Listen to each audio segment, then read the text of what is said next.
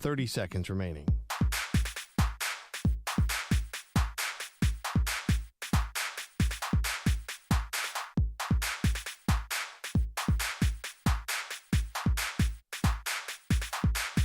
Fifteen seconds.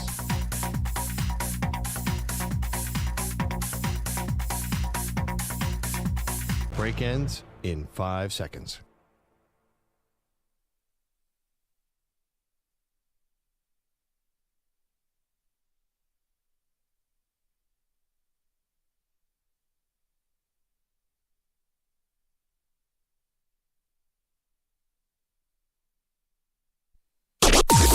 Maggie and Perloff on the Infinity Sports Network.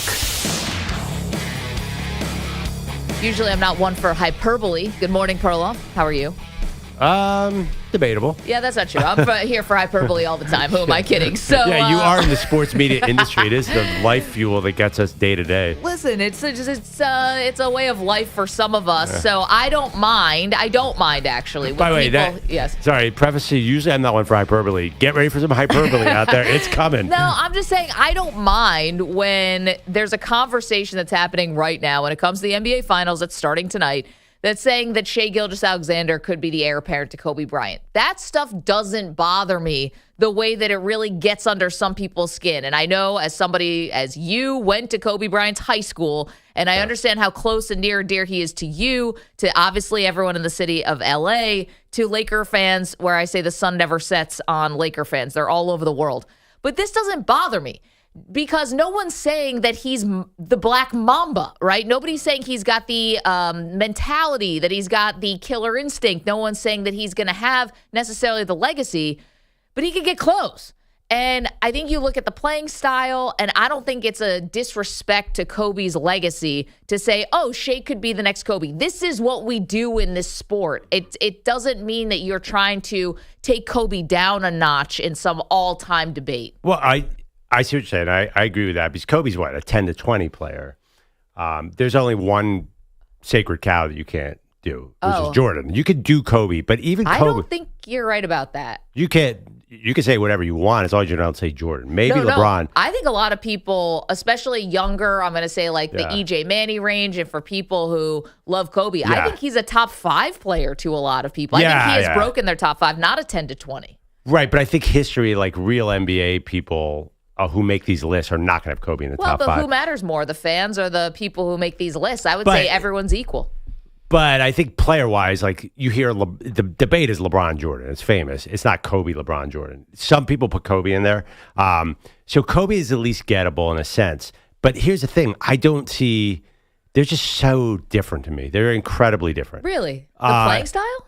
Everything about them. It's not just playing style. It's persona. There's an aura about Kobe that is incredibly special. To me, Shai Gilgeous-Alexander is just the newest, best player in the NBA. Like he is.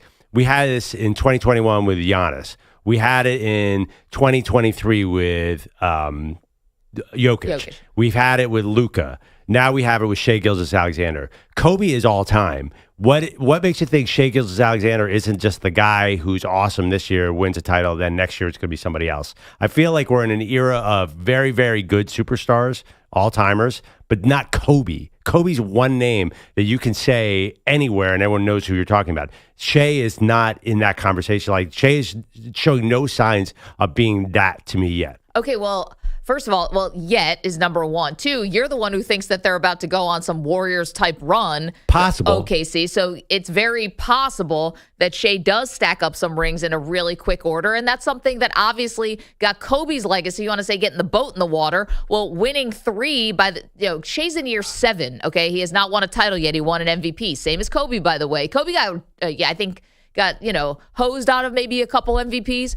But he only won 2 finals MVPs, obviously, but 1 regular season MVP, and Shai's right there with him in his first 7 years of his career. And by the way, Kobe had Shaq, and they won 3 titles by the time he was in his 7th year. Shai's had to do it in a smaller market, more organic, and a team that was never going to appeal to Shaquille O'Neal leaving Orlando to come and fall out of the sky like it happened with the LA Lakers. So you got to grade it a little bit on a curve, I think. Through 7 years, I think that it's not unfair or blasphemous to say that it's looking like Kobe.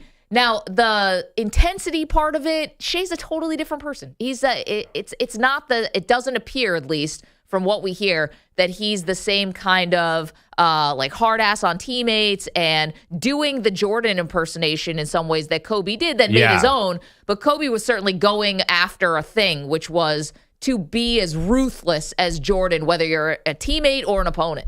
Yeah. Okay. But let's talk about this thing Kobe did. Like, what is Kobe's signature play? It's probably that alley-oop to Shaq in the 2000 playoffs. I watched some Kobe highlights last night. There's something about the way he moved and everything he did. It was just spectacular to watch. Shai is so much closer to the new superstar, which is James Harden, Luka Doncic, Jalen Brunson. Dribble, dribble, dribble, draw a foul. He's no more as a foul merchant than a highlight guy. So I think like until probably the last years, everyone's like, oh my God, is he going to sit there and draw fouls? He's just not. There's a buzz around Kobe Bryant, Jelly Bean Kobe Bryant, that is just actually that's his dad, but there's something different. There's just something lacking with Shai Gilgeous-Alexander and the excitement. Well, his career's not over yet. But here's the other part. I would say this, and it's not that I'm not trying to do a knock on Kobe, but let's just have like an honest conversation at times about Kobe. I think his best thing was he got to spaces on the floor that it was just beautiful. He would make these really tough shots, tough mid-range shots. The alley-oop is not the first thing I think about with him. The reverse dunk underneath? To be fair to Kobe, it was like a 3-level game. He didn't shoot as many threes because they weren't shooting as many back then, but he probably would if he was playing today. The mid-range was a mastery. It was artistry. That's why people were playing tickets. And then he also could dunk. He could post up. He had it all in the offense. The bag was just full. He was a slam dunk champion, wasn't he? But here's the thing. He actually took some really difficult shots that maybe could have been a bit easier. Shai makes life a little bit easier on himself. Kobe, if you want to go to some numbers here, the effective field goal percentage, which is better than just field goal percentage because it takes into account that threes are harder than twos, under 50%. Shai right now over 50%, right? So there were times, I think, when Kobe made things a little harder than they needed to be. It created incredible moments when it was on, and it was on a lot more than it was off.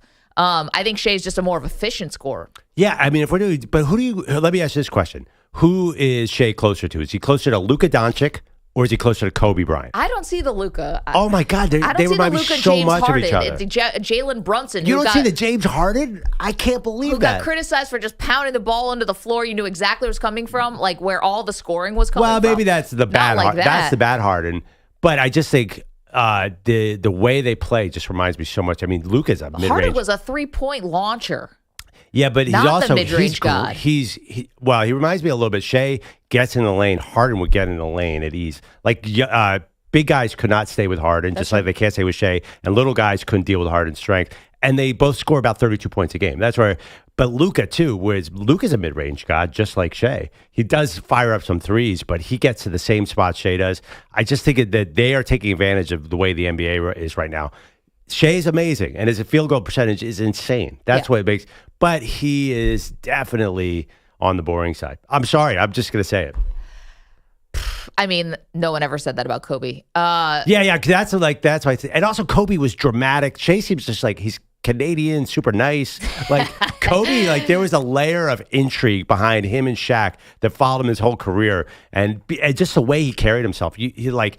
There was mystery, and there was like, wow, he's like one of us. Shai is just incredibly efficient. Okay, but here's the thing about the Mamba mentality, the blackouts, all that stuff. Yeah, some of that stuff wasn't true, guys, and I love Kobe, but he has admitted those blackout workouts where he used to work out until he passed out, it was fake. What? He didn't actually do that. He created a myth, and his career allowed him to create a little bit of this mythical Mamba. By the way, it became personal with me. It became personal with him too. I saw the funniest quote, and it's just hilarious because we work with so many Knicks fans, and it was somebody lamenting, too bad we wasted Maple Mamba on RJ Barrett. You guys didn't waste anything on Maple Mamba. That wasn't the Knicks fans, by the way. That was Canada. I laughed and I laughed. Well, you guys loved RJ Barrett. Well, my favorite one was when they called Chase Claypool Marpletron because he had that great rookie year, and or Mapletron. Maple Jordan is obviously Andrew Maple's Wiggins, amazing. but he's a champion. Well, here's the thing about Kobe, too. Kobe, we saw him come in as an 18-year-old rookie and miss 3 air balls in the playoffs. We went on a journey with Kobe. to me, Shai Gilgeous-Alexander is just, it's his turn up after Giannis, Jokic, Luka. Now it's Shai. Maybe it'll be Anthony Edwards next year. It just feels like we're in the era of very good superstars that don't capture the imagination of the nation for whatever reason. I'm going to stick to that until I see something different. Maybe if he goes on a super run. But Steph Curry, I mean, he went on a run, and it was spectacular to watch because he was so different. It was something we had never seen before. Shai just seems incredibly efficient and very, very good. I mean, I will definitely give you he's the best player in the NBA right now. But I don't know, like whatever, when we compare him to Kobe, it just feels like an empty comparison to me. Okay. What do you think? 888-710-4ISN, 888-710-4476. I know that sometimes Kobe, the Kobe hive, I don't know what the fans call themselves, something. Fervent. Nobody can touch Kobe, right? So I'm curious for the people who love him and still revere him in such a high way, as we all will as basketball fans. Does this seem blasphemous to you? Does this seem not right? Perloff just said hollow, empty. Or you look at the basketball and you kind of see it. He doesn't have the legacy. Obviously, he's 7 years in, guys. You can't compare a Hall of Famer's entire catalog to a guy who's writing the story as we speak. But I don't mind saying that I see the comparisons. I don't think people are crazy to say, you know what? I see some similarities. I think that Shai took a lot from Kobe. In a lot of ways, it's a compliment, just like Kobe took a lot from Jordan. Yeah. Doesn't seem like a bad comparison to me. Just it just seems early to me. I know what you're saying. I think Shai, by the way, gets his signature moment in this finals, possibly. What do you think it is? I think it's a big dunk or something like that. Like, I think you could go through time and find a signature moment. For Jordan, it's when he switched to the left hand against the Lakers in the finals. I think it was against the Lakers. For Kobe, I think it was that, to me, it was that alley-oop to Shaq. I saw it again last night. It's spectacular. He crosses over Steve Smith. I think everybody, so he'll get a highlight, right? Okay. For LeBron, it's a chase down dunk on Iguodala. So he's going to get one. I just don't know what it is. And I just hope it's not like a 9-foot jumper in the lane. Well, if it's a game winner, how about that? A 9-foot jumper is a game winner. Yeah, that'd be good. But the Thunder don't need game winners right now. That's the other problem. That's true. So we were talking about this last night, and EJ had a good point and EJ's back today, by the way. So we're happy to have him back. Manny's in his regular seat. The whole order is restored on the show. So you get plenty of that today. Thanks, Manny. You were talking, we had this quick conversation. Kobe had eras, it's not to take from Taylor here, but Kobe had eras. And right now, Shai's kind of feels like he's in his best player on the best team in 2025 era, but we haven't seen enough. I get that. Yeah, because Kobe's career really kind of, his life really happened over the course of all of our eyes, right? Yeah. Like, we saw him come out of high school. Taking Brandy to the prom. Right, exactly. We saw him win the slam dunk contest as a rookie with the ball head. Then you saw him with the afro playing Jordan in the All-Star game. And then you saw him winning his first few titles as, Robin to Shaq's Batman. Then you see him become kind of the Batman in that story. Yeah, they got Shaq up out of there. Right, exactly. So before he even got to where Shai is now, there were already 3 eras of Kobe Bryant. Like Shai Gilgeous-Alexander, because he was playing really, first of all, he played on multiple teams. He started with the Clippers. Yeah. But he's playing in Oklahoma City. He's a little bit away from everybody. They weren't really a winning team. We really didn't see, in terms of the large audience, hasn't really been exposed to Shai in that way. This is really their first real exposure to him as a superstar in the sports landscape, which I think is where the difference lies. I think with Kobe Bryant, it's very identifiable to be I saw Kobe do X, Y, and Z up until this point in his career. If you're not a super NBA fan, you might not really know much about Shai coming into these NBA finals. Not to date ourselves here, because I know we've got new interns, and I don't know if they'd even understand this reference, but the first time that I ever saw Kobe Bryant, because watching high school games was not a thing back then, right? You couldn't really find that on regular TV. I first learned of Kobe Bryant on MTV. Yeah. Because of Brandy? Because of Brandy. Oh, yeah. I know. That's funny to young people. Back when they played music videos on MTV? They did. It was not ridiculousness for 23 hours Rob a day. Dyrdek has MTV by the grip of his neck. My God. Anyway. The way to find out about high school players, there was a few names that if you made the cover of SI as a high school player, Well, that was, and Well, I remember that's still a pretty big you guys deal. You guys don't know this name. Probably Marcus Liberty out of Illinois became like this god because he got like a chosen one cover on SI, and then nothing ever happened with his career. It was like Swing and a miss from our former yeah, employer. he was like a 10-point a game scorer at Illinois. He was totally fine, and I think he might have made that as a journeyman in the NBA. But Kobe never made the cover of SI at high school, I believe, which is such a blow to Lower Merion High School, my alma mater. He should have. Sebastian Telfair became super famous because he was on the cover of SI. Kobe did not quite get that because we didn't have YouTube as a kid, so we didn't see Zion Williamson doing ridiculous things. Sure. But for some reason, Kobe didn't get that fame treatment. Bryce Harper and LeBron are the most famous ones, the two chosen for ones. SI covers, no doubt. Yeah, but Kobe should have gotten that. Then you would have known him if he was on the cover of SI. I knew him anyway. I caught him on MTV. Yeah. Awkwardly taking Brandon to the prom. Oh, also, he had the greatest. Take my talents to the NBA became an iconic line, too. No doubt. Because LeBron stole it for the decision, which was great.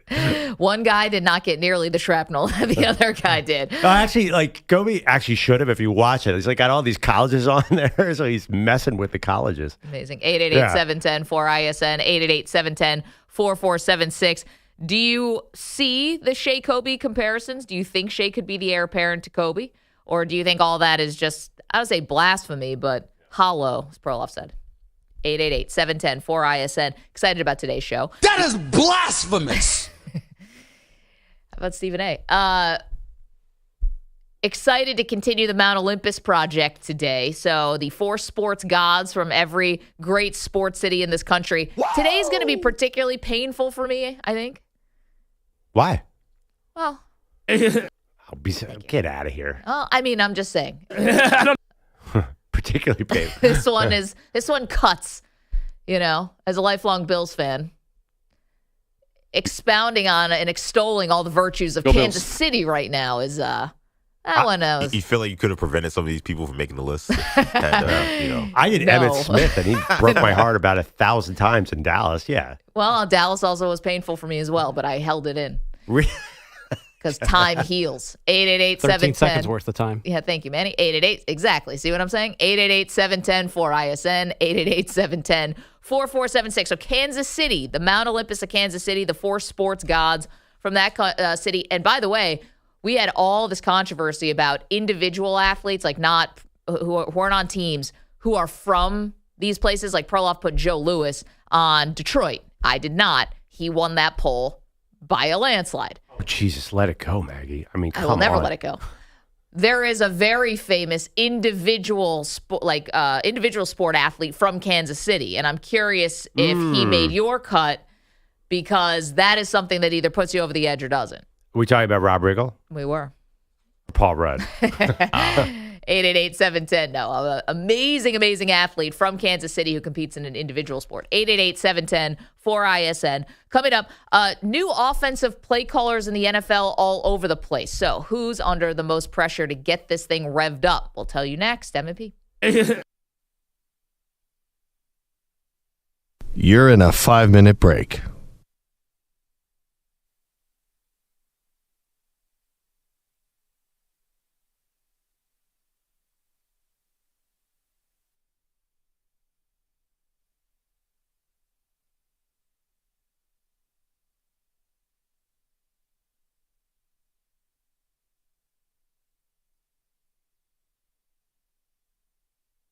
Four minutes, 30 seconds remaining.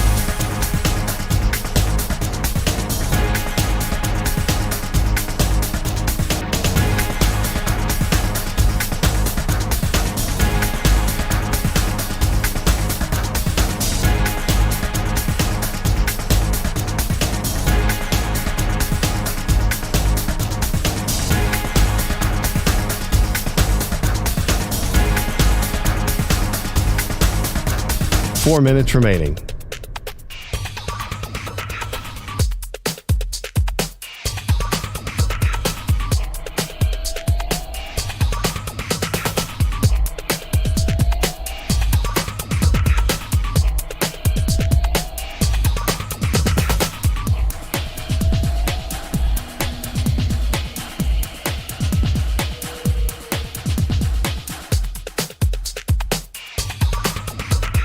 Three minutes, 30 seconds remaining.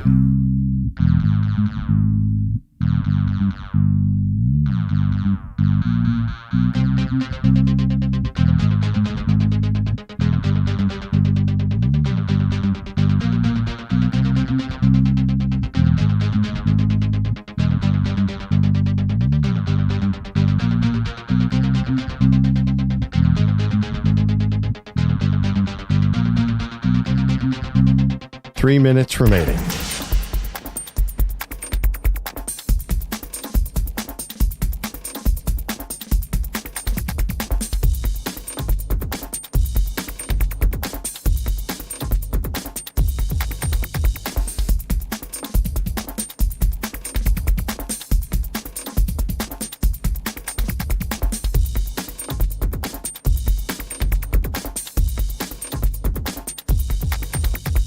Two minutes, 30 seconds remaining.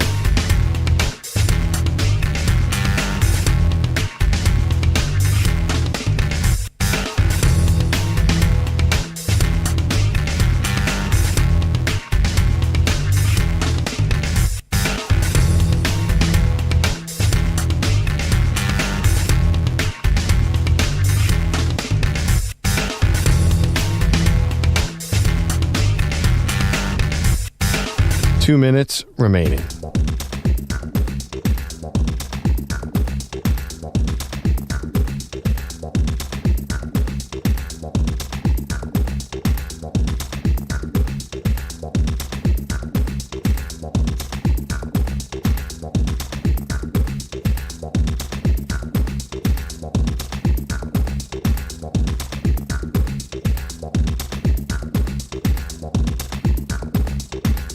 One minute, 30 seconds remaining.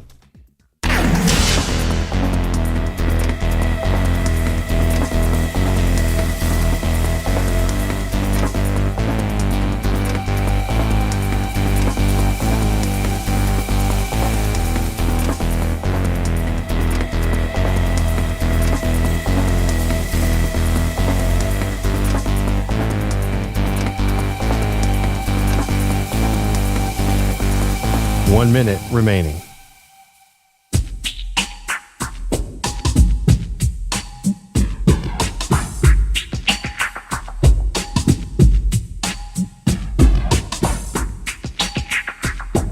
Forty-five seconds remaining.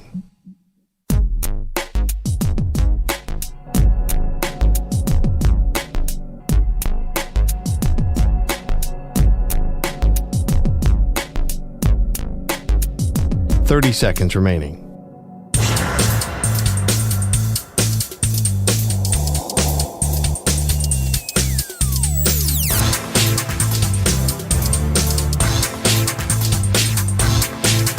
Fifteen seconds.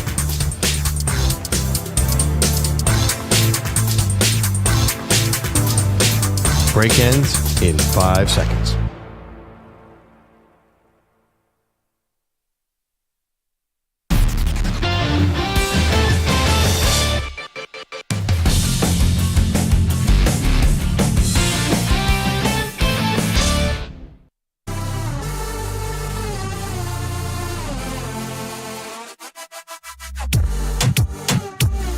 Welcome back, Maggie and Perloff Show.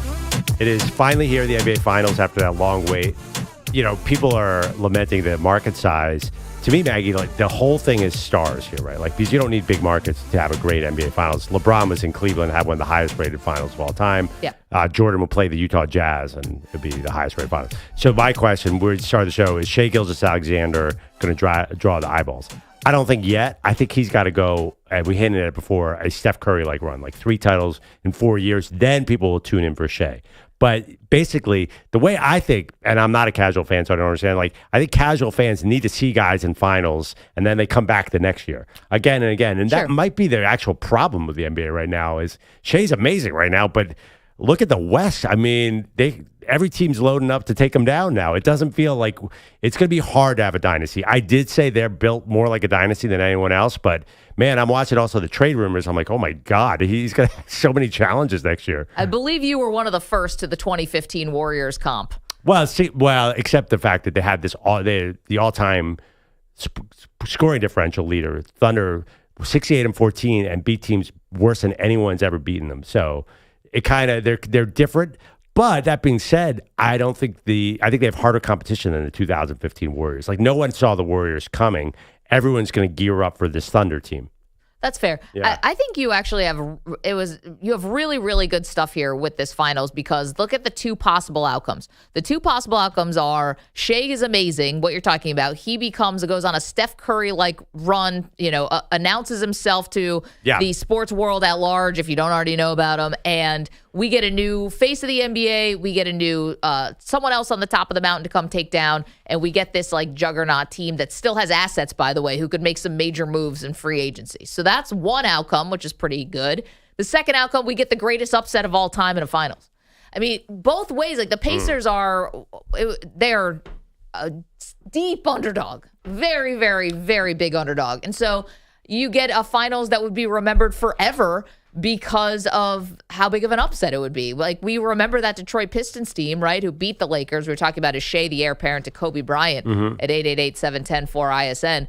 Those upsets, you remember, those teams live forever. So I think either way, you're gravy here. Yes, I hear you. So I'm not sure I agree, though. What if the Thunder win in 5 and it's not very dramatic? Do we remember the Nuggets Heat final? Not really. Do we remember? Do we remember the Bucks Suns final?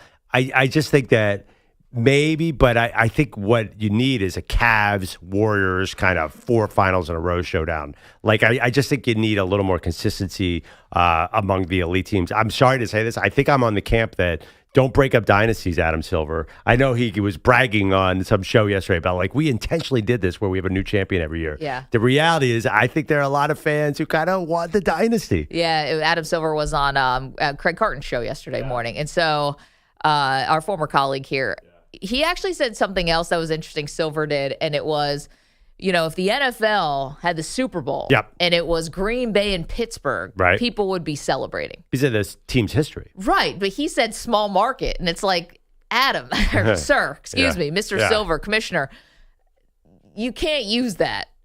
If it was Carolina versus Jacksonville, let's do that as a little bit more of a comparison. Those are smaller market teams who have not won, who don't have a history of winning. Don't put Pittsburgh Green Bay would be an all-time like amazing Super Bowl. No, I don't think I don't think market size has really as much to do with it as everyone says. I think, for example, this is super hypothetical, but say if Zion had took it off in New Orleans, which is one of the smaller, like that would have been massive ratings for it. If he had been in the NBA Finals, which now seems like a pipe dream. Yeah. Is he going to be in the NBA? Let's start there. Did they announce yesterday that we're building around Zion, which was a crazy headline. But anyway, if Zion, I don't think it's market size. I think it's superstars. And the fact that LeBron made Cleveland the team of the last and Durant with OKC. I mean. But he didn't. Yeah, I guess so. But I just think like an exciting star.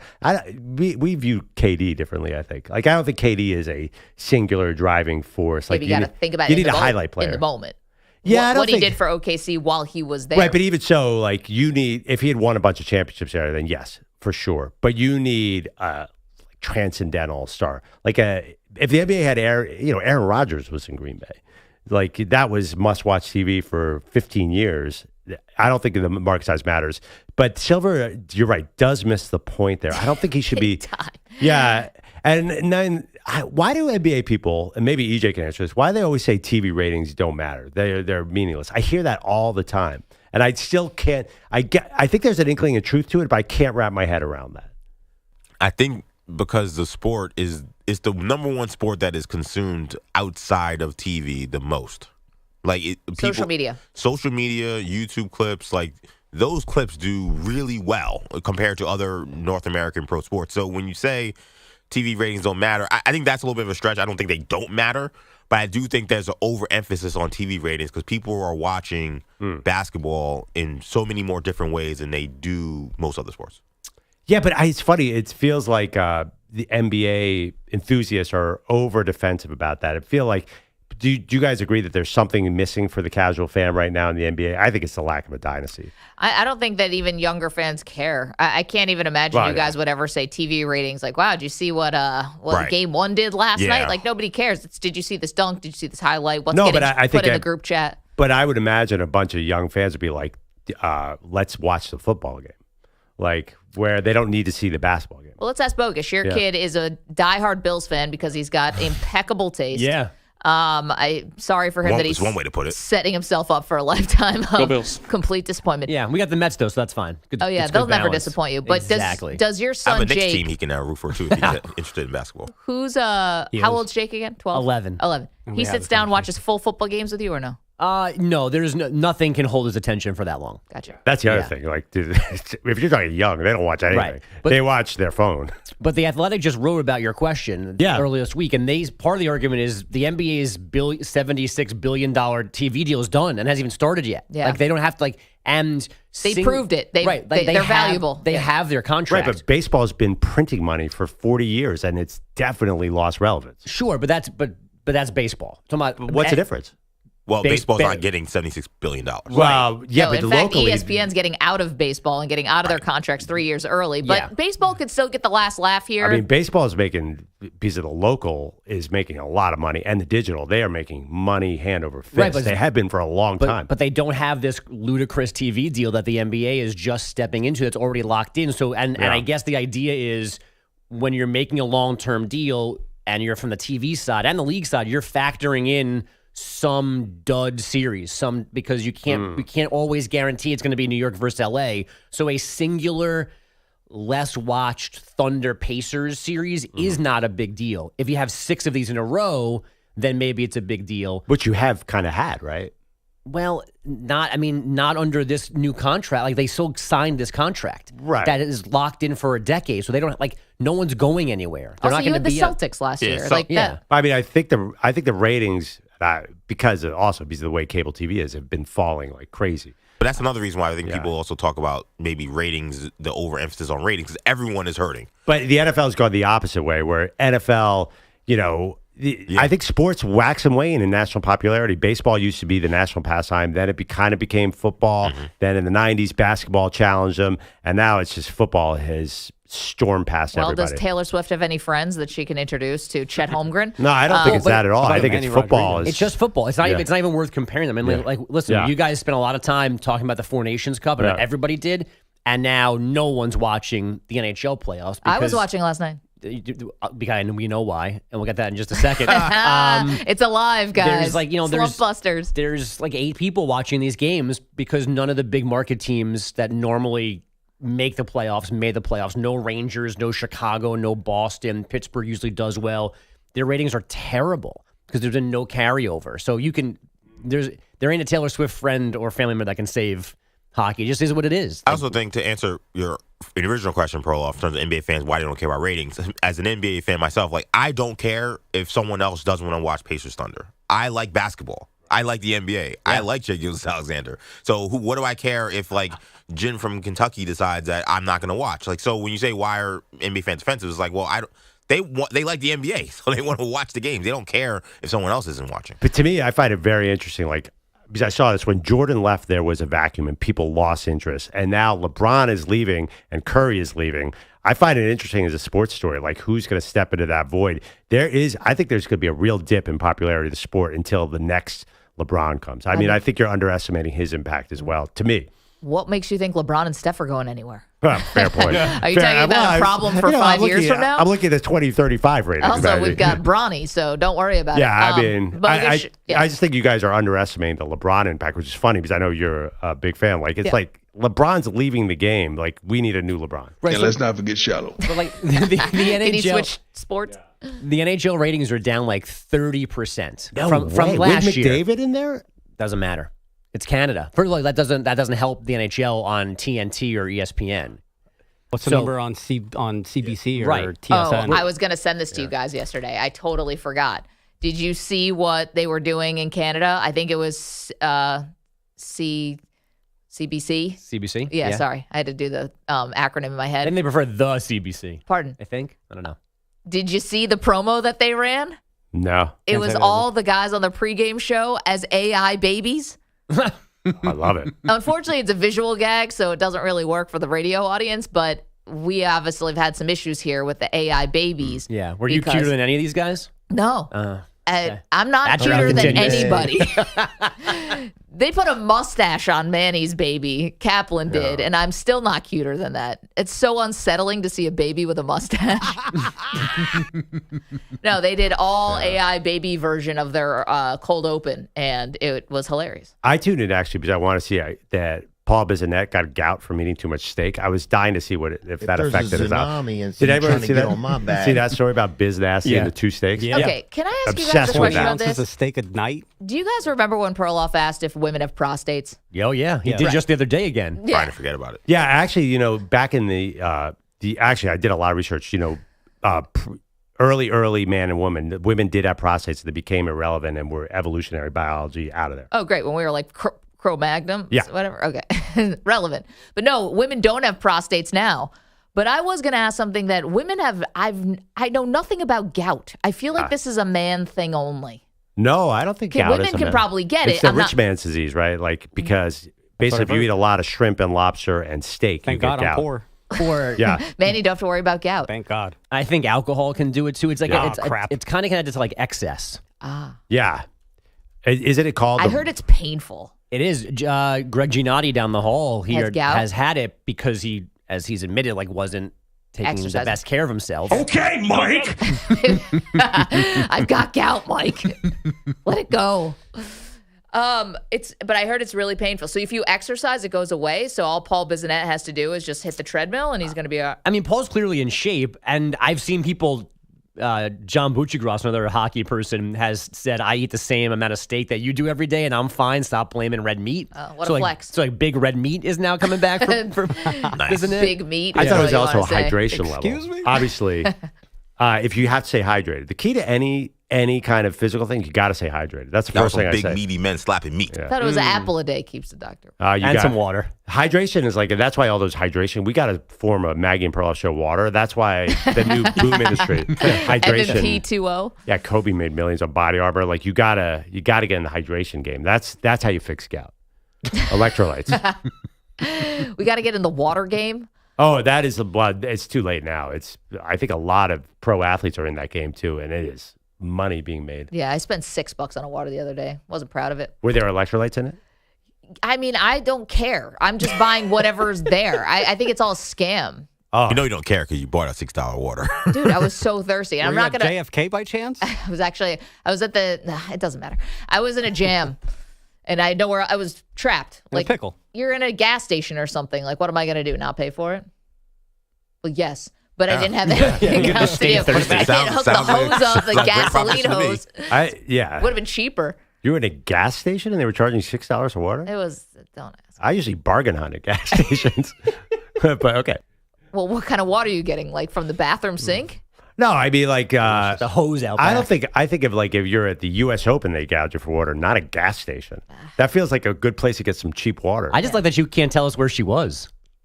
Well, I didn't want to offend Perloff because I was in the state of Pennsylvania. Oh. You got a $6 water in Pennsylvania? She went to a Wawa.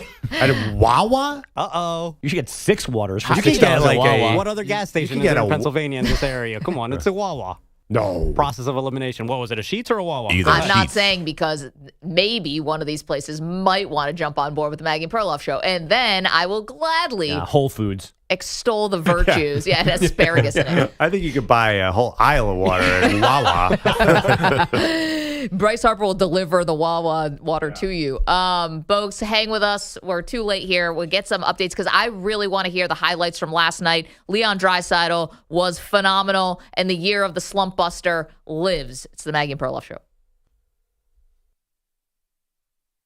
You're in a 5-minute break.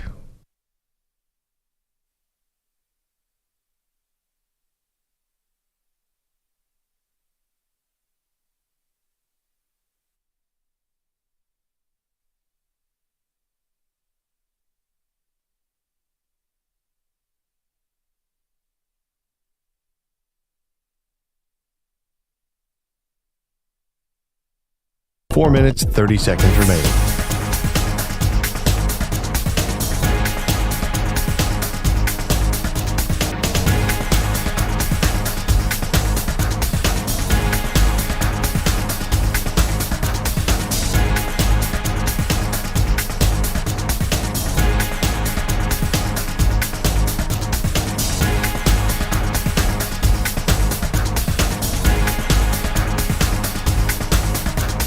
4 minutes remaining.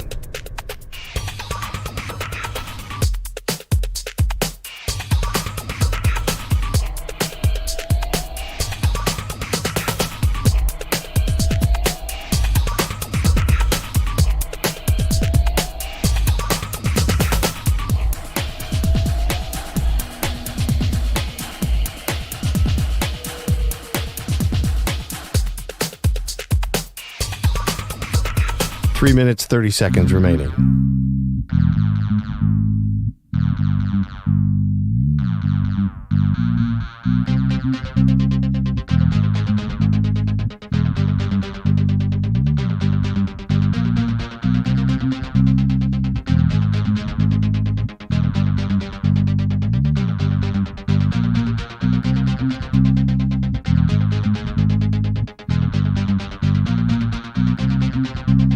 Three minutes remaining.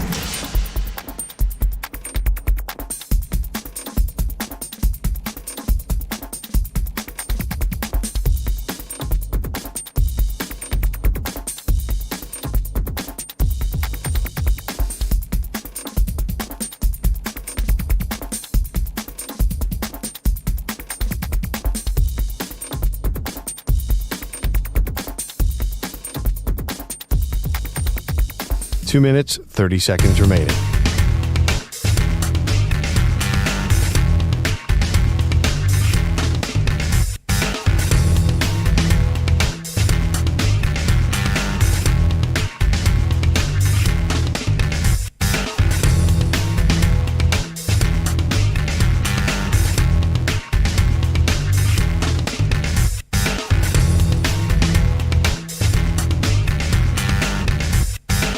Two minutes remaining.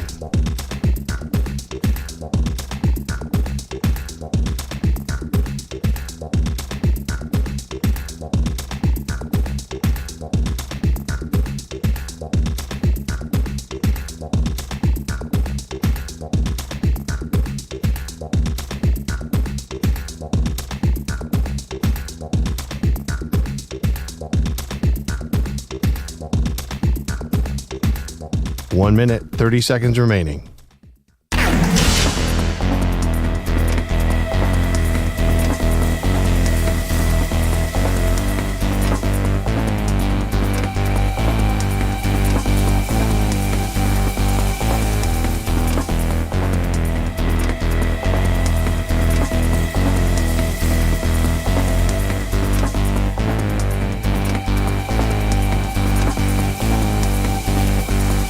One minute remaining.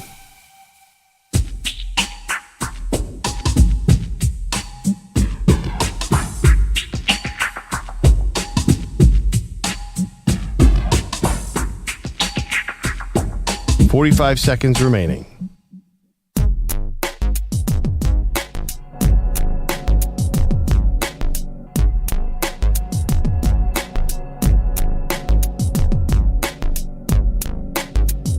Thirty seconds remaining.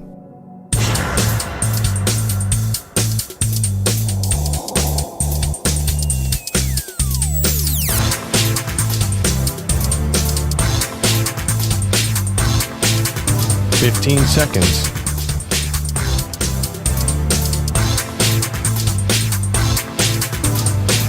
Break ends in 5 seconds.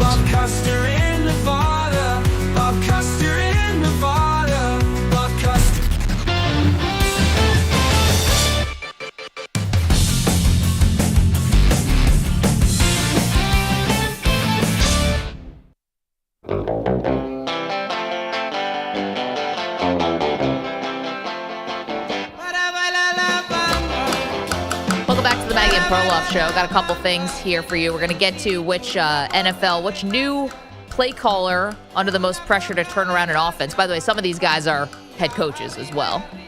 We also have a question for you. The Shai-Kobe comparisons. Hollow, or can you see it? Let's get to Bill, who's in Houston. Bill, good morning, sir. Hey, thanks for taking my call. Appreciate it. I started watching the NBA again because I have a young son who loves it. And I think for Shai or any of the young superstars to rise to the level of the guys that I watched, let's take, for example, LeBron and his championship at Cleveland, and he just kind of a singular force willing his team, from a deficit to win that championship. But a great player like Shai, underlying all these great players is their all-around game and their ability to shine in the biggest moments. Kobe is an incredible defender, everything about his game. Michael Jordan the same way. So I'm waiting for one of these young guys to emerge in that fashion. Bill, it's an interesting point. Is Shai that kind of player? Because, a lot of what we talk about with OKC, why people think they're the next Warriors, is not just Shai, but it's the depth, right? It's the depth. It's the assets that they still have. They can kill. It's not like they're not a team that's pushed all their chips to the middle of the table, and this is like, all right, this is who we're riding with here, and it's this team or bust. They've got a great team, and they've got everyone's draft picks. And right now they have a lot of flexibility to make them even scarier moving forward. Well, also, too, I think he was pointing to the fact that Jordan and Kobe dominated on defense. Now, Shai, ironically, is pretty good on defense, but you would never notice it because he's got 3 defensive MVPs on it. He's got Lou Dort, Kason Wallace, and Alex Caruso. So you don't need Shai to play defense. So he's never going to be the two-way star that those guys are on this team. He's not being asked to. Right, exactly. Like they wouldn't want him to. So Jordan, and actually LeBron, if LeBron ever wanted to cover you in the fourth quarter, that was bad news. If he wanted to actually pay attention to you, forget it. Shai never will have to do that because he's got Lou Dort. Let's get to Bogusch. He's got headlines because it was a very exciting Game 1 of the Stanley Cup Final last night and more. Headlines are sponsored by Progressive Insurance. Insurance for motorcycles, boats, and RVs for protection on the road and on the water. See how much you can save at 1-800-PROGRESSIVE and Progressive.com. I play club floor hockey at Fordham. Bust that drought, Leon Draisaitl. Nugent Hopkins on the left, half boards, under pressure. Turns and gives it up. Beautiful pass. McDavid in front. One time and score! Leon Draisaitl! 4-3! Edmonton in overtime! Jack Michaels on Oilers radio. Draisaitl scoring on the power play with 31 seconds left in OT, a Game 1 of the Stanley Cup Final. Edmonton stealing back a 4-3 win after the Panthers led 3-1 in the second period. And apparently La Bamba is their victory song in Edmonton. Are you trying to make that a thing? They've made it a thing over in their Alberta. thing? Yeah, that's their thing whenever they play it at Rogers Place, Arena, after they win. It's a certified banger. It is. Good one. Richie Valens. Screams Canada, too. Absolutely. When you think Oilers hockey, you think Richie Valens. Yeah. La Yari Bamba. Curry. Listening to their play-by-play guy do the overtime, it's like when I can't believe he still has a voice at this point in the season. It's like when you're watching a star who's battling some kind of injuries but playing through it. It's like, this guy. He's perennial in a flu game? No, it's just like, what a gamer. He's getting that overtime. I mean, it's June. He started this back in October. Think there's any load management happening? Oh. So again, the Panthers led this game 3-1 in the second, didn't win it. They were 31-0 under Paul Maurice when leading after the first or second period of a playoff game. The head coach thinks his team could have been more aggressive and built on that lead. Not in terms of defensive positioning or our play without the puck. I thought we were a little safe with the puck. So the Oilers are now 3 wins away from Canada's first cup since 1993. Game 2 in Edmonton tomorrow night. It might be time to apologize to Sacramento. And a pitch. Wow. Hit high in the air down the left field line. If it's fair, it's way out of here. Get up, and gone. A Harrison Bader 2-run homer. Twins extend their lead now 3-0. Over the Athletics. Wasting time and energy and resources in Sacramento to host the A's, who lose again last night, 6-1. They've now dropped 9 straight and 20 of their last 21. They are 9-22 in their temporary home. Is that bad? They're like the new Rockies. Because I don't know. I don't want to step on your highlight here, but I don't know if you're. They're like the new The Rockies, meanwhile. Yeah. Again, I don't want to. They're still, I think, spoil it, but they just had a first sweep of the season. Don't let the Rockies get high. That's what I said. Watch out for them boys in Denver. Pete Alonso, 2 homers, 5 RBI. The Mets 6-1 winners at Dodger Stadium. Should have paid that guy instead of Soto. The Orioles push their win streak to 5, 3-2 in Seattle, and the Tigers beat the White Sox 5-4 after blowing a 4-0 lead. Dan Hurley seemed to at least pause Knicks speculation yesterday, saying, quote, "Not another summer of that," when asked about the opening by the Hartford Courant. And I love how the Laker thing, like, he had no part of. You know, it's like the Dan Hurley Laker stuff. He was just an innocent bystander in the whole thing. Meanwhile, the guy who was breaking all that news was Adrian Wojnarowski, who's basically known Danny Hurley since he was 11. Like, no. There was he was just sitting there. He wasn't flying to L.A. to meet on a plane with Jeannie Buss and to take a ride through Malibu. It's like, no, guys, not another season of this. Like, you created the last summer of this. You really don't like Dan Hurley. No, actually, I do. I do. His family, their family has been great to me when I was a young reporter coming up covering high school sports in New York. His dad used to let me come into the gym and watch practices, and I met other amazing people who are also there to watch practices. I have nothing but respect for the Hurleys. I think Dan Hurley in the NBA is such a horrible idea. That's where this comes from. It's a terrible idea. It's a terrible idea. He won't last a season and a half. He would have been, to me, the 1A hire by the Knicks. What? Oh, my God. At least try something. He said this try yesterday. something. What? Yeah. Were you going with Johnny Bryant? What is the point? You're lucky I wasn't here yesterday. I was seeing some of the nonsense. Don't you have to try something when you're like the Rockies? Right. Like, you try something when your team is so down, out. The Rockies Knicks are like 10 times better. When did the Knicks, how many years since they've been to the finals? Well, okay, what do but you mean? They're as down and out as a franchise can be. No, they're back. They're just 2 games away from winning the championship. Are they? Well, listen. They're in a much worse spot. They're back at base 2 games. They needed Dan Hurley when they had a 19-win season. Wait, am I serious? They're back. Like, were you at the parade when they won the first round? There were no parades here or riots, unlike in Philadelphia. Couple tears. Tears. Folks, help me here. You're telling me there wasn't a massive celebration everywhere? Streets in the city after round 2. Was there a parade here or not? Well, I mean, there was a march. Oh, okay. I mean, a march. It was. Okay. We didn't have a grand marshal. I would say riot is a better term. And I. What are you talking about? You didn't see the celebration? Garbage at a human being chasing him down the street. Oh, wait. There were guys climbing. No, the other guy, that Hans Perez, that just Halliburton's there were friend people now. climbing street poles for sure, Philly style. No, they were Right, definitely so on why the are you street poles. talking? You're from Philly. Because they won the Super Bowl and No, then they did that. didn't. No, they did not. They did it during the NFC. NFC Championship. What are we talking Yeah, about? let's cut that out. That's not They true. won the NFC, which you guys didn't do yet either. They didn't do it for their divisional round win over the Falcons. They're celebrating, hooting, and hollering because they just beat who? They beat who in the NFC? Manny. How you You doing? guys over-celebrated. It's okay. You It's said it all wasn't a right. parade. I thought I'm you were backing you up. over-defending. But I'm backing you up that you don't need Dan Hurley, the outside-the-box hire that's such a risk, is not what the Knicks need right Correct. now. Oh, So dear I'm Lord. with you I guys. could not. That I disagree with. Yes. 1,000%. Dan Hurley lives in the box. Johnny O'Brien, or whatever his name is, That outside is the box. That's a drop. I think they need a game changer. Maybe you got, but it sounds like you think they need more closer to continuity. Well, not Michael Malone, who's going to be a carbon copy, basically, of Thibodeau. Okay. I don't want you to do that, but You'd rather have an similar. experienced guy with some pedigree. I would think so. Well, look at the guys that have won championships, though. Nick Nurse didn't have experience. Joe Mazzulla didn't have experience. He took over for Emile Udoka, who didn't have experience. He didn't win a championship, but he got to the championship.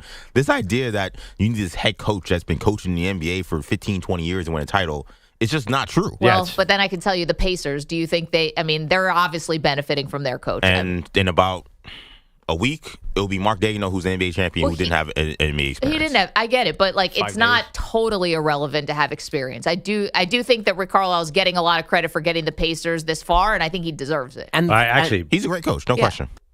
Well, I was going to say, and the Thunder gave Mark Daigneault that job at the beginning of a rebuild. They weren't knocking on the door, fired an established guy, and then hired a newbie. Okay, well, it's not the same thing as the Knicks. Well, the Celtics did not want to move on from Ime Udoka, Right. right? Ime Udoka was a rookie head coach. No, I know, but they would have kept him and worked with him.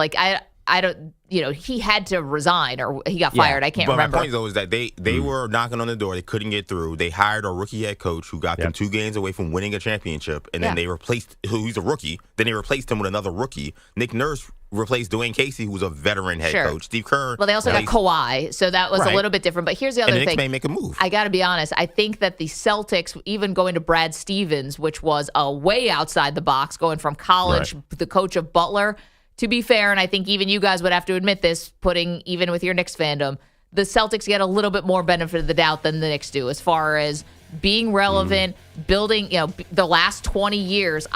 We can't do the 20-year thing. The Knicks have been one of the best-run organizations for the last 5 years. I know. And the Celtics have the last 15. Right, that's fine, but we can't be blaming Leon Rose for what Phil Jackson and Steve Mills did. I'm just saying I had more trust that the Celtics could do an outside-the-box hire and have the infrastructure to support them. That's it.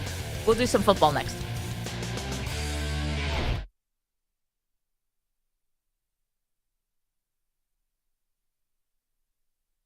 You're in a 5-minute break.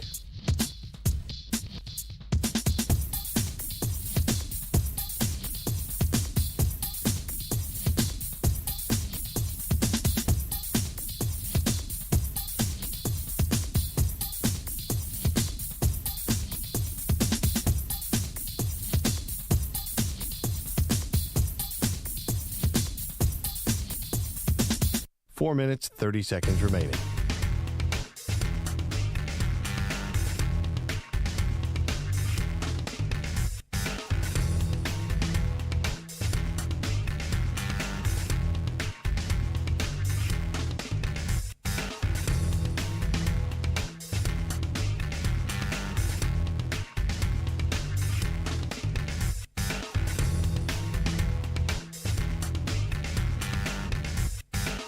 Four minutes remaining.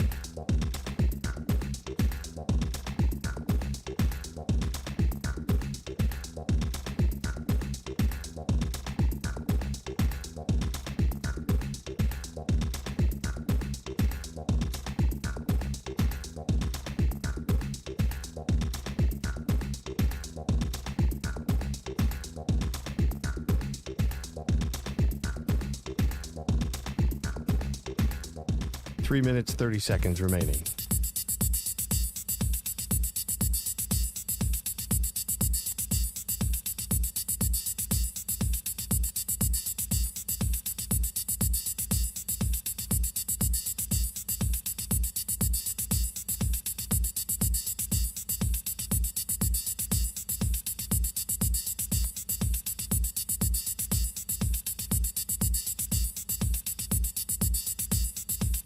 Three minutes remaining.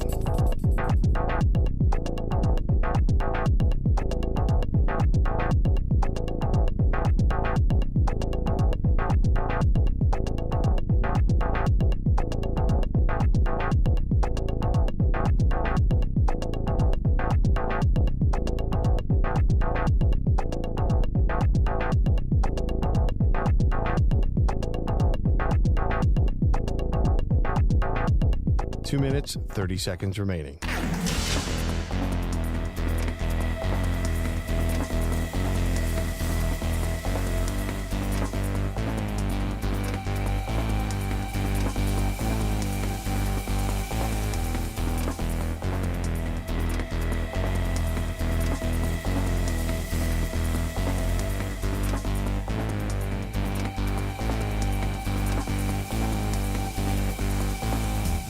Two minutes remaining.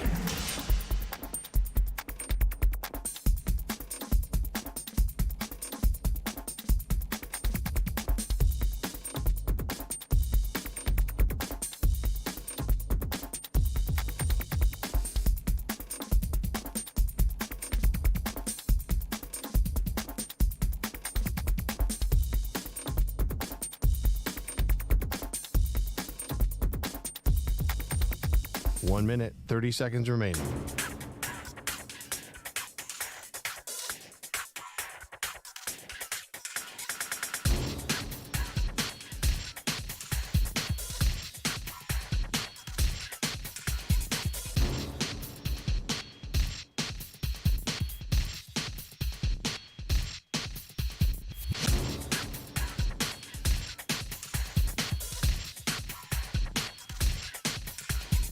One minute remaining.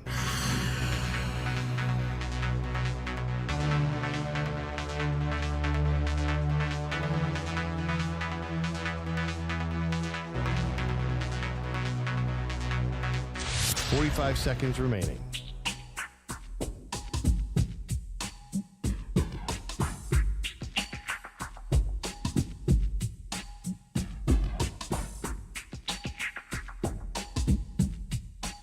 Seconds remaining.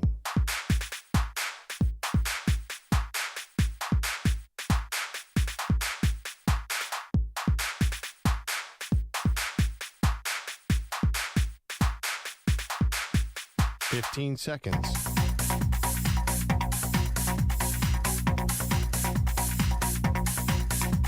Break ends in 5 seconds.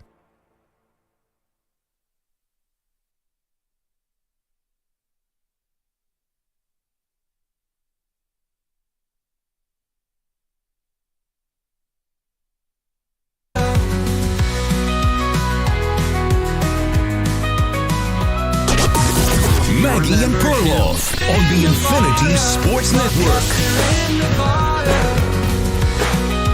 It's a battle. It's on. It's official. Welcome to the show. Maggie Gray, Andrew Perloff. National media versus local media of who knows more about what's happening with Shedeur Sanders and the Cleveland Browns quarterback situation. Good morning, Perloff. I thought you meant, I knew we were going to do Cleveland Browns. I thought you meant it's a battle to see who's going to be the starter, which I think it is. Well, that's become secondary now to the battle of just talking about who's going to become the starter. No, listen, we got a long way to go before we figure out who of these four quarterbacks is going to emerge. First of all, who's making the team? Cleveland!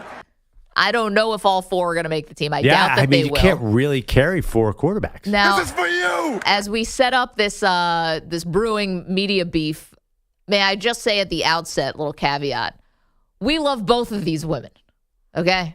We respect both of them, and we know they both have impeccable sources. So first, let's go to Kimberly Martin, who we love, saying that people inside the Browns building think that Shedeur Sanders can win the job. In that building, there are people who believe Shedeur can 100% be the starter of this football team. You said it's incumbent upon the Browns to put him in a situation. It's also incumbent upon Shedeur to do the work, which at talking to people in that building, they have said he is soaking up everything like a sponge in the QB rooms, talking to Flacco, wanting to learn. And let's not forget Shallow. Shallow's got to take a back seat for a sec. So that was on Get Up. So that's Kimberly Martin saying, listen, if he gets the support and if he puts in the work, certainly a path. Now here's Mary Kay Cabot, who's been covering the Browns for a long time, says the national media is way off on Shedeur's chances to become a starter. We are seeing a lot of national media speculate that Shedeur is going to be the week one starter. And we're here boots on the ground, okay? And people don't necessarily want to hear the truth. By the way, not just Kimberly. I'm on Mary Kay's side on that part. People definitely don't want to hear the truth. Well, because Shedeur's become one of the most fascinating people we have in the NFL right now because of the drop. Because I'm going to hug him. The stunning draft fall. So now we just all want to see, does he become more like a redemption story? Or does he flame out? Or what's going to happen? And how does Dion play into the whole thing? So here's more from Mary Kay. I'll hear cut 10, please, Manny. It says, the local reporters, they know just how hard this is going to be for Sanders. What we're seeing and what we know about this competition, I think it's going to be a tall order for those two rookies to kind of come up the learning curve quickly enough that the Browns would feel comfortable putting them in the lineup starting out against the Bengals and then going into Baltimore and having to play against that amazing veteran AFC North champion football team. Yeah. And Bro, this is what you've been saying for a long time. Oh, yeah. I mean, first of all, Mary Kay wins this battle. And I don't think, by the way, Kimberly It's did not just Kimberly. Colin Cowherd, there's been others. But to be fair, Kimberly didn't really say week one, and I actually, and I think really, I think the real battle is I think you throw a veteran to the wolves. Week one, listen to this schedule: Cincinnati, Baltimore, Green Bay, at Detroit, Minnesota, Pittsburgh, Miami. That's first 7 weeks, all against teams. I believe Miami had a winning record. All had winning records the year before. So why on earth would you put a rookie out against that? So that was part of Mary Kay Cabot's logic. She also explained how the practices are working. And apparently Dillon Gabriel and Shedeur Sanders are not taking real reps. So Flacco and Pickett take all the real team reps. So, and she's clumping the two of them together. I just think that we forget how tall. When you see Shedeur highlights on on social media, it looks great, but we forget how tall in order, as she said. It's really hard for a rookie to beat out a veteran. I understand that, but here's where the Browns leave themselves completely open to not only this kind of speculation, but this kind of reporting. Because Joe Flacco and Kenny Pickett don't exactly rev my engine as a Browns fan. You know, sure. Maybe Flacco, you saw him for 6 games and he went to a playoff game and threw Joe Flacco? 2 pick sixes. Was there a third in there? I don't even remember when they lost to Houston. Yeah. So as much as I respect Joe Flacco and his career, I'm not under any illusions that he's going to hold up on that big vaunted, he knows Baltimore because he was obviously a legend on their team. But you think Flacco's really holding up? He's a statue back there. I mean, I think the 2-year, but he won't come back player of the year. I think he torched one of those teams, Cincinnati or Baltimore. Yeah, I could see him. Those are 2 bad pass defenses. I think he could go to town against them. They'll lose the games, don't get me wrong. But I think he could put up 350 against either of those teams. Well, but I'm just saying if there was actually an option at the starting position, like with a veteran option that made me feel really good, then of course Shedeur and Dillon Gabriel are going to have this really steep hill to climb. That's not the case with the Browns. I think that it's almost like ripe for the picking, and I think what it's going to end up actually happening, spoiler alert, is that it's probably going to be injury that's going to lead to one of these guys. The Browns have needed multiple quarterbacks because Deshaun Watson was getting hurt so much to make it through a season. That's why Flacco even got there in the first place. Remember, didn't they go to Dobbs, and it was like a laundry list of guys. Obviously, Jameis saw a lot of action last year. So I think they're going to need guys to get through the season. Yeah. And probably. And I think that Shedeur or Dillon Gabriel definitely finds their way onto the field this year. I think actually it's more likely it's futility. I think they're going to, once the season gets out of control, then they're going to try out both the rookies. And by the way, that being said, I think there's a great chance Shedeur beats out Dillon Gabriel. They were drafted very close to each other because Gabriel was at the end of the 3rd round and Sanders was in the middle of the 5th round. But I think it's, the other thing too is you got to remember there's another quarterback coming next year. So like they got the Jags pick in that trade on draft. Like that's the other thing looming over this whole thing is they could be tanking for a quarterback. Let's hear more from Kimberly Martin as far as Dillon Gabriel is concerned. And we know we've got a huge fan base in Oregon. Everyone really watching. Well, Dillon Gabriel played football a lot of places, but we know we've got our audience in Oregon. So here's what Kimberly says about Dillon Gabriel, also showing promise, but there is a big downside. Well, let's not forget Dillon Gabriel. We spent a lot of time talking about Shedeur, but Dillon Gabriel is a guy who was drafted in the 3rd. One source said to me, he is everything you want in a quarterback. He's just small. If he were a little taller, a lot of people would be looking at Dillon Gabriel a little differently. At least that's how they feel in their building. But is that not something you could overcome? I mean, we've seen smaller quarterbacks who've been able to excel. I mean, obviously the most famous examples like Drew Brees and stuff like that. But yeah, I mean, they had Baker do pretty well for a while there. He's kind of on the small side. Yeah, I wonder if push comes to shove, if that's something that's really going to be the hindrance we thought. Like we see small quarterbacks now in the NFL, and they have starting jobs, to what degree, Kyler Murray and Bryce Young and stuff like that. That even Russell Wilson is a smaller guy, even though he's a future Hall of Famer. I think that I don't think that necessarily disqualifies him. And they loved him enough to take him in the 3rd round, which is not the 1st round. I get that, but it's not nothing. Well, the funny thing is, and I think you and I did agree on this, there was a clear disconnect. Day 2 of the draft, they did not think they were drafting Shedeur Sanders, who probably wasn't even in their conscience. Yeah, nobody was. Right. The Browns thought somebody else was going to take this guy, so they drafted Dillon Gabriel to be a backup. They never thought, if it was just Dillon Gabriel in this camp, we wouldn't even be talking about this. It would clear. Nobody thought Dillon Gabriel would beat out Flacco or Pickett.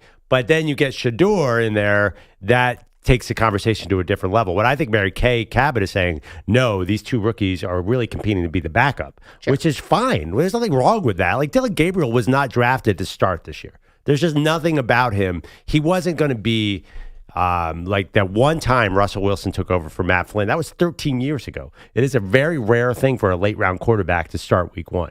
So, and by the way, to Kimberly's defense too, I don't think she was implying week 1. No, I don't think so either. I think she was looking big picture, saying Shedeur can win this job. And Mary Kay Cabot didn't say anything that, I don't think we really have a beef. I think we're okay but they're saying there is this breathless tweets of Shedeur throwing these touchdowns but the truth is it's in 7-on-7 against 4th stringers where Joe Flacco and Pickett are splitting all the real reps. 888-710-4ISN, 888-710-4476. Can I switch this over just a tiny bit to a Kevin Stefanski situation? Because you mentioned Russell Wilson. When this happened all those years ago, Pete Carroll was a legend coming from college, had all the runway in the world. You know, I know people make a big deal about, Stefanski and Andrew Barry, and they just got these contract extensions. Well, ask Tom Thibodeau how that feels. You get a contract extension, you're out the door the next day. These do not guarantee job security, guys. When it's billionaires paying for millionaires' contracts, they suddenly become a little flimsier.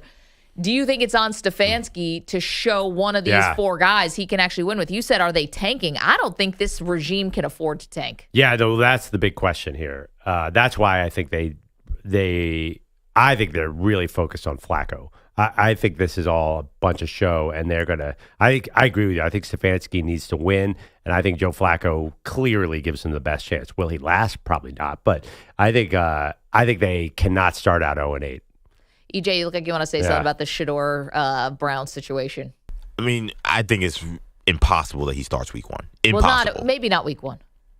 Yeah, I mean, I think it's impossible he starts in the first period. 6 weeks, 8 weeks. Yeah. Like this, he feels like the season's lost. Throw him in at the very end and see what you got, right? Like, when Gabriel get in before him? I think that may happen. And I mean, maybe I'm projecting a little bit. I just don't feel like I like Gabriel. I don't know. That Mary Kay mentioned it. The AFC North and those, carnivores that are in that division. Like, I don't know how he's going to hold up against those teams. So he may not look good as a rookie, and that's when maybe Shedeur gets his shot. So I feel like Shedeur is not someone you're going to see till later in the season. And I still say Kenny Pickett should be the quarterback week one. I think so too. You cannot trade for a guy who was a former first-round pick and not at least see if he's good. Like, Flacco's 40. The other guys are third and fifth round picks, so you got to at least give him a shot. If he stinks, then he stinks, but so then you cut Flacco? No, I'm with you on this because... You guys cut Flacco?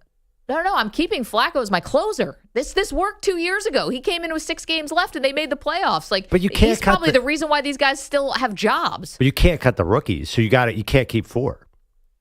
I think one of the rookies is going to be the odd man out. Like, release? Probably. I think it's possible. Or practice squad, and then they're going to get posted. Yeah, I think practice squad feels very possible for one of these guys. It would be Gabriel probably. Dylan Gabriel, you are a New York Giant. A third-round pick put on the practice squad. I think Shedeur would be the practice squad. There's no way Shedeur can't go in the practice. Well, squad. The world would explode.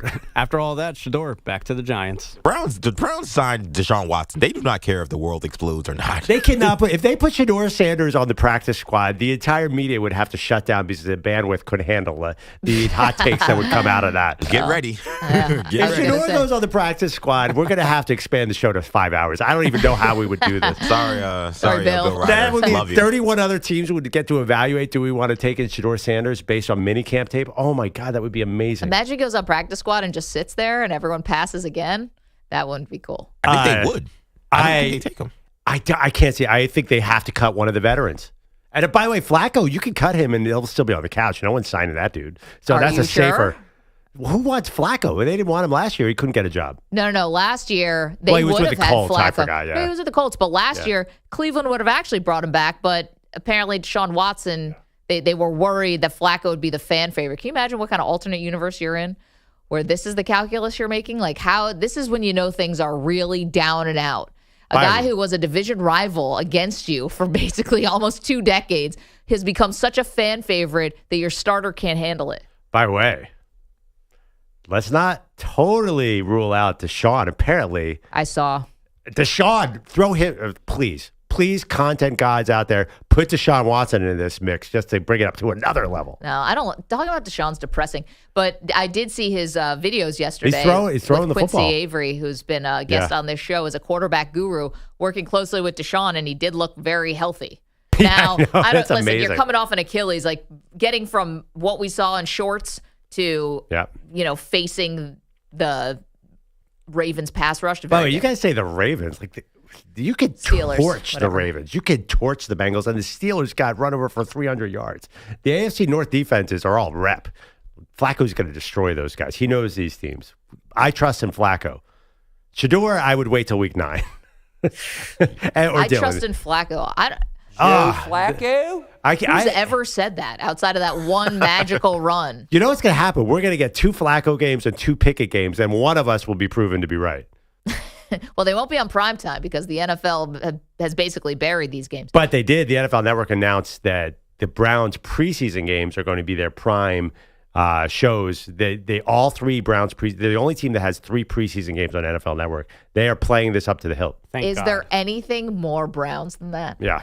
Is there anything more Browns The games than that don't that? count are the games we want to see. And also, it's all off season. Like, it's all off season BS drama hype of their own creation. By the way, this is all about and then all of a sudden you get to the season 1 o'clock, 1 o'clock, 1 o'clock. Send you to Europe 1 o'clock, 1 o'clock. The only 4:25 games are 2 against Baltimore and at Las Vegas because of the time change.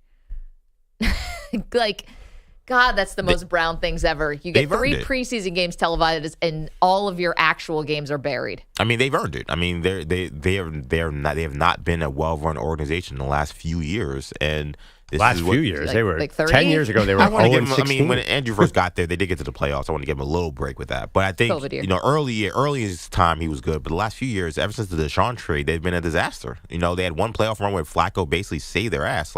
Otherwise, they've not been well run. So they deserve those 1 o'clock starts. I mean, seriously, like Deshaun Watson, as bad as it was a dream team compared to the Hugh Jackson Browns. True. Yeah, I mean, Deshaun, by the way, is something like 500 as a Brown starter, which is insane. It's just by the way, one thing I did hear a good take on Deshaun. He was a terrible fit with Kevin Stefanski because Stefanski turns out does not like mobile quarterbacks. Like Deshaun would run around a lot in Houston, and there's just terrible offense and quarterback. Now the question, who he does like? Joe Flacco. Let's go. Flacco? I'm in the Flacco flock. I'm ready for them to go 7-10 with my fellow old Joe Flacco. Flacco. You're like 10 years too late. But by the way, we were asking if Joe Flacco was elite like before our intern was born. Well, he was sick 2 years ago. It was great. Everybody would catch the ball, either the cornerback or the wide receiver. Half of the Houston Texans secondary or the Browns. What is the difference between a 28-year-old Joe Flacco and a 40-year-old Joe Flacco? Nothing. We're about to find out. I mean, he'll definitely be fine, right? Like, what did you expect? I don't think he's going to last. 888-710-4ISN, 888-710-4476. Now, saying all that about the Browns coaching staff, I do not think Kevin Stefanski, weirdly enough, because he definitely could be coaching for his job, but I don't think he's the guy under the most pressure this year. That belongs to another offensive coach. We'll explain who that is next. It's the Maggie Perloff Show. You're in a 5-minute break.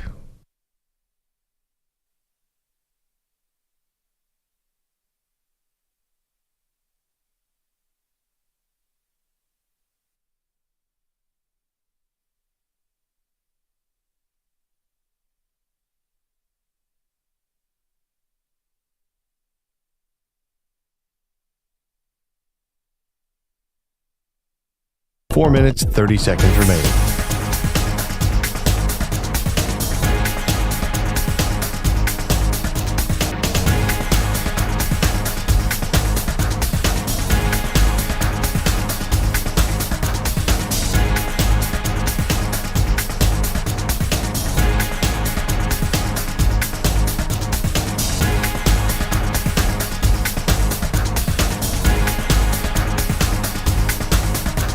Four minutes remaining.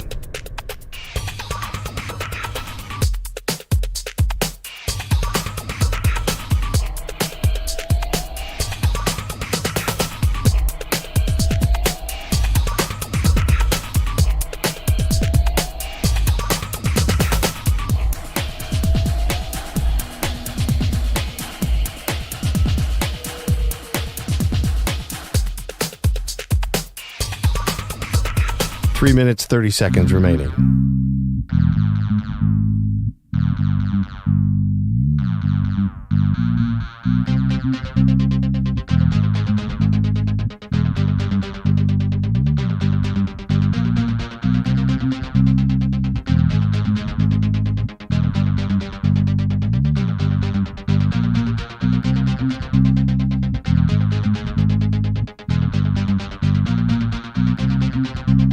Three minutes remaining.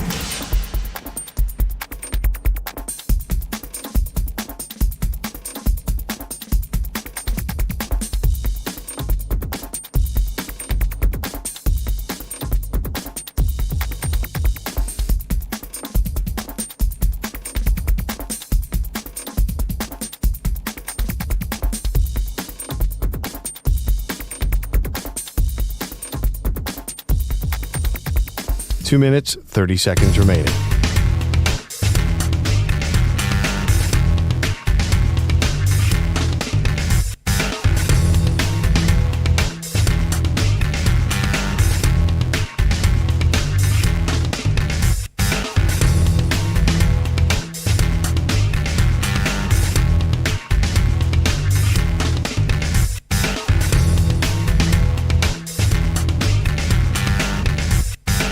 Two minutes remaining.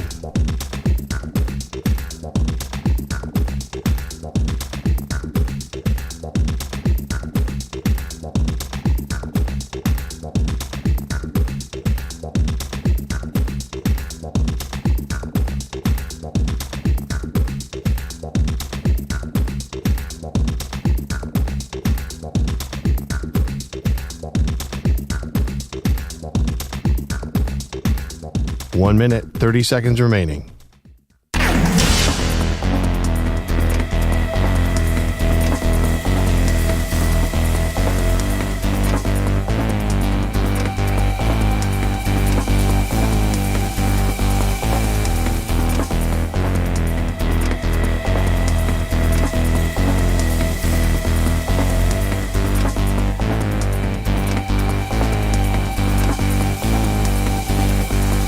One minute remaining.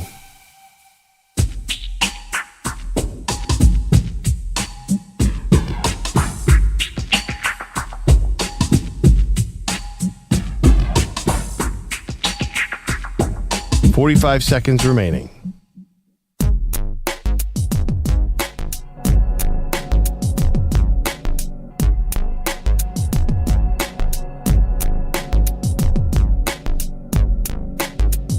Thirty seconds remaining.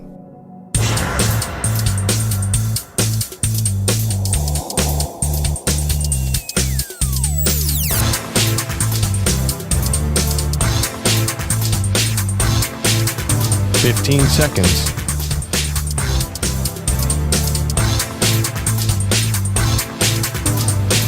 Break ends in 5 seconds.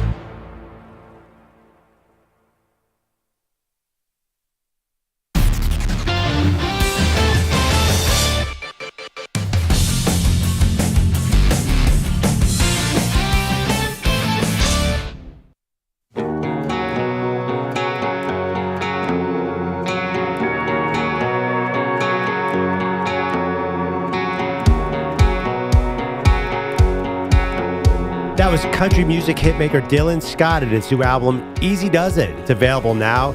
Sounds great. By the way, looking on the internet here, not hard on the eyes, this guy Dylan Scott. I was going to say, I'm already one of his nearly 1 million Instagram followers. Big fan. And is on every one of my summer mixes now.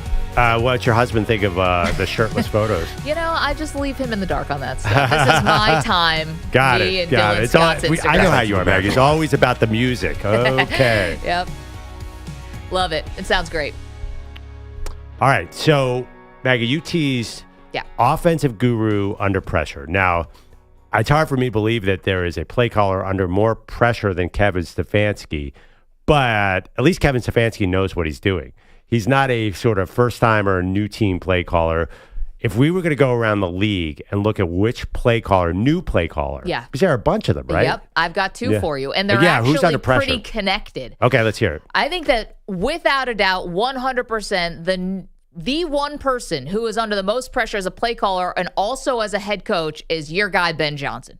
You go to the Chicago Bears now. You've been the hottest name in 2 different coaching cycles. You've got the Ferrari of Caleb Williams, who's got all the talent in the world. This is not you're not walking into a 4-win team. There actually is talent on this roster, and you're expected to compete. I think a lot of people believe that if you are not at least like playoffs would obviously be the top, but even like in the mix, week 16, week 17, like it's got to look a lot better. I don't know if you necessarily have to make the playoffs in what is going to be a tough NFC North, but it's got to look like no Bears season has ever looked on offense. I'm telling you, I think the expectation is that high. Yeah, so there's never been a 4,000. There's never been a 4,000-yard passer in Chicago ever. I think who is it? Some journeyman holds the record for yards. I agree. He has to hit that mark or it's going to be a disaster, but I think he will. But it's got to look innovative, right? Like I think it has to look a certain way because there's an expectation that this guy is coming from Detroit where they're doing fake stumble bums and all of this really exciting stuff. So it almost has to be efficient. You have to obviously score points, and I think it's got to have a little flair to it as well. Well, I mean, Ben Johnson's superpower is the run game, right? So, which is ironic.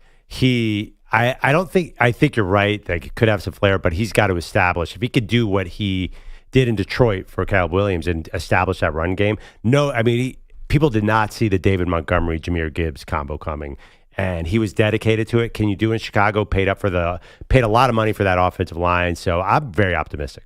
So I think he's without a doubt the number one. I don't know if you agree with me on that because I've got a second one who's kind of linked to him.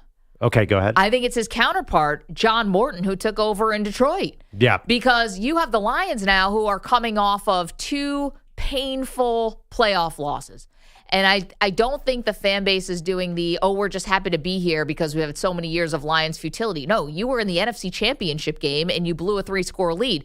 You had the number 1 seed and home field advantage, and you lost to a rookie in the divisional round. Those sting.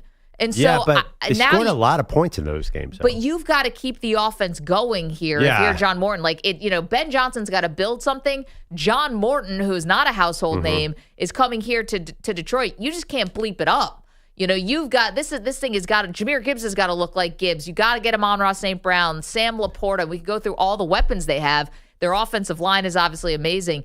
Even with Frank Ragnow retiring last week, their all-pro center, which was a little bit of a shock to the outside world, not to them, it's got to look just as good. So I think for different reasons, these are the 2 guys who will be linked together, unironically.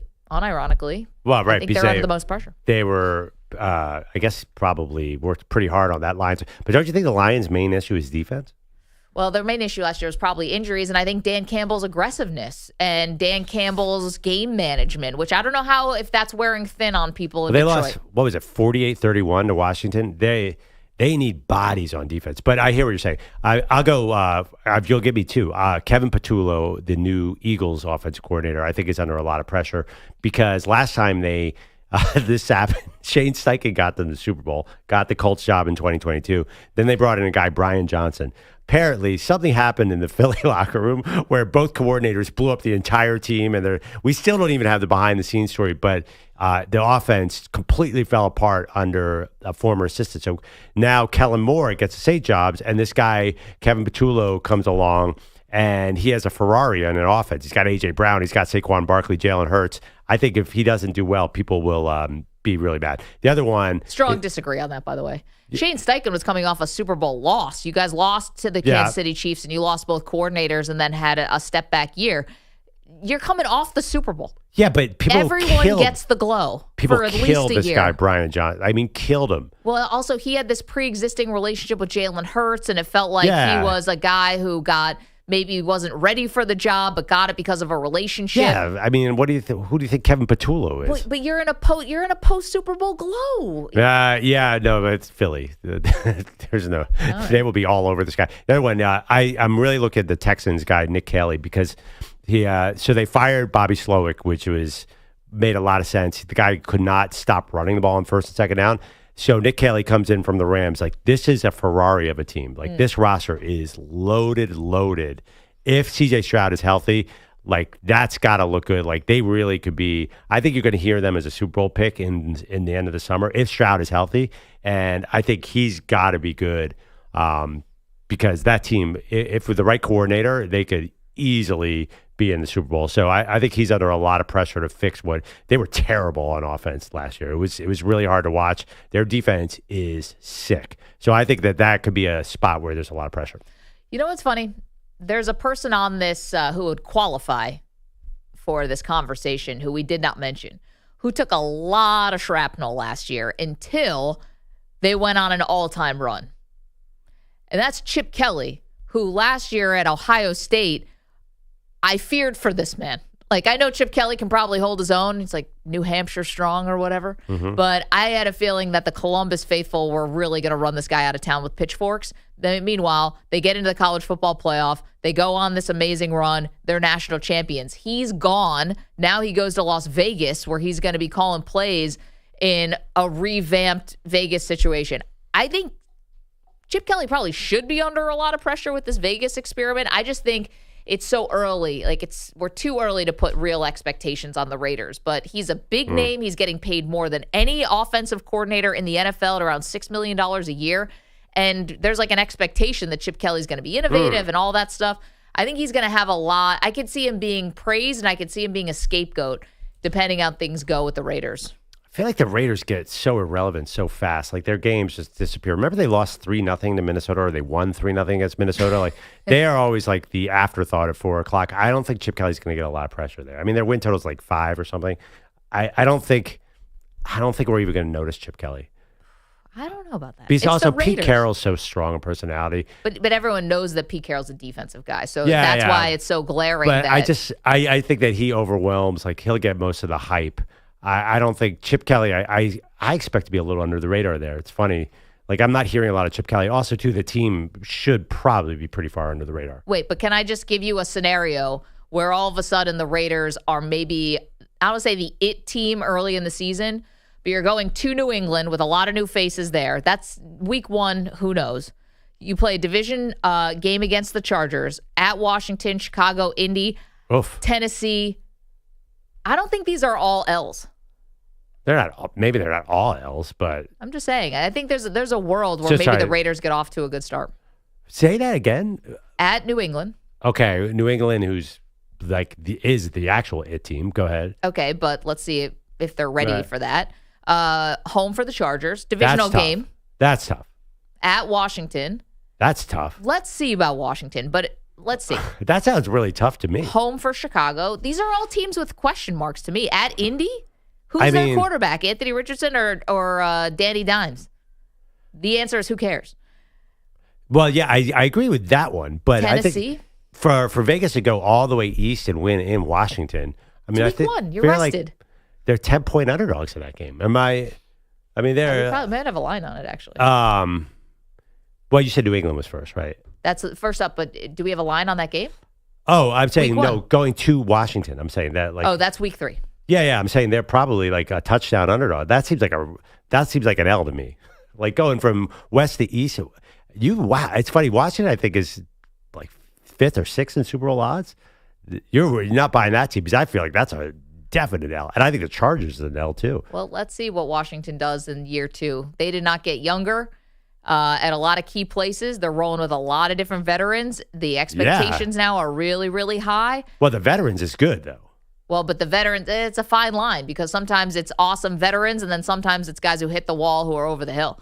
Let's get to Bogusch. He's got headlines for us. What do you think about who's under the most pressure as far as offensive coaches in the NFL? 888-710-4ISN. Guys, in college softball, when you want to intentionally walk a batter, you still have to throw 4 pitches outside the strike zone. Last night, in the opener of the best-of-3 World Series finale, Texas Tech wanted to put Texas cleanup hitter Reese Atwood on first base to set up force plays and get out of trouble. But Nyjah Kennedy hadn't attempted an intentional walk all season long and had some trouble missing the strike zone. Oh, no. So Atwood pounced. Here comes ball 4 from Kent. Oh, Atwood swings and it's into the left field. A base hit. 1 run scores. Here comes Scott. She will score. Atwood with a 2-run single. And Texas leads 2-1.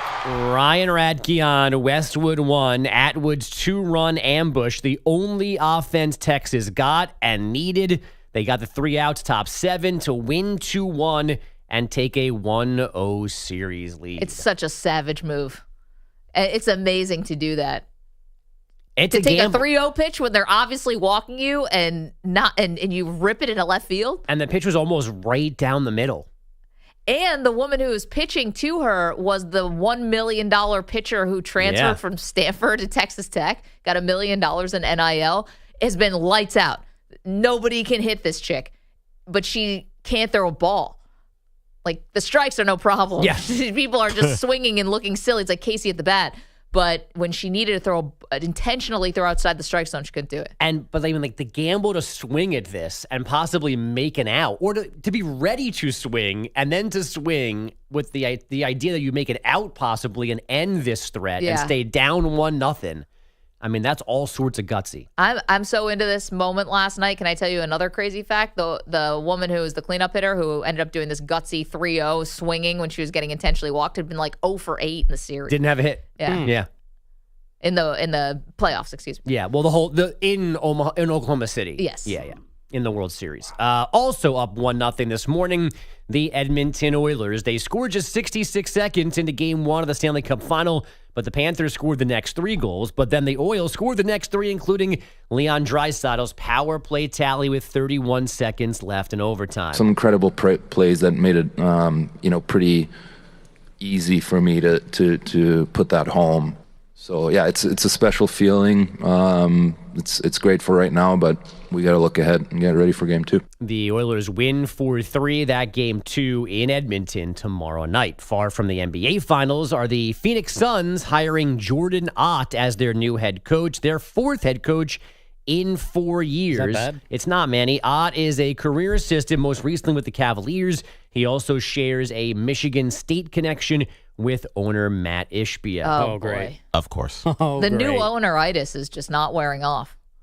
And does he not have kids to give jobs to? So if he went to Michigan State, that's the new nepotism? That's funny. Draymond, you have a job. Yes, he does. He wants it. Forget about TNT. You don't worry about that. He could just be the Suns head coach next time he retires. Draymond would probably be a pretty good coach if he didn't hit people. Draymond would probably lead the entire league history in technical fouls as a head coach. Imagine him on the sidelines. He'd be an insane person. To be honest, I think he could lead it as an assistant coach. He would get texts even from the second row. He's definitely a super basketball genius, though, Very which is smart. ironic about this whole situation. Would he make a good head coach? I don't know. I kinda think so. Rashid Wallace tried to be a coach and it didn't work out. Yeah, he was at Memphis for 2 seconds. And the Knicks, wasn't he? No, he was a player on the Knicks. No, I know he was a player. I thought he also was on the coaching staff for a second. No? Yeah, maybe informally. He was going around different teams. I think he was doing work with the Pistons too, but not as an actual assistant on the staff. Memphis basketball tried to make him assistant on the staff. Penny Hardaway, I think this was one of his first staffs. Guy wouldn't take the vaccine, so he was gone. He said he never showed back up to work, and that was it. So Rasheed Wallace, I don't know if that's a good example for Draymond. The Draymond Green show with Baron Davis must go on. According to AI Overview, which sucks, he was an assistant coach for the Lakers under Darvin Ham. See, yeah, again, I think, he gets, I don't know how to describe it, but he almost comes in as a part-time guy to work with the guy's post moves. He's done this with multiple teams. The only team I've seen that tried to do it was the Memphis Tigers, and it went terribly wrong.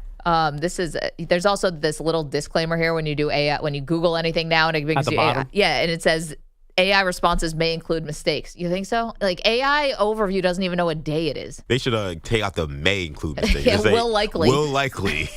Quite possibly. By the way, I kind of like Sheed as a coach. Why was he bad? I'm saying it didn't work. Well, at Memphis, though, but that's a weird spot. We're talking about not the Grizzlies. We're talking about Penny's Memphis, right? Tigers. Yeah, that was weird. I like Sheed. Actually, I've heard him talk basketball. He knows the game really, really well, and he's from Philly, so he knows all sorts. I'm trying to think of other hotheads who have been, guys, lots of technical fouls, lots of complaining to the refs, those kind of wild card dudes who actually end up making really good coaches. That's what I was talking about. I forgot about the Rashid thing. I think we were talking about the fact that he enjoys a puff or two, famously, and talks about it all the time. Didn't know that. Sheed? Yeah, I didn't know. I don't get it. Nobody cares about that stuff anymore, guys. Well, that's what I'm saying. That can make it. No, we're talking about Draymond, the technical fouls, the complaining, getting kicked out of games. Right. And I thought, and then you mentioned Sheed also was an all-time technical guy. I didn't even think about that aspect of it. It's the first thing I think about. It's very relevant if you talk about Rasheed Wallace today because even though he's from Philadelphia, massive Chiefs fan. Is that right? Yes, and he's always during these championship matchups, he's been very annoying to his own brethren of Philadelphia because he has his Patrick Mahomes jersey and everything. I believe he's unless he's just an Eagles hater, I don't know about, but I think he's a big Chiefs fan. Both Super Bowls, he repped the Chiefs in a major way. And this is why EJ's the EP, because at the top of the hour, we'll do the Mount Olympus of Maggie and Perloff, the 4 sports gods from every great sports city in this country. And today is Kansas City. Back to you, Bogusch. They were mentioned briefly last hour. Are the Colorado Rockies the hottest team in baseball? And again, the 2-2 from Kinley to Wagaman. I've heard that. Is hit to third. And the Rockies have swept the Marlins here this week. Final score, Colorado 3 and Miami 2. Marlins will take the off day tomorrow. And do what? Cry in their pillows, drink themselves silly? Marlins TV is not doing well with Miami losing 3 straight games to these Rockies, 3-2 yesterday afternoon. I'll remind you, they now have 13 total wins. They hadn't won a series since the end of last season, 22 in a row, and they win 3 straight in Miami. And I believe Marlins TV has closed up shop for good. If your team gets swept by the Rockies at home, you should give the fans their money back. There were no fans to give money back to. There were about 11 people there 2 nights ago. Well, good. It's not much of a refund then, right? You get them the $200 you need and then keep it moving. How many people were at that game yesterday? There was one baseball game where he said the announced crowd was like 5,000 people. I think it was this game 2 nights ago. Or it might have been the Rays game in other Yankee minor league stadiums. Yesterday's attendance was 6,261 at Lone Depot Park. And that's announced. BS on That's that. the announced, yes. Right. 6,261. Paid attendance, drinking and watching baseball, I guess. So 6,000 tickets accounted for, not necessarily used for this game. You are correct, yes. Wow, that's I've never been to a game that was this sparsely attended. Like, if you just go to the ballpark, can you just say, hey, I just want to sit front row? Is that good? Or did they just say, no, bro, go in the upper deck? They should just let you sit wherever you want if you have a game that bad. I would think so. I would even think for the TV product, they'd probably want to push some people to the front row. That's what I'm thinking. They definitely do that, right? So there's an usher somewhere that's like, I'm sorry, you're in seat 17D. These ushers it's 17B. They be aggressive now. You ever see them? They be like, hey, you, show me a ticket. Show me a ticket. I'm like, yeah, relax, guy. Here you go. Wait a minute. Do you guys not tip the ushers to get better seats? No. What? Huh? You've never slipped $20 to an usher at a sporting event to get a better seat? I slipped $20 to a concession guy so I can get a beer. I've never heard this before. Have you guys walked down, though? It's definitely a thing. I haven't done it in a long time, though. I don't think I've done it in a long time, but I've definitely done it multiple times. It's the best $20 you're ever going to spend. You can't do it if you have a family of 4, but if it's you or you and one other person, you slip an usher anywhere in this country $20, you're getting a better seat. Now, not at game 6 of the NLCS. You got to pick your spots. Right. But the number one place this works is obviously at the U.S. Open for tennis. Everyone knows that. You just give the person $20 and you can sit front row and watch Rafael Nadal. This is a life hack. I go to U.S. Open almost every year. I didn't know this. Bring a 20. I mean, there's got to be empty thank seats. me later. You got to have options, but yeah. Pearl, you do this, no? Dear God, no. We used to seek down at Phillies games all the time, but we definitely weren't putting 20s. No, I don't know, U.S. Open maybe, but I would be careful. The Garden, when EJ and I went to the Garden, it was well, you're not getting front row at the Garden. You're not getting shit. But everywhere in the Garden, I noticed the Garden, because when the stadium's sold out, it's a little, and now most games sell out. It's harder than when you were kids, Maggie. You're not getting, every football and basketball game is sold out crazy. No. You need baseball or tennis where there's not every seat taken. It's not Mets Yankees or whatever. Yeah, you got to pick your spot. You're not sitting next to Chalamet for $20, guys. Right. That's not what I'm talking about. Maybe for 25 though. Well, listen, depends how deep your pockets are, Manny. But I think if you are at a, you happen to go to a Yankee or Mets game, because we're here in New York, so that is just what's on our plate. And it's the middle of July. I got to tell you, I was at the Mets Stadium. It was pretty packed in July. I think you need an empty spot. I feel like stadiums used to be emptier when we were kids. I don't know. This is my remembrance is going to Veterans Stadium. You could walk to the front row, and there was maybe a random dog sitting there. There was no cops anywhere. There was no security. People were living in the stadium. Yeah. No one knew it. I feel like they've tightened that up a little bit, Maggie. Well, you got to also pick, you got to scout out the section. You got to see where's there been empty seats. Right. And you can't go to the ones, research. Right. And you can't go to the ones that are tied to the fancy clubs and stuff like that. You got to know what you're doing. Definitely worked for that first game between the Marlins and the Rockies. A little less than 6,000 people were at that game. Yeah, you can see the dugout in that one. There was also no second base umpire for that game, according to the box score. So what's going on? Maybe there weren't enough players on the diamond, too. I got to tell you, basically also, too, I tried to buy 2 years ago, I tried to buy Warriors-Sixers tickets. Sixers weren't even that good. And it was $600 to get in the building. And but you realize that's a once-a-year Steph Curry coming to the Sixers. NBA tickets have gone up so much. It's insane to me. Agreed. It is so hard to get into these buildings today because, I don't know why. I think with the secondary ticket market, these stadiums are a different ball game altogether. 888-710-4ISN, 888-710-4476. Do you grease the ushers at sporting events? I guess I'm on an island here. Coming up, which former NBA GM said the Lakers are going to be, quote, extremely aggressive this offseason? So what does that mean for LeBron and Luka? Tell you next. You're in a 5-minute break.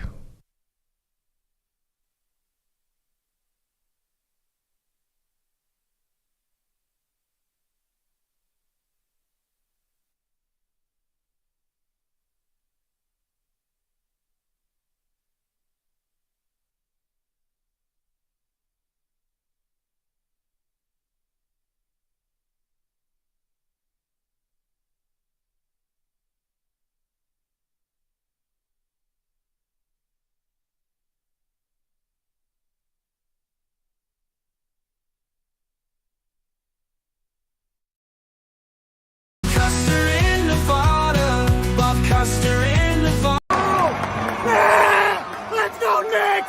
Let's go baby! Yeah! Oh! Yeah! Let's go Knicks!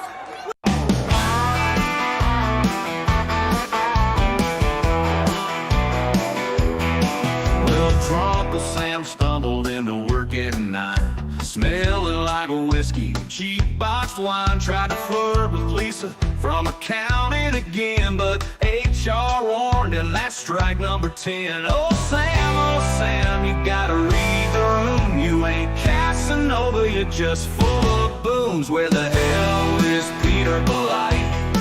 Did he call and said, go win the damn lottery? Nobody's seen him since 2:15. Was it a long night or a rendezvous? Oh Belight, did you ghost us for good? Or are you just stuck in your neighborhood?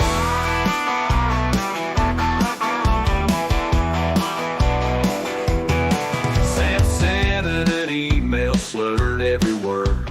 Called the boss, baby man, that's absurd. Tried to high-five, but he missed by a mile. Knocked over the coffee, still flashing a smile. Then he said, I may get too familiar too soon. I am told by HR and writing, yeah, that's getting old. Where the hell is Peter Belight? Was he trapped in traffic or hiding in the lobby? The phones keep ringing, but he won't pick up. Left Maggie and Perloff to clean this up. Then he said, I may get too familiar too soon. I am told by HR and writing, yeah, that's getting old. Where the hell is Peter Belight? Was he trapped in traffic or hiding in the lobby?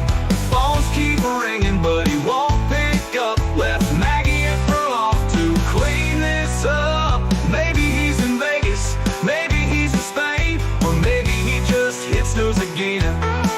We got dead air day filling in while Sam gets written up again. Where the hell is Peter Belight? Left the show hanging like a bad karate. And drunk old Sam, man, get a clue before HR comes and cancels you. So if you're working and hearing this jam, keep your distance from drunk old Sam. And if Belight ever returns one day, we'll all just shrug and say, no way.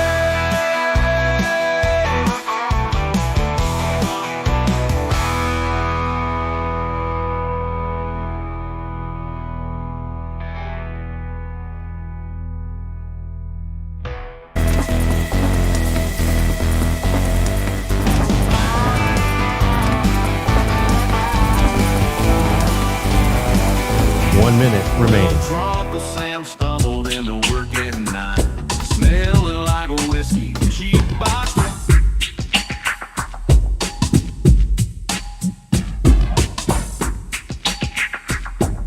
45 seconds remaining.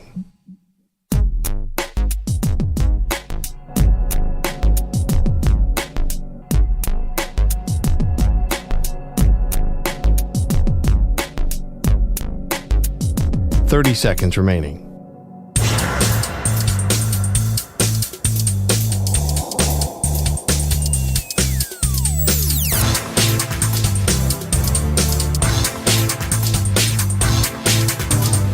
Seconds.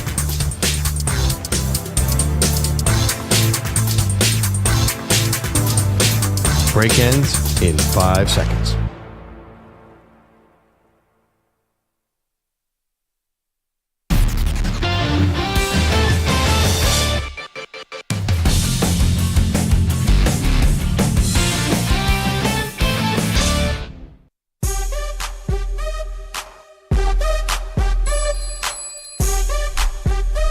Can you bribe an usher at an Usher concert? Oh, look at that, Manny. I didn't even get the connection. I didn't realize I was so cutting edge here. I didn't realize I was so badass that I've slipped a couple ushers $20 to get better seats in my day. Everyone looked at me like, what? Well, I mean, I think I get the sense that a lot of younger people don't have the $20. This is like a sort of an established fan. Who carries around $20 bills nowadays? When you're 16, you are giving an usher 20. You're trying to get down to the field and then get chased out. No, you know that I'm not fast enough. You ever have that awkward conversation when you get to your seats and there's someone in there and you're like, sorry, bud. And I kind of feel, I'm such a weirdo. I kind of feel guilty. I'm like, sorry, bud, this is my seat. And then he gives you that look. I'm like, all right, you got me. It's horrible on both sides. It's horrible when you're the person trying to pull something off, sitting in a seat, and you try not to make eye contact with people. And what if they have a kid too? I would just sit somewhere. No, it's like, but me too. Outside of getting into an altercation at an event, it is the worst thing that could happen to me going to like a sporting event or any concert. That's the worst thing that could happen to you? No. I think so. Like, someone else is sitting in the seat? The most unpleasant. Let me make that clear. Yeah, but then people get up generally. Yeah, sometimes they don't. Oh, I've seen those. That's the worst. And they're you have to show the ticket. No, well, yeah, but then sometimes they're like, well, no, this is this row, and then this is my row, like that, and even if the conversation is not like contentious, it's just still awkward, and it feels like it may be a 10-second thing. It feels like it's set 10 minutes. It feels like it's taking forever, and I'm like, everyone's looking at you now. Everyone's like, why is these people standing up? What's going on? Like that is the worst thing that could happen to me. Well, that's true because the action may be coming back on, so you don't want to, like, if you got there, the middle of the first inning or something. But is it more awkward to have that happen at a stadium or on a flight when someone's in your seat or you're in their seat, or you got to ask somebody to move seats? Or when there's a family that wants to stay together. I know. I'm now that person. Similar dynamic. Oh, the worst. I'm like, would you mind switching, window seats for And then us? it's a Curb Your Enthusiasm thing. Then if you say no, you're a bad guy. Totally. When I was flying back from Mexico a couple weeks ago. With the plane farter? Yeah, well, that was the flight in. The flight back, I'm sitting in my seat, and me and Andrea couldn't sit next to each other, but she's in the row in front of me. Woman comes up and just points at my seat. And I'm like, wait, am I in someone's seat? Like, how is this possible? I'm sitting behind Andrea. She's like, is it okay if I sit with my friends? I'm like, no. She didn't even say no. She didn't even ask. She literally just showed up and was like, get up. And I'm thinking like, something wrong, or am I? Yeah. I was like, that was that was insane. And Andrea's like, yeah, that was really rude. I once had somebody who gave us a whole sob story about how they needed to get out of the middle seat on a flight. This was our honeymoon to Thailand. Okay, so we're flying from New York to Taiwan. This is the biggest flight I've ever obviously taken in my life. It was like 20 hours or something. She gave me and my husband, we'd been married for a week, this huge sob story about how it was a sickness thing or whatever. She ends up taking God knows what that knocked her out for the full 20 hours. Yeah. I was like, you gave us the sob story and then you drugged yourself all the way to a different continent. Sounds like a fun time. Yeah, that was a scam. Scam. Complete scam. So if I ever see this chick in the dark alley. What'd you do with you and your husband? You guys like awkwardly sit apart from each other with that lady in the It middle? was annoying. It really was for a very long flight. This wasn't a puddle jumper from Cleveland to Detroit. I don't think you should ever ask somebody to change seats on a flight. Ever. You have to with kids, though. You'll change your tune.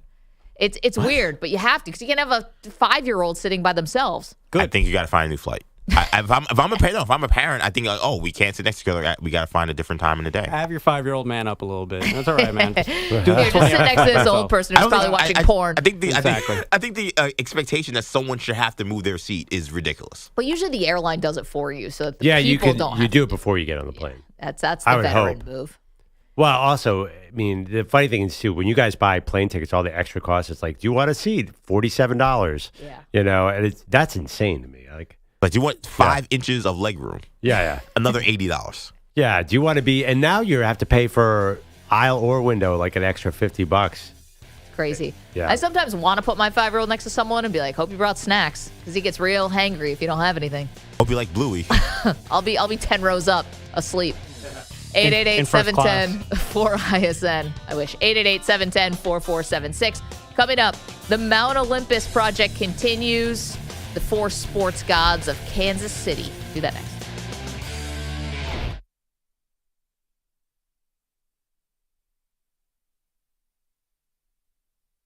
You're in a 5-minute break.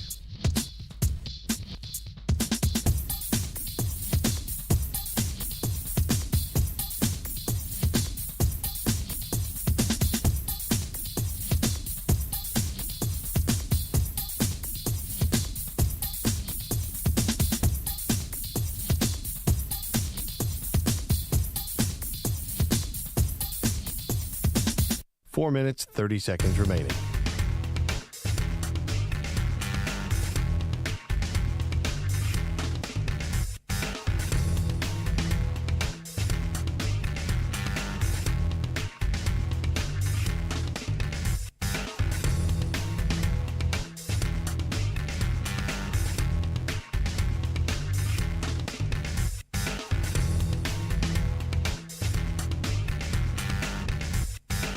Four minutes remaining.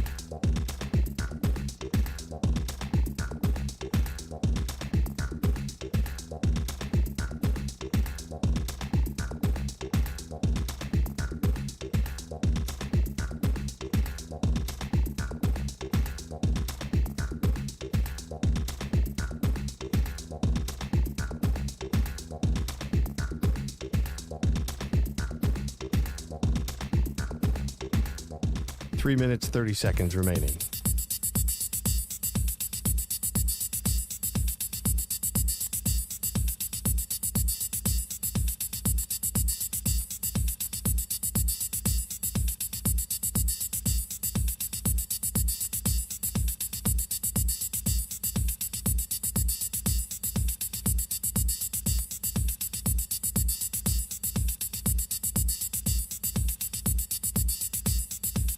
Three minutes remaining.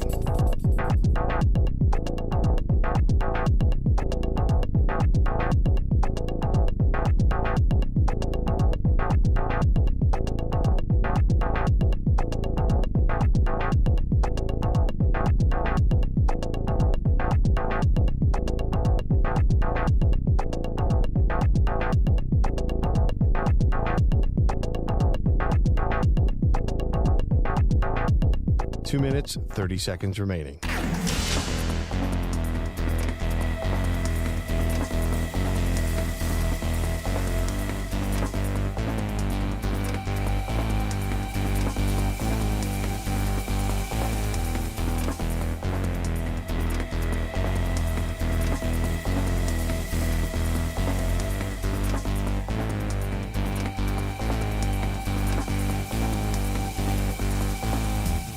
Two minutes remaining.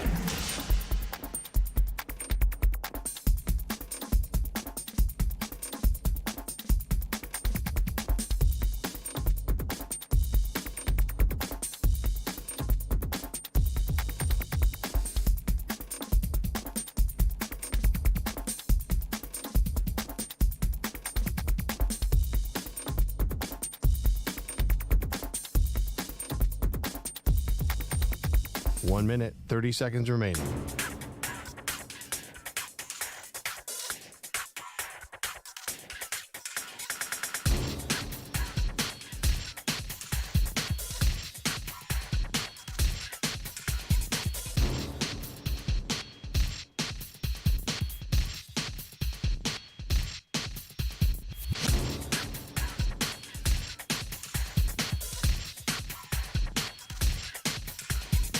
One minute remaining.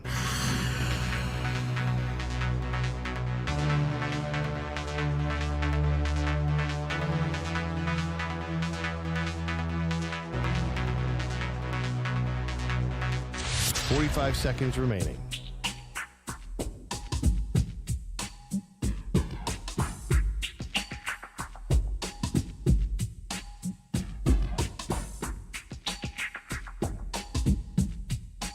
Seconds remaining.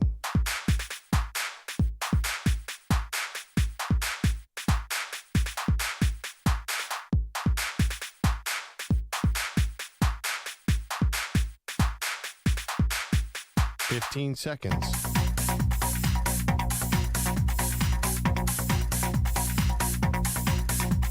Break ends in 5 seconds.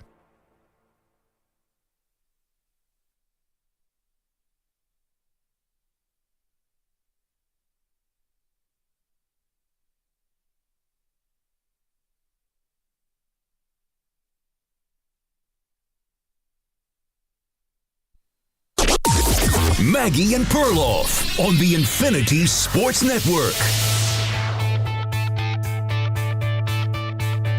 Just get ready, because when the NBA Finals start tonight, you're going to start hearing some pretty ridiculous comparisons. Welcome to the show, Maggie Gray, Andrew Perloff. Good morning, Pearl. I don't mind this kind of hyperbole around the NBA because basketball, we're always talking about who's the next so-and-so. We do this in football too. Who's the next so-and-so? Who's the next this? Well, Shai Gilgeous-Alexander for OKC is being compared to both Kobe Bryant and Michael Jordan at the same time. Yeah. So buckle up. This is what it's going to be like. It's definitely too soon. The personalities don't match, that's for sure. But as far as the mid-range game, his skill set, him being the best player in the league right now, this is what you're going to be talking about when it comes to all-time performers like we think Shai is. Yes, although, again, I would warn, the NBA is funny right now. As Adam Silver noted, it's built by the salary cap to avoid dynasties. So Shai, his 32.7 points per game in the regular season, winning the MVP, then the championship, puts him in an incredibly rare air. To have that combination of points and accolades and a championship is Michael Jordan territory. The thing is, the NBA is now built for other teams to come and get the Thunder. It's the way it's been, because I think last year we were all talking about, even though he didn't play great in the finals, Jason Tatum is an all-time player. That fell off pretty quick. We were talking about Joker as a all-time player. He probably is, but it's still like that fell off quick. The Luka thing has fallen off quick. I just think that in today's NBA, it's hard to anoint this guy. I got to see more. You know, I think that you just can't take a guy who is right in the middle of his career, right? 7 years in for Shai, just won his first MVP. By the way, Kobe won one. I think Kobe got hosed out of one. He should have won one of those years that Steve Nash won. But that was Shaq, right? Kobe had one too? And Kobe had one too. Kobe definitely had one. But, you know, Kobe was also a two-time finals MVP. So he does get the flowers in a lot of different ways. Some people have him top 3, top 10. It depends where you do that. You can't compare Shai now to Kobe's full legacy. Of course not. That makes no sense. We're smarter than that as basketball fans. But you can look at 7 years in. Now, Kobe had the titles. He already had 3 because he had Shaquille O'Neal. Oklahoma City, unfortunately, is not landing a free agent like Shaquille O'Neal. Well, except Kobe came in the league super famous already. Like, everyone knew who Kobe Bryant was. Shai, I saw this headline. He was an MVP hiding in plain sight. Like, he was great and nobody knew about it. That he's just been under the radar as possible for a player at this level. Where, Kobe was famous in high school. LeBron was the chosen one. Yeah. Like, there's a major difference between Shai. I love that, an MVP hiding in plain sight. That's what he's been throughout his career. He's 26 already. By the way, he and Jokic both. Yeah, usually guys start to really come on the scene at 21, 22, 23. Shai is all of a sudden overnight famous, even though he's been outstanding for a long time. Do you have a problem with any of these big comparisons? 888-710-4ISN, 888-710-4476. Let's get to the Mount Olympus of Maggie and Perloff. It's time to feast your ears on Maggie and Perloff's Mount Olympus. All right, guys, Kansas City's up. All the great sports cities in this country and parts of Canada. Yesterday, robust conversation, lots of fighting about the state of Wisconsin. Did a lot of Milwaukee, Green Bay. That was fun. My first W, by the way. Oh, how'd that poll end up? First victory, me over Perloff in the fan poll. Thank you. I didn't realize, to Pearl, for you, putting Aaron Rodgers on that Mount Olympus was going to tank you that I knew hard. it. If I had put Bob Uecker or Bart Starr, I would have won that one. But Rodgers, just a bit outside. There's a lot of people don't like that guy. Rodgers just a bit outside of the mainstream. Let's get to Kansas City. Now, to me, this was the easiest of the ones we've done so far. I don't know about you. Oh, really? Would you like to go first, or do you want me to? You can go first, because I had an impossible time with this one. This was easiest. I've wrestled and had to sleep on it at times with others. This one I was like, zip, zip, zip, zip. Knew it. Gut reactions, and obviously put some stats behind it as well. The Mount Olympus of Kansas City sports, the 4 sports gods from Kansas City. I'll just work in reverse chronological order, so the most recent to the oldest. To me, it's Mahomes and Kelsey. No disrespect, Tony Gonzalez. Mahomes and Kelsey, obviously, they've got the 3 championships. They could win another one this year. Mahomes is maybe on the Mount Olympus of just quarterbacks in general when all this thing is done. He has been a godsend to that organization. He's so exciting to watch. Even if he gets a little bit more conservative now over the last couple of years, it doesn't matter. Jaw-dropping plays. And Kelsey has been there from the beginning, and he's going to retire a Chief, drafted by the Chiefs. He's going to retire a Chief, and he will battle guys like Tony Gonzalez and Gronk and others as far as greatest tight ends of all time. Add the Taylor Swift. How many times was Taylor coming to Kansas City outside of tour dates? Also, a great celebrator. Can we put that in there for him? Like an all-time fun guy. Character. We got there for the draft. Our Uber driver knew exactly where he lived. He's like, I've dropped off a few people at Kelsey's house. We're like, all right. Kelsey and Mahomes are on there, even though they're the same era, literally same team. George Brett is on the Mount Olympus of Kansas City sports gods. 21 years, all with the Kansas City Royals, a champion. I love the Pine Tar game. Stuff is iconic, but that's just a moment. And George Brett's still a huge pillar of the community, Hall of Famer, ALCS MVP, MVP of the league, MVP of the AL. Just box office for Kansas City. And George Brett is what you think of when you think of Kansas City baseball. No disrespect to Salvi Perez. And finally, it's Len Dawson. Len Dawson was one of the all-time iconic photos in sports, but was a champion, of course, for the Kansas City Chiefs when they were in their inception. Him smoking a cigarette on the sideline, smoking is gross and totally passé, but back in that time, is there anything more badass than Len Dawson smoking that cigarette and just going out and matriculating down the field, as his coach Hank Stram said? So to me, this was easy. Mahomes and Kelsey, George Brett, Len Dawson, they're your sports gods of Kansas City. Slam dunk. Okay. We have one difference. That's it. And it kept me up all night. I couldn't decide who to put on. Tony Gonzalez, arguably the greatest tight end of all time, or Travis Kelce, arguably the greatest tight end of all time. Yeah. So I said, sitting on my couch, watching hockey, realizing hockey was going to go late, kind of driving me crazy. I said, you know what? I'm going to put them both on there. What? Yeah. I went double tight end like Aaron Hernandez and Rob Gronkowski. Bill Belichick style. 21 personnel, baby. 21 personnel. I put both guys on there. Tony Gonzalez, Travis Kelce, Patrick Mahomes, and George R. Brett as my Kansas City Mount Olympus.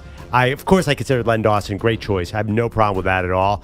But I think it's a little disrespectful to Tony Gonzalez that you didn't put him on there, because I know he went on and he was really good the second part of his career in Atlanta. But, he's all-timer. And, yeah, for me, I had to put both guys. I just couldn't decide. I couldn't decide what's the best way. Will there be 2 tight ends on any other Mount Olympus? Oh, that's a great question. I got to be honest. There was another, obviously, I think we have the same one. It was really hard not to put another guy on there, too. Oh, Willie Lanier? No, Derek Thomas. Oh, yeah. Really, really hard. Yeah. It's hard to understate how amazing he was as a player. Of course, sadly, we lost him. Yeah. But to me, he was actually, I would put him over Len Dawson. But this is why Kansas City I thought was so hard. There were 5 or 6 really worthy candidates. I'm curious, Maggie, because you like to think outside the box. Yeah. Was there any non-pro sports guys that you had in there? I'm glad you asked. Or gals? I didn't go outside the box on this one because it just seems so obvious to me. I think of Kansas City, I think of these 4 guys. And so I just didn't want to overthink it. But there is somebody who probably deserves to be on the Mount Olympus, but they're an individual sport athlete who's just very famously from Kansas City. Like Perloff put Joe Louis on his Detroit Mount Olympus because he's from Detroit. Tom Watson. Yeah, very famously from Kansas City, obviously the golfer. Won the Masters, won the British Open. You watch the Chiefs play, it's like, where's Paul Rudd, where's Rob Riggle, and where's Tom Watson? No, I didn't know Tom Watson was from Kansas City. Am I totally out of the loop? Did you guys know Tom Watson was no clue. You're asking the wrong audience. This is not a golf show. I don't think a Tom Watson is like Mr. Kansas City. Maybe you're right here, but I did not know that. So Tom Watson is a godlike figure in Kansas City as a golfer, and he's, by the way, I've had a chance to interview him. Amazing, funny stories, the whole deal. So, Tom Watson is someone else who I thought about. Derek Thomas, a good one. I was wondering about this. Do you think that Andy Reid would be on here? I looked at Reid and Hank Stram. Yeah. I couldn't. Because Andy Reid actually, because he had so many of his wins in Philadelphia that it's kind of hard. I know he's got a Super Bowls in Kansas City. That was the only reason I didn't put him on there. So the other one is obviously I mentioned Salvi Perez, who has become is the new face, right, of the Royals. The consistency, being a catcher, being an all-star, being a champion at the expense of my Mets. Mm-hmm. But I think Perez is also a god there, but he didn't crack my Mount Olympus because George Brett, it's the city and him are one and the same in my opinion. Now, what about the universities? So you got Missouri, you got Kansas, you got Kansas State. They're not far from Kansas City. Yeah, I didn't go there. It was too. It would have been opening up too much of a can of worms. Yeah, start talking about Lawrence, Kansas. Like, come on. Are you burned from the Gary Payton experience? A little bit. Put Gary Payton on a pole, and you guys want to run me out of the studio with pitchforks. Heaven forbid you put an Oregon State legend on a Oregon Mount Rushmore. How dare I? Run right into the Pacific. Run right into the Pacific Northwest. Yeah, I know you guys want to drop me in the Middle Pacific Ocean for that one. Mm-hmm. I believe Lawrence is pretty close to Kansas City, right? I think if you go to Lawrence, you fly. I think you fly into KC. So Danny Manning, I thought, or maybe Lynette Woodward. Oh. Or for me, Mitch Richmond, the all-time Kansas City Wild guy. I thought you probably could have considered college in this one, but the problem is the Chiefs are such an overwhelming presence for that city. There you go. 888-710-4ISN, 888-710-4476. I got to be honest. I think I'm feeling a Colorado Rockies type run for myself here on these polls. That's a big I won statement. yesterday for the first time, and I think I'm going to win today. Wow. You could put 2 tight ends on. Thornton Gonzalez, University of California. Okay? Yeah, I'm not sure. It's funny because it's one of these ones who, when you put an all-time list of players, is higher up, Tony Gonzalez or Len Dawson. I mean, Tony Gonzalez by a mile. Right, but we're doing sports gods of Kansas City. Yeah. So I think that Len Dawson, as far as, founding fathers of Kansas City sports, got to be there. I think I would have put Derek Thomas over Tony. I thought Derek Thomas. Yeah, Derek Thomas was the over hard Len one. Dawson? No, definitely over Tony Gonzalez. I think you guys had a big miss here. Big miss. How is Lamar Hunt not a sports god of Kansas City? Oh, come on. He founded the AFL. And he founded the Super Bowl. He's the guy that came up with the name. Now, the Hunts are kind of low-key in a weird way.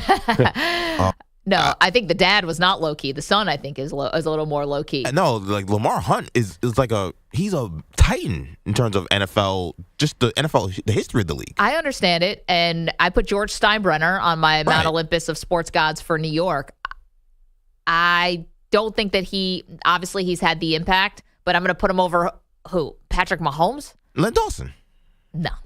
Wow. I'm not sure I agree with that. Lamar Hunt was not sizzle like Al Davis. I mean, I've done a lot of NFL film stuff, and Lamar Hunt does not capture the attention. I know it's a Lamar Hunt trophy, but there are other way more buzzworthy. But I'm talking about of Kansas City. I'm not comparing him to Al Davis. I'm comparing him to the people of Kansas City. I think in Kansas City, he's massive. You don't have a team in Kansas City if it wasn't for him, because he moved them from Dallas because they made the deal with the NFL to introduce the Dallas Cowboys, and he moved the team from Dallas to Kansas City. But who are you taking off? Len Dawson. I'm taking Tony Gonzalez off. Those two people I would have Lamar Hunt over. They named the trophy after him. I wouldn't feel right about that. And listen, I had Vince Lombardi on my Green Bay one. Obviously, I had Jerry Jones on my Dallas one. I'm not opposed to putting owners and coaches and stuff. I couldn't take off anyone I had.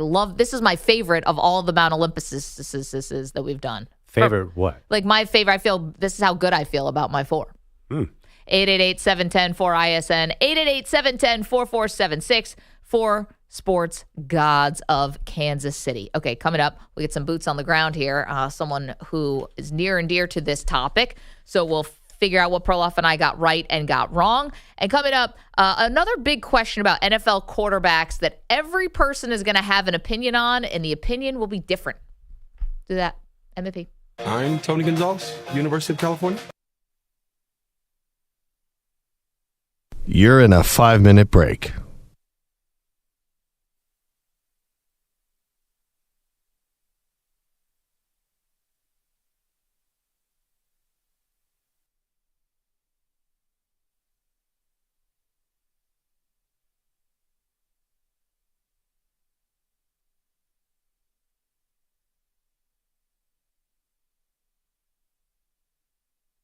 Four minutes, 30 seconds remaining.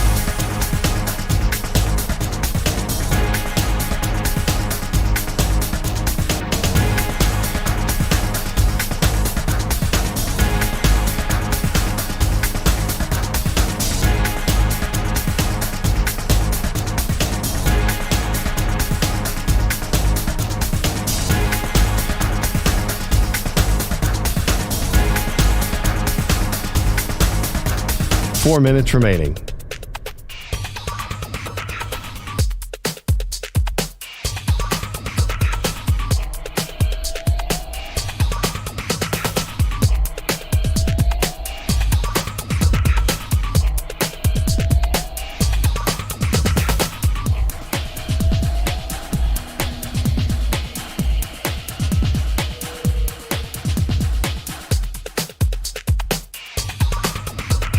Three minutes, 30 seconds remaining.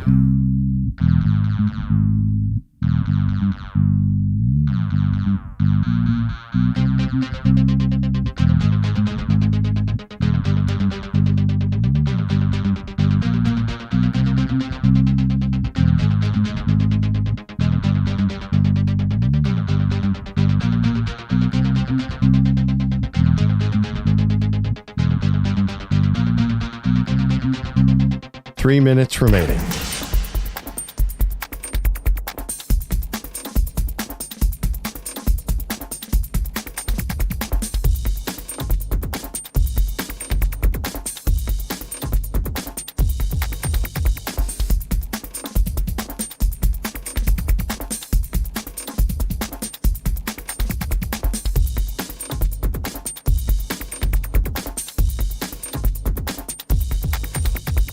Two minutes, 30 seconds remaining.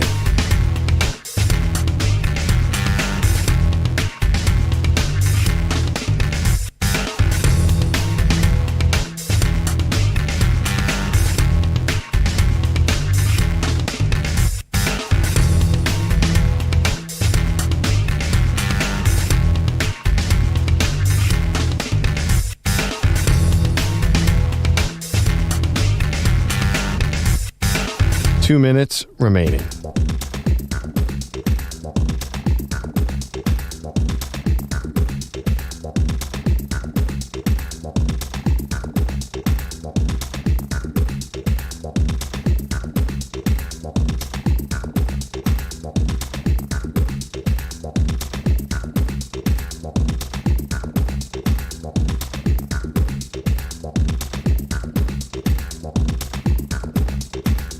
1 minute, 30 seconds remaining.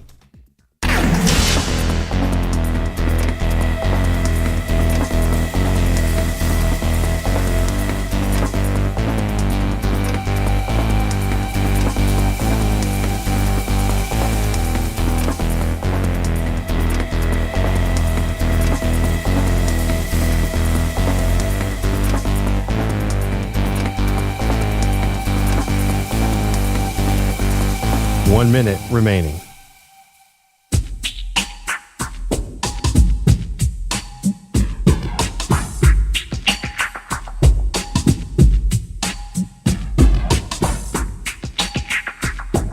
"45 seconds remaining.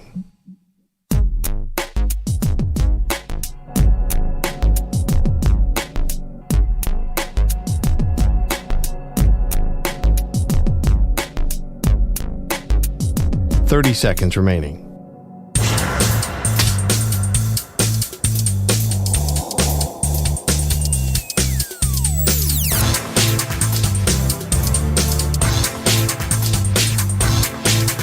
"15 seconds.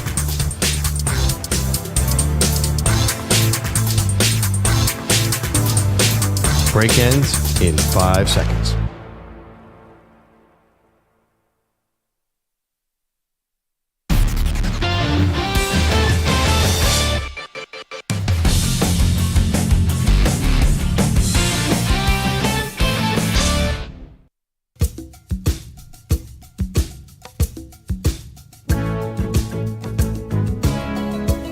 Welcome back, Maggie and Perloff Show.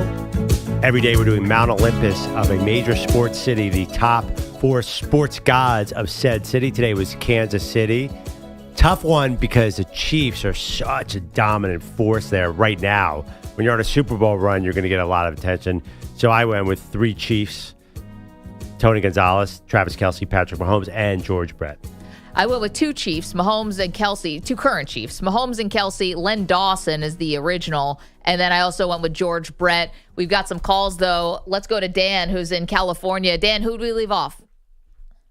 Well, I was just going to say, I don't know how much he means to Kansas City, but he's one of the most legendary athletes ever, is Bo Jackson. No doubt. Bo Jackson, yeah. I mean, here's everything we're going to talk about with Bo Jackson. You know, phenomenal. 5 years in Kansas City. Even for as amazing, otherworldly talented as Bo was, does he knock off a guy like George Brett, who spent 21 years in Kansas City and won a title? Well, George Brett's out of it. There's no way he's coming down from this. So. No, he's got to be on the Mount Olympus. Yeah. But Dan, it's good. We should always remember about Bo. Now, we did have a caller who dropped off who said, what about some of the Negro League players? Which is fair. Obviously, the museum is there. It's a huge part of Kansas City history. So you have, famous names like Satchel Paige. Jackie Robinson only played for the Kansas City Monarchs for 1 season, though. So I don't know if he would necessarily be a sports god. Paige was there for about 8 years. Josh Bell, Buck O'Neil, of course. Yeah. If we were doing, by the way, Royals, you know the name that jumps in my mind, and maybe this is just my era, Brett Saberhagen was such a big deal back in the day. Won 2 Cy Youngs for Kansas City. I mean, Brett is the god. But then I'm looking at a list. Saberhagen to me would have been the closest one. And then there were some like great old-timey guys like Frank White, I know is a big name. And the Royals and Salvador Perez. But like generally the Royals were not a real competition to the Chiefs in this one. Did you look at any other Royals seriously? Yeah, Salvy Perez. Because I know it's a little recency bias because Brett Saberhagen is a good one, but I do think Perez does mean that much. I think in any era, but especially in this one, to stay in Kansas City, I think really means a lot. And they won. And they got to 2 World Series, remember, and won the second one. Yeah, fair. Let's see. Also, again, if you want to do college for this one, there's a lot of Kansas and Missouri guys you could put on there, too. I saw someone called, a lot of people called and dropped for some reason, but Bill Snyder was someone that someone mentioned, too. Yeah. And if you think about Kansas State football, I know it's not maybe as big as nationally, but it is very big in that area, and Bill Snyder was a legend. I mean, heck, if you're doing Kansas basketball, though. I know. Bill Self and Roy Williams also have big stakes in there as well. So, this is a tricky thing with Mount Olympus. What do you do with college? We've mostly been leaving it out with rare exceptions, one in Oregon State, which of course, you can't do Portland without I understand. talking about. Do you think that Will Chamberlain should have been on this list? No, because he was he won one title at Kansas? Did he even win a title? I think it was runner-up. Bill Russell was a much better college player than Will Chamberlain. He was a dominant force at San Francisco. So to me, Wilt was okay at Kansas, but that was that felt like a rest stop for Wilt because then he went to the Globetrotters, then he went to the NBA. Like, I don't think of him as a big Kansas guy. Really? It's so famous, the picture of him in his jersey in Kansas. Yeah, Will Chamberlain's okay. He only averaged 29.9 points and 18 rebounds in college. Did he win a title? How many did he did not win a title? Yeah. I thought it was they were the runner-up. I think they lost to North Carolina. I have no idea. Bill Russell took a San Francisco program out of nowhere to 2 national titles. Now, that guy, that's Mount Olympus. Wilt, obviously, more Philadelphia. Yes, and that's a little foreshadowing of tomorrow when we do Philly Mount Olympus. Paul Pierce? Well, Danny Manning's the most famous Kansas player, right? I mean, I don't even... Manny, don't even say Rayful Frentz. I can read your mind. Nick Collis. Unless there's like Marcus Morris, I think. Is there an old school guy that Mario Chalmers? I mean, I think Will Chamberlain's the other guy. I think he would be the other guy you would say is Michael Beasley. As famous. Danny is the guy I would think about. I think you're probably right. JoJo White. It's another good one. That's an old-timey guy, but You're definitely asking. in his time, he was a true college legend. Cliff Alexander. I think you do that one that's an old too. name. Paul Pierce was a big deal at Kansas too, but not quite that level. 888-710-4ISN. 888-710-4476. Let's get to Bogusch, who has got updates for us. What's up? Mom, Dad, the Florida Panthers had never lost a playoff game under head coach Paul Maurice when leading after the first or second period, 31-0 until last night in Edmonton. The Oilers tied game one of the Stanley Cup final early in the third, then won it in OT on Leon Draisaitl's power play goal, 31 seconds left in that extra period. Connor McDavid assisting on both those goals. We just hung in there, and I think that that is experience, as you said. You know, just knowing that you don't got to open it up. You know, we don't need to. We got to hold them at 3 and find a way to get one. And unfortunately, we did. The 4-3 final leaves the Oilers 3 wins away from Canada's first cup since 1993. Hashtag Droughtbuster. Hashtag please make Maggie right. The Hashtag merch coming. We got to do a Hashtag t-shirt. greatest take of all time. Oh, well, then you lose me. Yeah. Can you Hashtag stop? my own nickname. Would you just give us a chance to celebrate you? With that? Can you just give us a chance to say it's like? When does that ever happen? There's no way. If I wasn't advocating for myself on the Slump Busters thing, you guys would have dismissed it after UConn winning. We're just waiting for an actual slump to be busted. That's No, all. no, no, but we we want more evidence. Rory? We need more. You're wrong about this, Maggie. Totally. We desperately want to do this T-shirt. You totally forgetting about the T-shirt. Yes. Okay. Yeah, then we're all in it for the We merch. don't care about this sports angle. That's meaningless to most of us. It's the ability to do merch here is very, very tempting. All right, fair. The NBA Finals begin this evening in Oklahoma City. Pacers head coach Rick Carlisle has your scouting report. Oklahoma City's a great team, and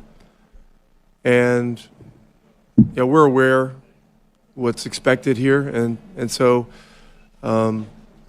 we've got a lot of work cut out for us. So you're saying there's a chance? The Pacers, by the way, have already had trouble in OKC. Their flight 2 days ago delayed, diverted because of storms. They got into town hours behind schedule. No big deal. Just the Mets hammering the World Series champs. 0-1. Here we go. Swing and a smash. Propaganda. Deep left field. Oh, this is way back.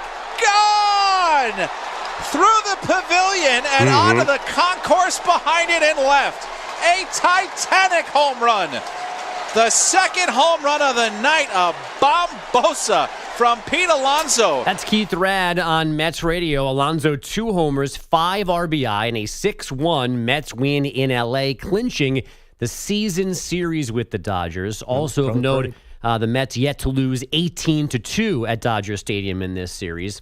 Hey, Yanks. The Giants scored 3 bottom 7 to top the Padres 6-5. All you had to do was lay out and let me be, and I wouldn't have said anything.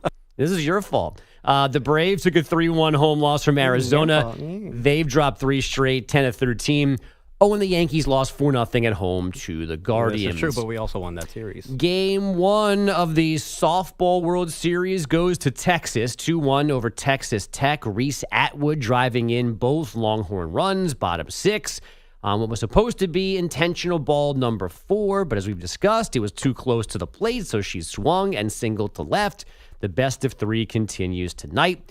And finally, some soccer news. Goalkeeper Zach Steffen will miss the Gold Cup after hurting his knee in practice on Tuesday. He is the second goalie to leave U.S. training camp, expected to miss 4 to 6 weeks of MLS action now.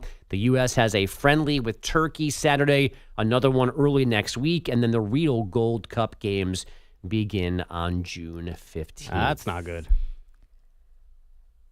Back to Manny. I don't know who's in charge here. Manny Pucks is now. Yeah.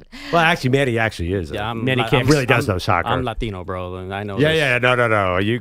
I'm all over the Gold Cup. No, I love coming in Monday and asking Manny what all this means in the world soccer scene. Oh, yeah. No one Perloff said, is there some kind of soccer match going on? And Manny wrote back in all caps, it's the Champions League final, you bleep. Biggest game on the soccer calendar. Okay, let's, thank you, folks. Let's turn our attention to someone who can lend some expertise to our Mount Olympus, the 4 sports gods. Today we're doing the great city of Kansas City. So Cody Tapp is joining us from 96.5, The Fan in KC. And Cody, thanks for the time today. How are you? I'm doing great. Thanks for having me on. I like your look here, too. If you're watching us on YouTube or Twitch, you kind of look like you'd be an extra in the movie JFK or something, but I'm into it. So Perloff and I both went heavy on the Kansas City Chiefs, obviously, because you guys are in your dynasty right now. I went with Mahomes and Kelsey. George Brett, I thought, was a no-brainer. And I also went with Len Dawson as a throwback to the early Chiefs. Perloff? Yeah, I went with Mahomes, Kelsey, George Brett, and then I went with Tony Gonzalez instead of Len Dawson or Derek Thomas. Okay, tell us what we got right, what we got wrong, and then give us your Mount Olympus. Okay, so Mahomes is the most obvious one, even more than George Brett. I mean, you win 3 Super Bowls in a city, you get to be king, you're the one who gets to live. I think you have to include baseball, so George Brett gets his honor. Look, we hope one day it's Bobby Witt Jr. or that somebody else kind of leaps onto the scene. But those 2, I just don't think that anybody's going to make a list that don't have Mahomes and don't have George Brett. The question I had, and I was trying to think about this, is because I do think because the Chiefs are in the middle of their dynasty, they probably deserve a second. But I would make an argument for the non-athlete. I would make the argument for Andy Reid instead of Travis Kelce. Like, I know that Travis Kelce has done this and has been a huge part of this, but I might put a coach on there because by the time it's done, he might end up with more than Travis anyway, and Travis was successful, but certainly wasn't winning championships until Andy Reid got here. So I make the argument for Andy Reid, at least on that end. I think you guys are missing one. There's the one that I think non-Kansas Cityans don't think about. They're like, we'll just shove it full of Chiefs. We'll do Len Dawson because we remember he's drinking a Fresca, like smoking a cigarette in the Super Bowl photo, iconic. Right? We're all like, okay, that's our guy. The one you guys are missing is Tom Watson. I said Tom Watson. Majors. Funny. Okay, so continue. I'm sorry, I didn't mean to jump. Yeah, he won 8 majors. It's 6th most in golf history. He still lives in Kansas City. We drive on Tom Watson Parkway for driving through parts of town. Yeah. Like, he's an all-time legend as far as I'm concerned. Yeah. Maybe as time goes on and the younger crowd doesn't remember him, fine. But then at least you get football twice because they got 3 championships. Your baseball guy's George Brett until otherwise noted. And then, I would put in Tom Watson. I strongly consider it. I've got a soft spot for the 2015 Royals, but if it's not Salvador Perez and then you're just kind of stuck in the middle ground, that'd be the only other one I'd probably consider on the list. So, Cody, Maggie was saying, and of course, Tom Watson, and the rest of us like, Tom Watson's from Kansas City. This is one where the national scene, as a national person, I have to admit, no boots on the ground here. I had no idea Tom Watson was a big deal in KC, but that's pretty awesome. Although, I got to tell you, if you're doing from a city, this is not a from a city thing, and I'm talking to Maggie, too. I think if you're going to do that, can you include University of Kansas and Kansas State and the colleges of Missouri? I mean, there's an argument, I guess, but Watson, it's from the city, but he still lives here and he's associated with here. I don't want to include any person who we were having this debate a little bit on the show where you're we were talking about like Mike Sweeney or some old Royals and like best right-handed hitters for teams because Jack Caglione just got called up, right? So we're just talking about lefties and righties, and sluggers that had come through the town. And I'm like, look, if I say greatest Royals hitter of all time, I don't want to include guys who played here for like 5 seconds. I don't say Harmon Killebrew, greatest Royals hitter of all time. That's crazy, right? It's got to be a person who like spent some time here, like makes their life here, was like a athlete here. I know golf's weird because like he doesn't play the games in the city in which he wins, but he's resided here the whole time. Yeah. Like, so we count him as a Kansas City guy. He's always been a Kansas City guy. I think it'd be the same as if like we had a tennis pro who had like 10 majors, right? We'd probably feel the same about it because they reside here or live here.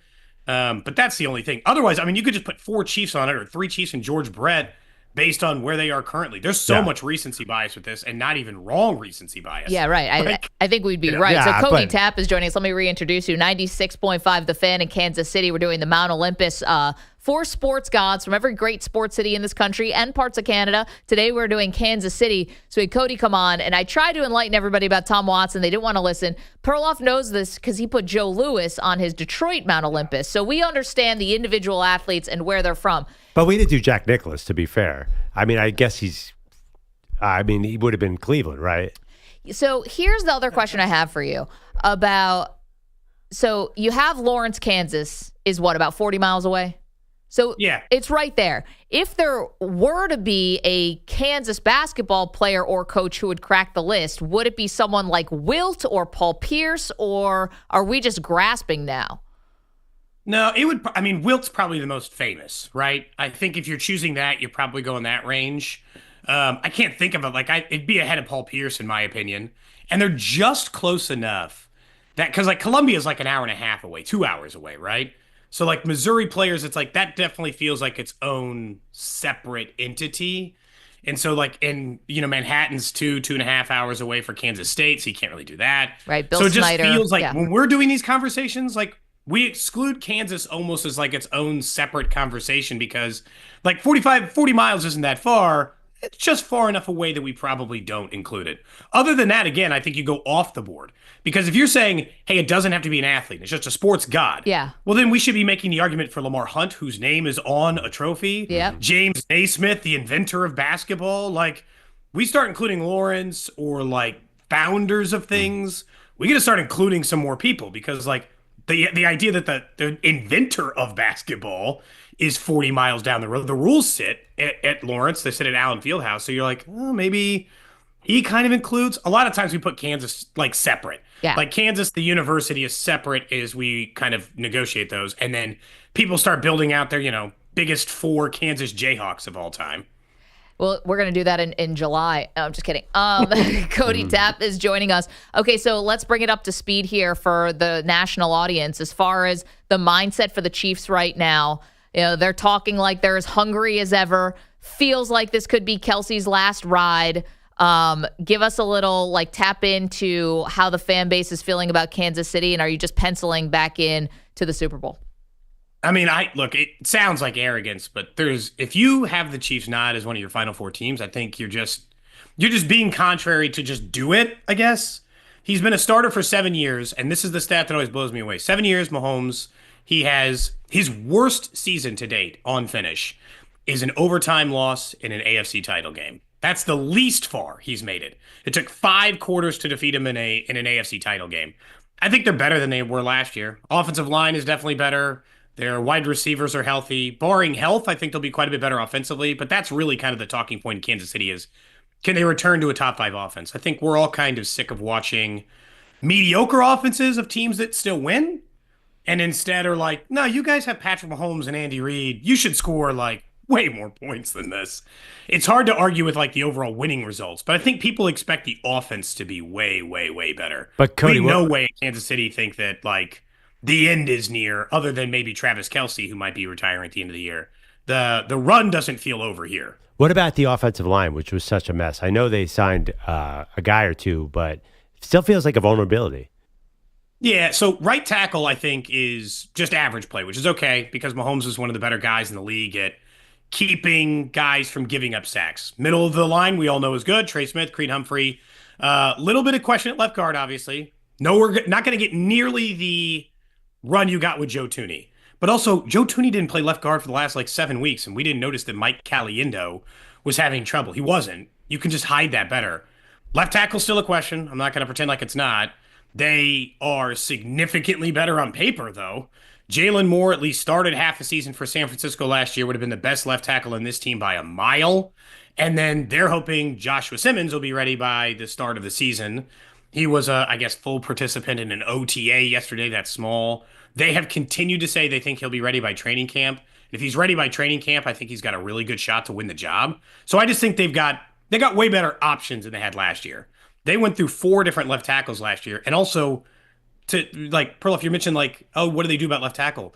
That's never stopped them from getting where they need to go. They have started 5 different left tackles in 5 different Super Bowls. Yeah, but it never stopped the Eagles D-line from getting where they had to go last year, which was Patrick Mahomes. No. It can crash at the end. And I think the Super Bowl to Tom Brady, too. Yeah, it feels like the only vulnerability of this dynasty has been the O-line. Is that a fair statement? Yeah, I think so. I mean, they've had some weak years at wide receiver. They won a Super Bowl in which Kadarius Toney and Sky Moore were catching touchdowns. So, I mean, they've had to cover other problems. And in the early part of the dynasty, the defense wasn't what it was now or what it is now. And so, they've had some, weaker areas. The offensive line's been the only question. That's why they traded for Orlando Brown Jr., took a second-round pick in Kingsley last year, took a first-round pick in Simmons this year. They tried to sign Trent Williams, you guys might remember, when he eventually took the money from San Francisco. They've tried everything to fix it. So, it's not that they don't know it's a problem. It's that they're trying to find creative solutions because they're running into the problem most teams run in at quarterback. If you're picking below a certain point, finding a starting left tackle it's not fun. Yeah. And so at pick 31, 32, you just keep trying to find creative solutions. So they're hoping they found this one with Simmons, and they just got the injured guy who didn't get drafted high because he was hurt. Cody Tapp with us. Last one for you, Cody. We have about a minute, so it's kind of a big question, and unfortunately we don't have a ton of time. I'm curious who Kansas City fans consider your biggest rival right now.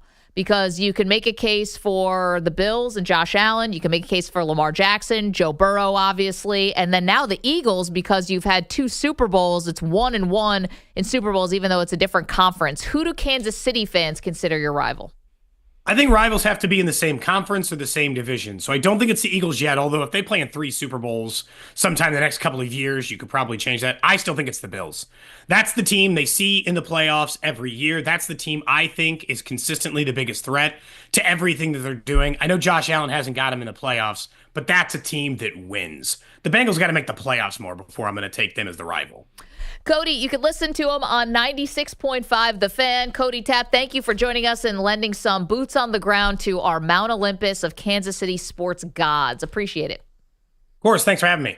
Told you guys about Tom Watson. Oh, it's funny. Wait, but thank you, Cody.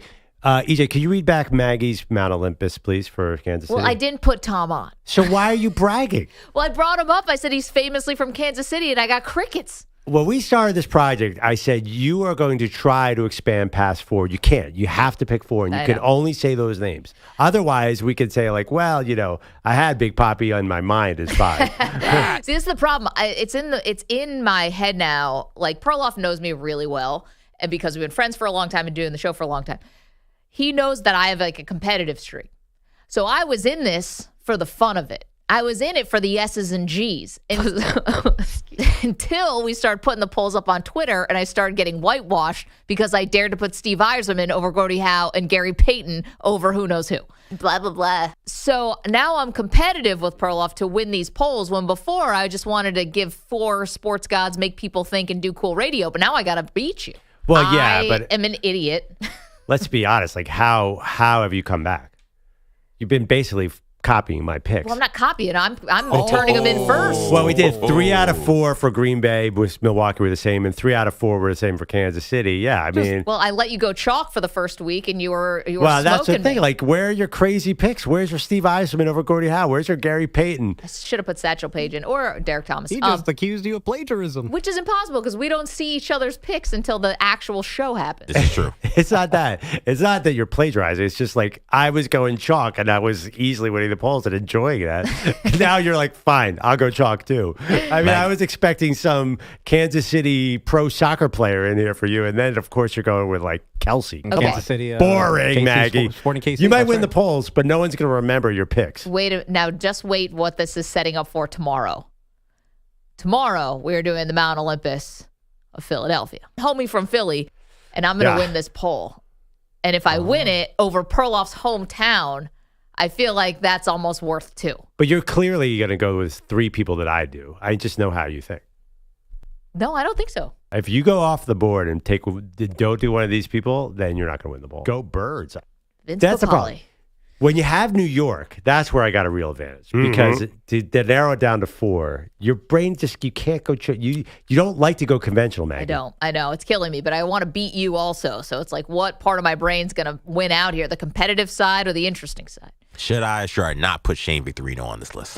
888 Flying Hawaiian? 710 4ISN. Might put him on the LA for the Dodgers work he did as well. Okay, so brought up something there that got us thinking about quarterbacks. And a question that everyone's going to have a different answer to, and we're all going to have a different opinion, and we're all going to think we're right. Do that next. You're in a 5-minute break.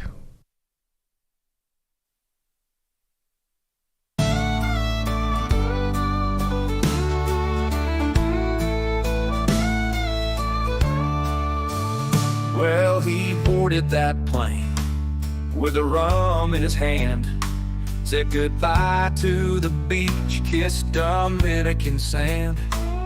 But fate had a plan that was cruel and bizarre. His ear got all clogged, now he's picking a harp with the stars. Oh, Bogusch, you flew too close to the sun. One cabin pressurization, and your time here was done. You danced through life like a crash at a show, in a DMB shirt, shouting, celebrate, we will. Now we're pouring one out, and we're all asking why. You hit your last high note on that ear pressure sky.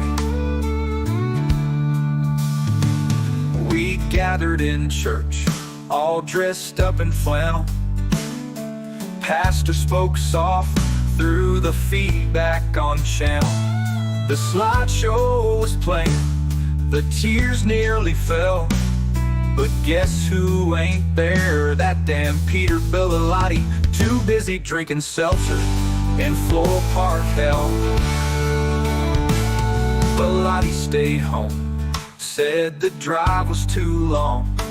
Watched TikToks and golf with a White Claw and bomb, while strangers on planes saw real stuff unfold, like a lady breastfeeding, brave, fierce, and bold. And no, Pete didn't leer, he respected her grace. Not like that creep man, he's staring dead in her face. Peter said, I'll make the service if traffic's light. Then brunch hit at Chili's, and he ghosted the night. Said Bogusch was cool, but these egg rolls are tight. We hope your fajitas burn extra that night. Oh, Bogusch, sweet prince of the jam, you lived every lyric like a Dave superfan. You went out in style like a late summer vibe, while Bellotti was double-dipping ranch on the side. Now we toast with our tears as we look to the sky. God bless Bogusch and that damn clogged ear goodbye. Bellotti stayed home, said the drive was too long. Watched TikToks and golf with a White Claw and bomb, while strangers on planes saw real stuff unfold, like a lady breastfeeding, brave, fierce, and bold. And no, Pete didn't leer, he respected her grace. Not like that creep, man, he stared dead in her face.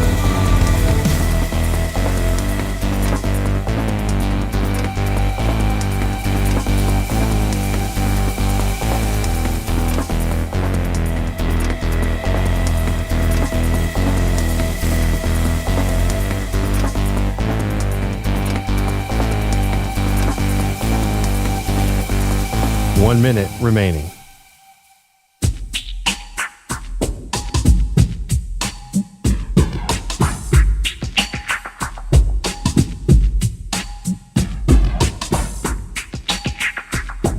$45 seconds remaining.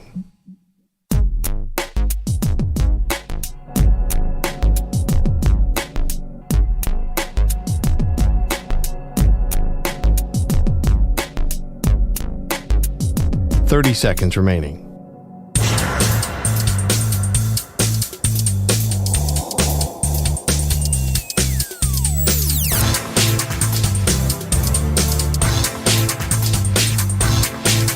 $15 seconds.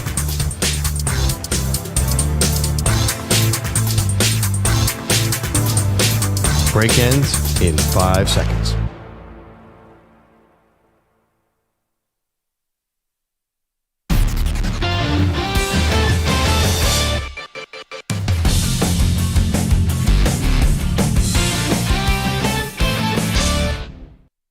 He's calling the plays, but she's calling the shots. It's time for As the Tar Heel Turns. Quickly becoming Perloff's favorite moment of the show. We check in on Bill love that. Belichick and Jordan Hudson. You're certainly not sick of this at all. The rejoin? Oh, God, that was. Oh, I'm totally sick of the story, but I love that a little open. It's become a soap opera. She's calling the shots. Yeah, cheesy Hallmark movie. That's what we got from the greatest coach of all time. So figure that out. Meanwhile, we'll get to NFL quarterbacks at the top of the hour, but got to check in on Belichick. So obviously the main person who's been now reporting out this story and has come up with a lot of really interesting stuff, if you are interested in this part of Bill Belichick, which I am, is Pablo Torre. And he's getting called out by different parts of the media for saying, that he's just trying to get clicks and stuff like that. To me, seems like he's doing real reporting on a guy who's the greatest coach of all time, possibly, who's making $10 million a year, and who has questionable decision-making on who he's keeping around him and who's literally calling the shots for his public persona. But the reason why I bring this up today, Pearl, is because Pablo Torre was on with Bill Simmons defending himself the other day on a podcast. So two very big sports people hashing it out.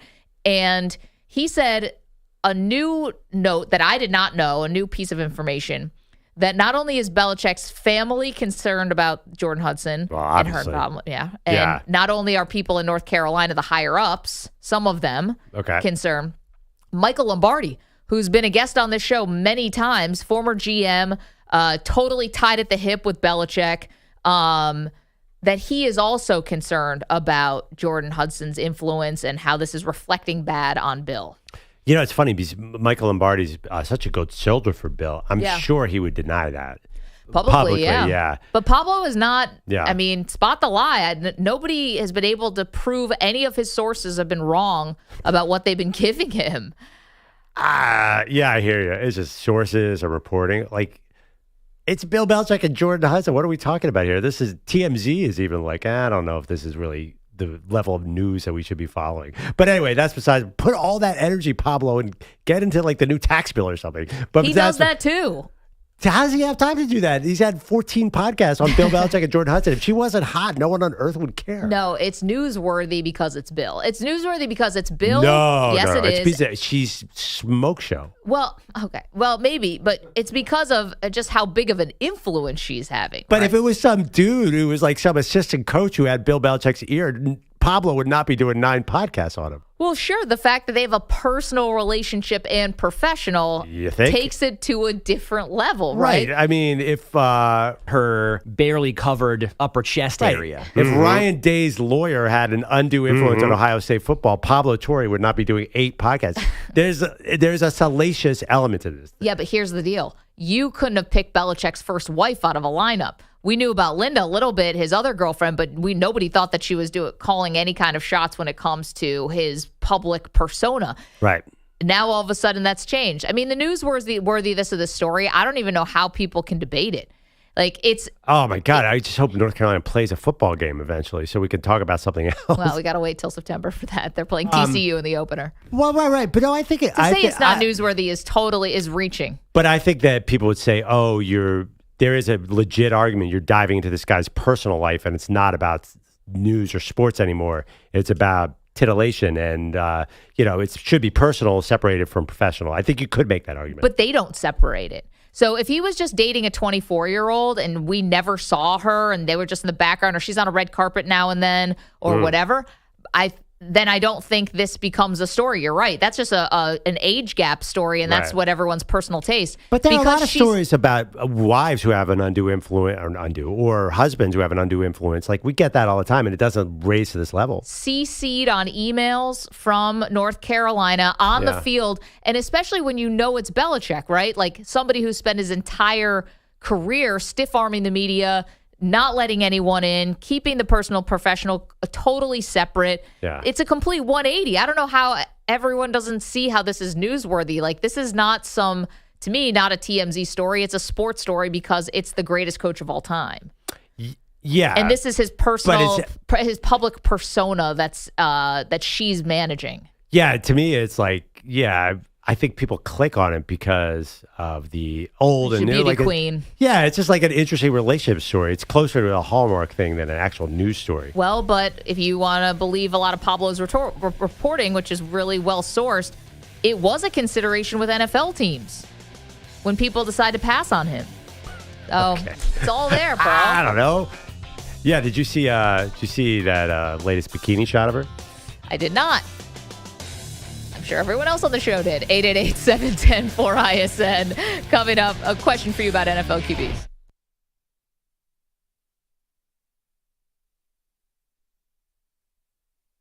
You're in a 5-minute break.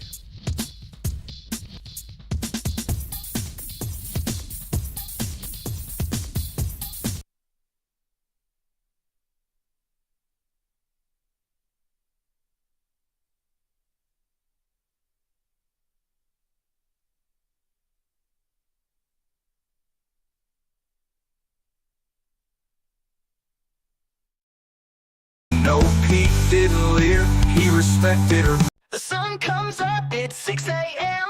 Maggie and Perloff at it again. Mike's hot, lights on, coffee's black, and Andy Rodriguez got the board on track.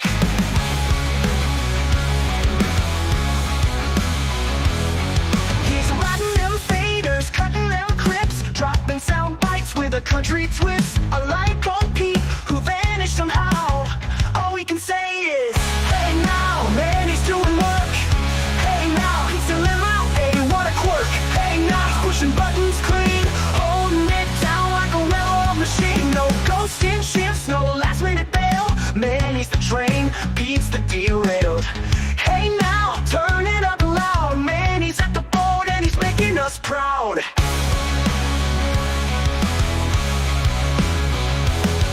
From hot takes to callers who scream, man, he's the wizard behind the dream. Clipping that goal, smooth with the fade. A real pro's touch, man, Pete's afraid. Ain't no reruns, no fun in days. Man, he's got fire in his radio waves. Belotti's legend, more like a myth. While man, he's the engine, hear that shift. Hey now, that board's alive. Hey now, his show don't thrive. Hey now, he's in the zone. Belotti's ghost just won't pick up the phone. You want reliability? Look who we got. Man, he's got fire in his radio waves. Hey now, ring that cowbell. It's Manny's world, and he's running it well. Hey now, them rock cowbell. Manny's world, and he's running it well. Maggie laughs, Perloff grins. Manny's the reason this show always wins. No sick day swerves, no I overslept. He shows up strong, always prepped. Hey now, come on. Hey now, let's ride. Hey now, work that board. Hey now, Pete, you tried. Hey now, the anthem's true. Hey now, it's all about the follow through. Hey now, say it again. Man, he's the boss in the radio den. From sunrise light to the final cue. Belotti who, we only roll with the crew. Hey now, one more time proud. Manny Rodriguez, take a bow.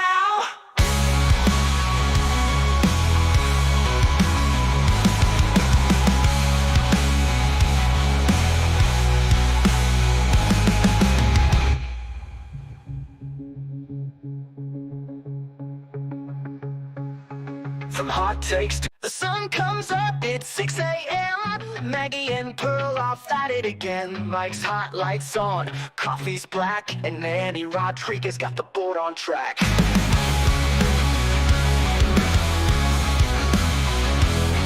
He's riding them faders, cutting them clips, dropping sound bites with a country twist. A light bulb Pete who vanished somehow.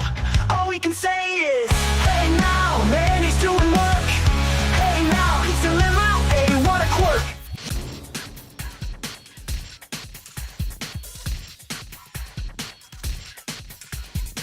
One minute remaining.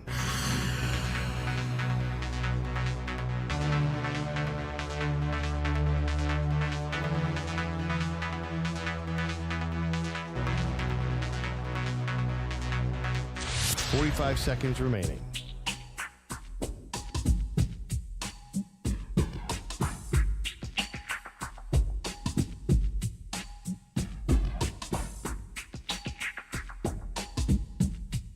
Thirty seconds remaining.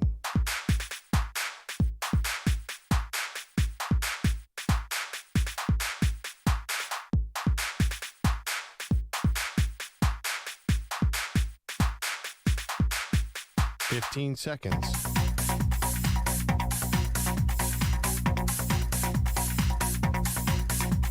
Break ends in 5 seconds.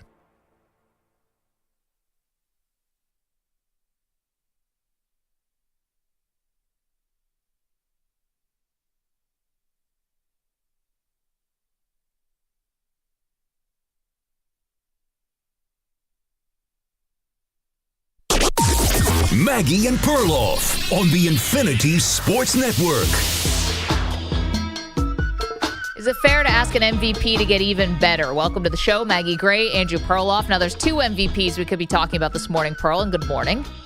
Good morning. We could be talking about Shai Gilgeous-Alexander, who's about to play in his first finals. He is the MVP, so how transcendent does he have to be, not just for Oklahoma City to win, they're gigantic favorites in this final, but for him to transcend what, everyone has been looking for, the next, face of the league or the next big superstar? I mean, I think it's going to be hard for one title to do that for Shai Gilgeous-Alexander.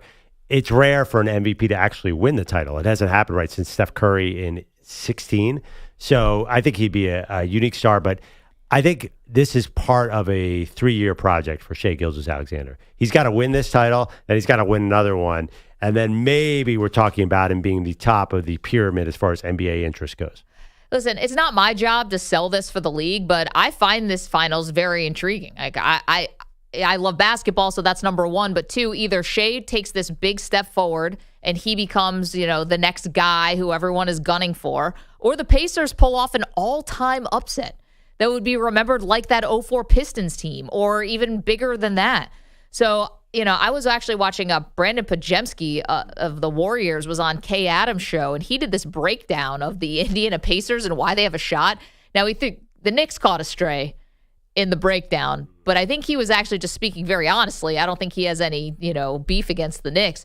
He said the Knicks would have probably gotten swept, and that the Pacers have a much better shot. And his reasoning was, again, this is Brandon Pajemski from the Warriors. He said, because you never really know where the scoring is coming from with the Pacers. They have 10 different guys who can get buckets at all different times.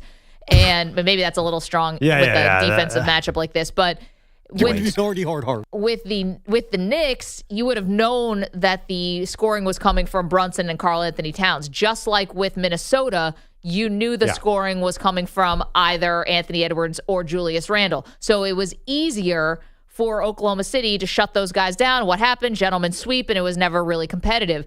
He said Indiana is much better suited to throw a curveball at Oklahoma City. Yeah, I mean, I remember Andrew Perloff said that 3 weeks ago, that the Pacers' depth made them a much better matchup for the Thunder. One problem with that is the Pacers love to get the pace going. I mean, geez Louise, if you get the tempo up against Oklahoma City, you're dead in the water. Can't do that. You're not going to lead them into deep water and drown them. I get that. But Pacers need to get the pace up because they really have a bunch of journeymen. These 10 guys these are B to C level players who need fast. They're not half court stars. So they really need to get the pace going. So, because obviously Halliburton's a star and Siakam's a star, but then you have a bunch of kind of role players. Sure. I think that Oklahoma City, though, once you start running, they're just too good. I don't know what it is. If you could get the tempo up, then you're going to get just waves of these really, really good Thunder players coming your way. 888-710-4ISN. I said there's 2 MVPs if you're asking who actually needs to be transcended. So the first one is Shai, if they need him to be transcended to win this first title and bring Oklahoma City their first title as the city and basketball in that city. And the other one is Josh Allen, the reigning MVP for my Buffalo Bills. So here was Joe Brady, the offensive coordinator, Go Bills. saying that, I'll hear cut 7, please, Manny, that Josh Allen still wants to get better despite being the MVP. When he walks in the building, you don't see a guy that, you don't feel a guy that just won the MVP last year and it's like, oh, you know what, like, I'm good. You feel a guy that's hungry and is trying to figure out ways to get better and embracing his new teammates and trying to get them on the same page as him. And, it's impressive. You guys are total idiots. So you asked the question, does Josh Allen actually need to be better for them to win? And, Pearl, maybe I'll take this one first because I'm living and dying with this team ever since I was 6 years old. Go Bills. But I think that answer is actually yes. Now, you put together a season of Josh Allen. He's incredible. Don't get me wrong. It's been extremely fun. Resurgence of the franchise. I mean, he's an amazing player to watch. But there has to be a reason outside of the 13 seconds game when there have been times when the Bills have had the ball with their offense in these major games. Now, granted, they're getting to these major games, the divisional round, the AFC championship game. They're there. But there have been times when those final drives have fallen short. And so, yeah, there has that just because by pure just results of this that they have not gotten to the Super Bowl. And again, last year in Kansas City, ball on Josh Allen's arm, they could not get past the 50-yard line against Kansas City. So I do think for as awesome as he is and as appreciative as Bills fans are and all of the caveats I'll give you, they got to work in crunch time situations, clearly. Yeah, it's funny, though. Don't you think, what's the big problem with the Bills? I think nobody would point to Josh Allen. No, the defense. I'll give you that. If you're talking globally, but if you're saying, does Josh Allen need to get better at stuff? See, I don't know if he's he needs to get better. But I think that level of Josh Allen will get you a Super Bowl. Then why hasn't it? Because your defense can't stop Patrick Mahomes at all. Right. I don't know. You try to get Von Miller in there. You need a guy who's going to – you need something. Josh Allen needs a little help, right? You need a strip sack. Brandon Graham style. I know you got Joey Bosa this year, and he's already hurt. You need... No, you can see by their draft, they obviously they understood the assignment. It seems like the complement to a great quarterback, and maybe just overthinking it, is a great pass rusher. Because you need the quarterback puts them in a position to win, and then the defense crunches the opponent when they get them in a pass-only situation. That's what the Bills are missing to me. Josh Allen last year was fine. They lost the game 32-29 to Chiefs. That's a great defense that he put 29 points on. That's fine. You really need to build a whole team. So I put it on the whole team more than Josh Allen. And by the way, if Dalton Kincaid had caught that crazy scramble pass, then we wouldn't be having this conversation. And it was right in his arms, too. It was an incredible throw by Josh Allen. So I know what you mean. You're right. If you actually look at Stephon Diggs before that with the bomb in Buffalo that they end up losing to the Chiefs. That's why it doesn't feel like a Josh Allen problem. It feels like the rest of the team around him. We mentioned, somebody's heard the Thunder had to catch up to Shai Gilgeous-Alexander. He's been great all along. I feel like the Bills need to catch up to Josh Allen. So it's not that Josh Allen has to get better. It's that the Bills have to get better to match their incredible quarterback. Listen, you guys always think I'm crazy when I say that I feel like they could use a different coach. Because also, maybe that too. There is a crunch time situation with the coach where he can't beat Andy Reid in the playoffs, his mentor, and, couldn't beat Zach Taylor at home against the Bengals. Now, that was a weird year. That was the DeMar Hamlin year where I think the team was just totally out of gas. Emotionally, physically, the whole deal. I'll give him a pass for that one. But when a certain coach has your number so obviously like this, and I think that McDermott does get tight in these big situations. So, it seems odd. Are you going to be firing a guy who's brought you back to dominance, brought you back to relevance, and who is taking you on these deep playoff runs? Tom Thibodeau style. Tom Thibodeau kind of comes to mind because we're just hearing about that with the New York Knicks. But I do get it. That being said, it's a funny thing though because the Bills weren't that talented last year. They'd gotten rid of a lot of their old players that were rebuilding a little bit, and Josh Allen was just so good. He got them really far. Their schedule helps a lot. They're in a terrible, terrible division. So that helps. But yeah, I don't think it's funny. I look at a lot of places. I can't look at Josh Allen. No, he's been incredible. Yeah. But what do you think Tom Brady would say to that? MVPs can always be getting better, right? Would he be the one? And I hate to put everything as a bar with Tom Brady, but I don't think he would come in and say, "Oh no, Josh Allen, everyone's a perfectly finished product." I don't think he says that. You're right. Brady always did improve. I just don't know. Like, if you're going to say, what does Josh Allen need to improve? Well, what is it? At the very end of the game, making the play. But to be honest, he has made a lot of plays that end of games. He's not a great short intermediate passer. I mean, he's good, but that's probably not. Maybe he could be better at that. Tom Brady style. It's funny too. I think I think it is worth mentioning too. There seems like a dual situation where Josh Allen and Lamar Jackson are in the same boat. MVPs who can't get over the hump. Everything we just said about Josh Allen, I can say about Lamar Jackson too. Like, I feel like sometimes there are extenuating circumstances where those guys, I don't know, like, what is Lamar Jackson? What can he possibly do better? The guy's a two-time MVP. What could Josh Allen do better? He's an MVP. To be fair, I think Allen has played better in playoff games than Lamar has. Josh Allen's never had a half like Lamar's first half in Buffalo last year in the AFC divisional round and the first half 2 years ago in the AFC championship. Yeah, but I think that Josh Allen's probably had a better system and receivers around him than Lamar. I mean, honestly, who lost the game for the Ravens last year? Mark Andrews. Mark Andrews. Like, Lamar hasn't always had great things around him. It's taken a while to build that team to where it kind of matches Lamar's skill set. 888-710-4ISN, 888-710-4476. Let's hit Stan, who's in Westport, Connecticut. Very fancy, Stan. How you doing? Nice to talk to you again. I'm a Giants fan, but before I get to the Knicks, I think your football takes are great. The Lamar and Josh Allen comparison is really good. I think Andrew did a great job with that for sure. And, look, you got to get over the hump. But I was actually at the 2023 Sunday night KC at Jets.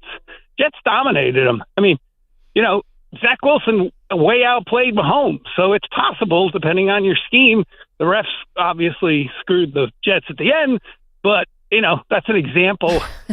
I remember that game. Beat somebody. I do remember that game. It was a crazy game by the fact that it almost felt, and Stan, you're a Giants fan, so you're not going to take offense to this. I don't think EJ will as a Jets fan. It almost felt like Kansas City was not taking the Jets seriously at all. Yeah, probably. That's true. And then they found themselves in a dogfight. It was like, oh no. Yep. And they won it anyway. What do we do? Yeah. What do we do on the fly, right? That's true. But, over to Thibodeau real quick, which brings in coaching, like you mentioned. I think any free-flowing game, soccer, hockey, basketball, even baseball with the various situations, it's really on the players. I mean, football's more the coach because of the schemes and the play calling. But, I just don't think you got to pin this on Tibbs. And from what I saw, I mentioned to the producer, that video of the bench little, let's say, heated discussion that OG hit Cat with, and Tibbs is just standing there watching it, that might have sealed his fate because the rumors are Cat went to the hierarchy, Leon Rose in particular. He's obviously Cat's his guy, and I think that might have done Tibbs in, So love to hear what you think. Stan, it's a good point. Thank you for bringing it up. We did not talk about that video yesterday. Maybe we should have. We talked Actually, I gotta be honest.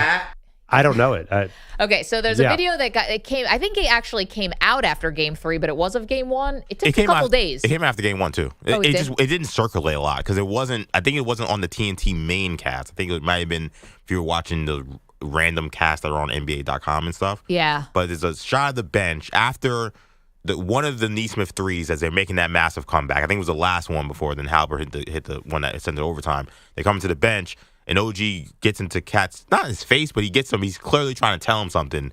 Whatever Cat told him he didn't like, so then he kind of more forcefully was trying to tell him something. And Tibbs is just standing there. He's there. Well, Jalen Brunson comes in. Brunson comes in, but Tibbs is right in front of those guys, kind of getting ready to sit down and give whatever strategy, but he's hearing it, not really doing much. But Brunson comes in and really gets in Cat's face and tells him basically to knock it off.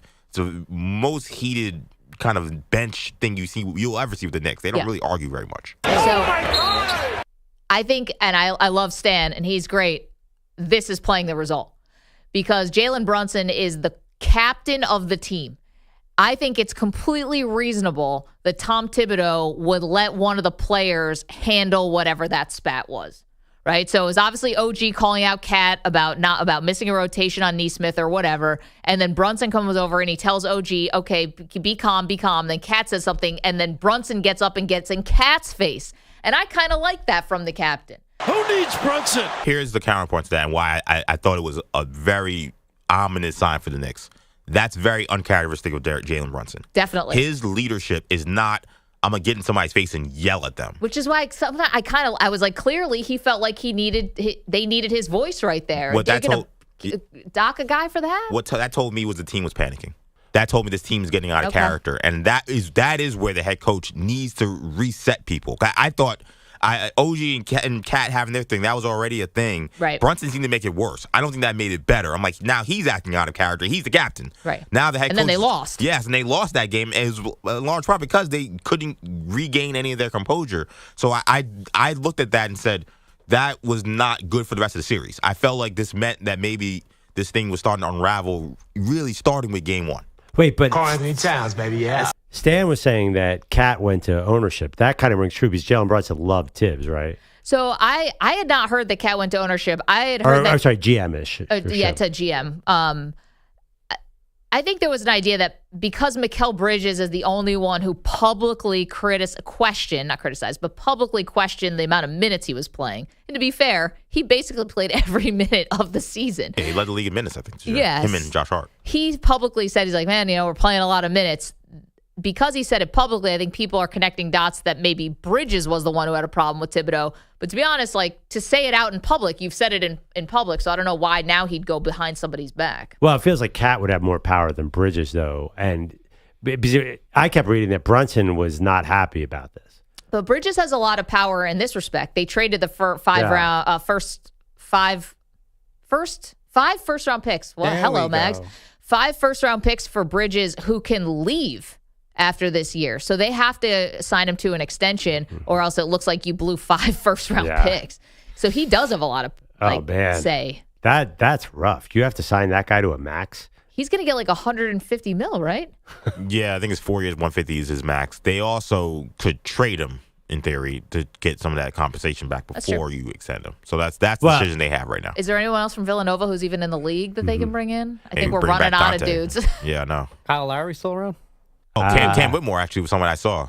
Someone mentioned, hey, he might be a good fit for the Knicks. Wait, what about all this? Like, so is Cat going to get traded? Like, I know a lot of people down the hall at WFAN, CBS Sports, Gio called Cat a loser famously here. Like, is Cat going to get traded or is Cat fine? What's the latest there? Pudgy Utah Clapper.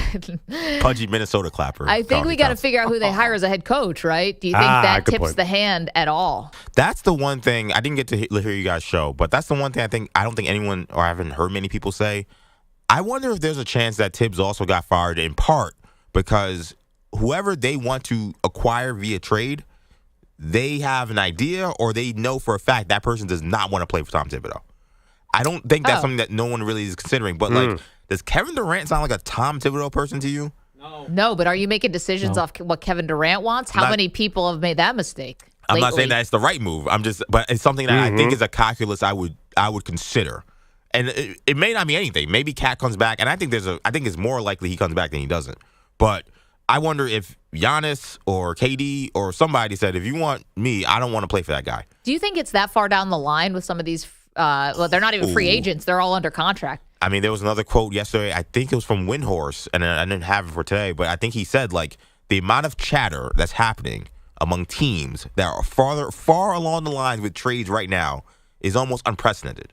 It's bizarre. I don't know why this is the year of all years that everyone's saying this. I really hope this doesn't end up being a dud and we're just like hyping this up for nothing. But it does sound like these teams are more down the line than they normally are during an offseason in terms of getting this offseason work done. So I think there's a chance it is. Wow, can you imagine Cat on a contender? That would be sick. Don't do it.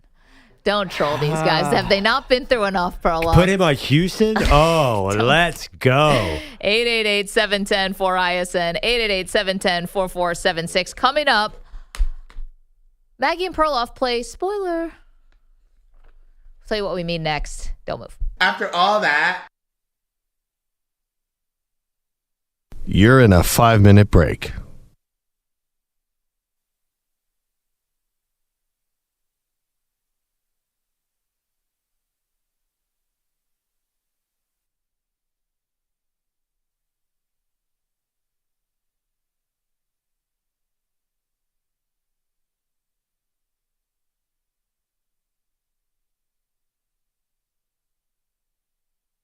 Four minutes, 30 seconds remaining.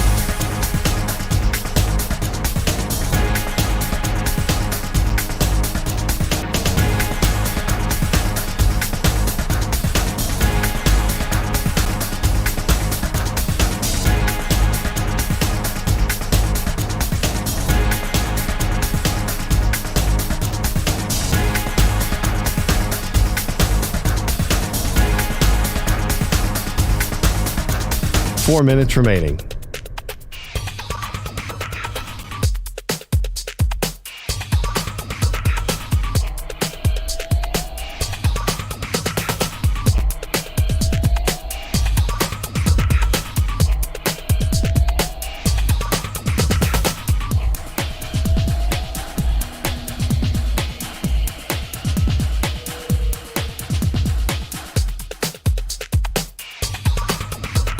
Three minutes, 30 seconds remaining.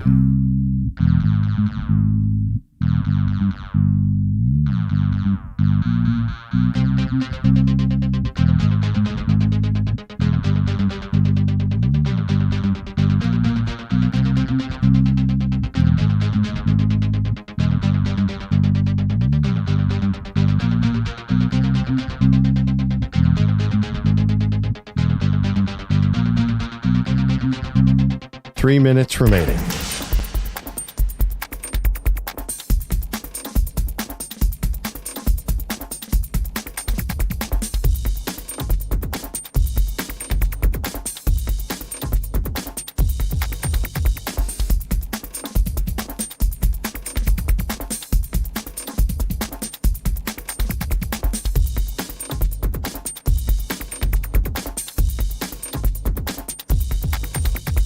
Two minutes, 30 seconds remaining.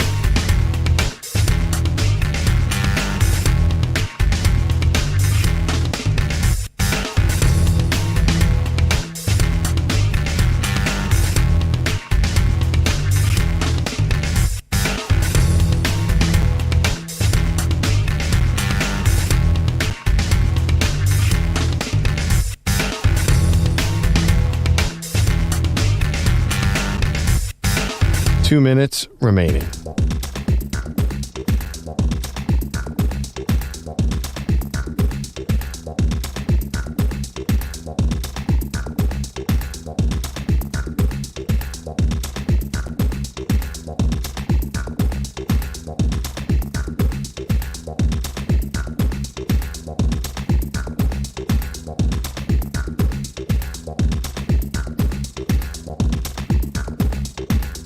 One minute, 30 seconds remaining.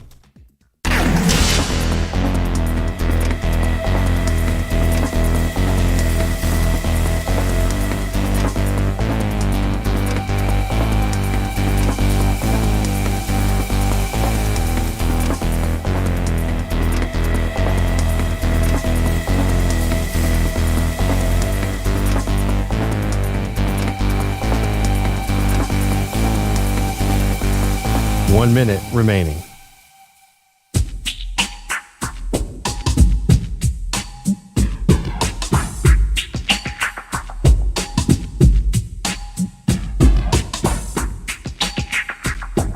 Forty-five seconds remaining.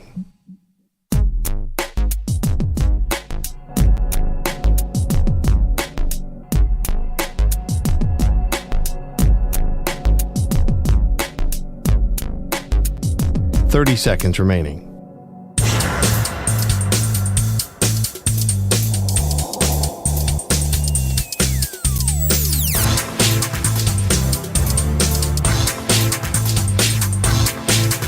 15 seconds.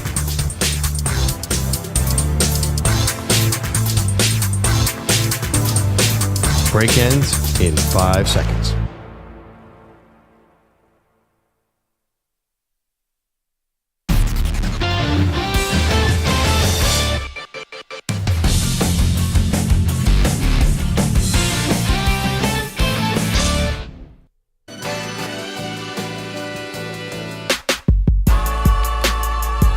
This portion of the show is sponsored by Hyundai, the all-new, all-electric Hyundai Ioniq 9. Space for up to 7, range for miles. Welcome back, Maggie and Perloff Show. So, everyone knows the joke that the NFL is scripted. The NBA obviously is not scripted at all. You think the lottery is scripted, but no scriptwriter in a million years would come up with the OKC Pacers finals. It's not happening. when you have LeBron James and Steph Curry in the league on one division, you have the Celtics on the other, that is not your scriptwriter's finals. Sorry, I'm just saying it like But maybe Cooper Flagg to Dallas could have been. That's an interesting script. Anyway, that's not your... Unless the Mavs trade him, which is my favorite kind of offseason rumor. But anyway, NFL definitely scripted, no doubt. You can't have this kind of success if not everything is fixed. So, explain, Maggie, what we're going to be doing this offseason. Okay, so we are going to be doing something that EJ came up with called NFL Spoiler Alerts. So, take a little music, Manny. A little spoiler for you. We'll save you the time. It's essentially a prediction between us. But it's a spoiler of what's going to happen with the NFL script. And I'm very glad that Bogusch is in here right now. He's about to do his update. But I'm glad you're here, and Manny as well, because my spoiler has to do with your New York Giants. Ruh-roh. No, in a good way, I think. No such thing. These are broken men. You guys have been really beat down here. And I get why, because the Giants have been an absolute disaster. But here's my prediction and spoiler for how the Giants season is going to go. You are getting to Jackson Dart way faster than you ever thought possible. And I'm going to lean back on when Eli Manning was at the end and they drafted Daniel Jones. Now, Jones was a top 10 pick. He was 6. So he was not. Jackson Dart was 25, 28, something like that. 2 games before Daniel Jones got inserted into the lineup. 2 games. And I don't know if Pat Shurmur, the coach at the time, actually did that. That could have been higher ups, and a lot of those people are still there. Not the same GM, but a lot of the same people, and you guys know that because it's a family-run business. My spoiler is that Jackson Dart, because Daboll and Shane's jobs are tied to this guy, not Abdul Carter. Any idiot could have taken Abdul Carter. Jackson Dart is what they stake their reputations on, and I'm going to give you a week. Do you want to know? Yes. Jackson Dart will be the starting quarterback for your New York Giants before you play the New Orleans Saints on the road on October 5th. That would be week 5. So Giants love starting these guys on the road. New Orleans, a nice little soft spot for you. Washington, Dallas, Kansas City, the Chargers, that's a tough starting 4. Let Russell Wilson take those hits. Jameis Winston never sees the field. They go to Dart at New Orleans. October 5th, there's your spoiler. So, but how, you said it was a good thing for the Giants. How is that good? Oh, if Jackson Dart is good, then everyone saves their job and you've got your quarterback of the future and, you move on with your lives. Well, that's a different spoiler than what you just said. Wait, you just said he's going to start. Yeah. You just described him basically as 0-4 and going to a late first-round pick. Yeah. That's not good. No. Manny put his head in his ass. If he shows he can play. Would good be Russell Wilson kills it and you're in the playoffs? No. No. That's a Band-Aid. That's also a fantasy. Yeah, that doesn't save anyone's jobs long term. Dart's got to look good. But what if I don't want those guys to keep their job long term? But also too, I mean, the real big, if you really want to figure out what's going to happen there, you got to look at the Texas Longhorns schedule. And is Arch going to come out, or are they going to tank the rest of the season? Arch is coming out. I just don't see why if you Arch guys comes think... out, then you're definitely going to want the rookie in there so he can lose a bunch of games. You get back in the quarterback next year. I just don't understand why you guys think that somehow the Giants would have preferential treatment over the Colts if you're talking about a Quinn Ewers destination. And by the way, he didn't do anything that his uncles have done thus far. So why do we think he even wants to go to any of the places they went? He wants to live in that shadow. He didn't go to Tennessee. He didn't go to Ole Miss. He's doing his own thing. Well, I just think, where they picked Jackson Dart 25, that's not a great spot to really make it a quarterback. Occasionally you get a Lamar Jackson. I think if they're really bad, then it's going to be an really interesting situation. Like, is he the quarterback of the future? Is he one and done? No, you're talking about, you're forgetting that two people need to save their jobs. Yeah, but that's going to be the motivator. But it is losses. Like, if they go into that game 0-4 in New Orleans, which I like, I think that very well could happen. Jackson Dart likely will lose a lot of football games because he's a rookie. I mean, you're looking at 3-14, and you're high up in the draft. That's interesting. That's all I'm saying. There's a little drama there. 888-710-4ISN. So that is the first spoiler alert for Maggie and Perloff. Spoiler, Jackson Dart's getting into that starting lineup much, much faster than anyone thinks. Bogusch, what's going on? A platypus is a platypus. When we do a Mount Olympus of overtime goal scorers, everybody better have Leon Draisaitl. Near side, it's Nugent Hopkins. He'll sling it down to the near corner. A dish from Perry to McDavid in front of chance. They score on the power play. It's Draisaitl, the overtime winner.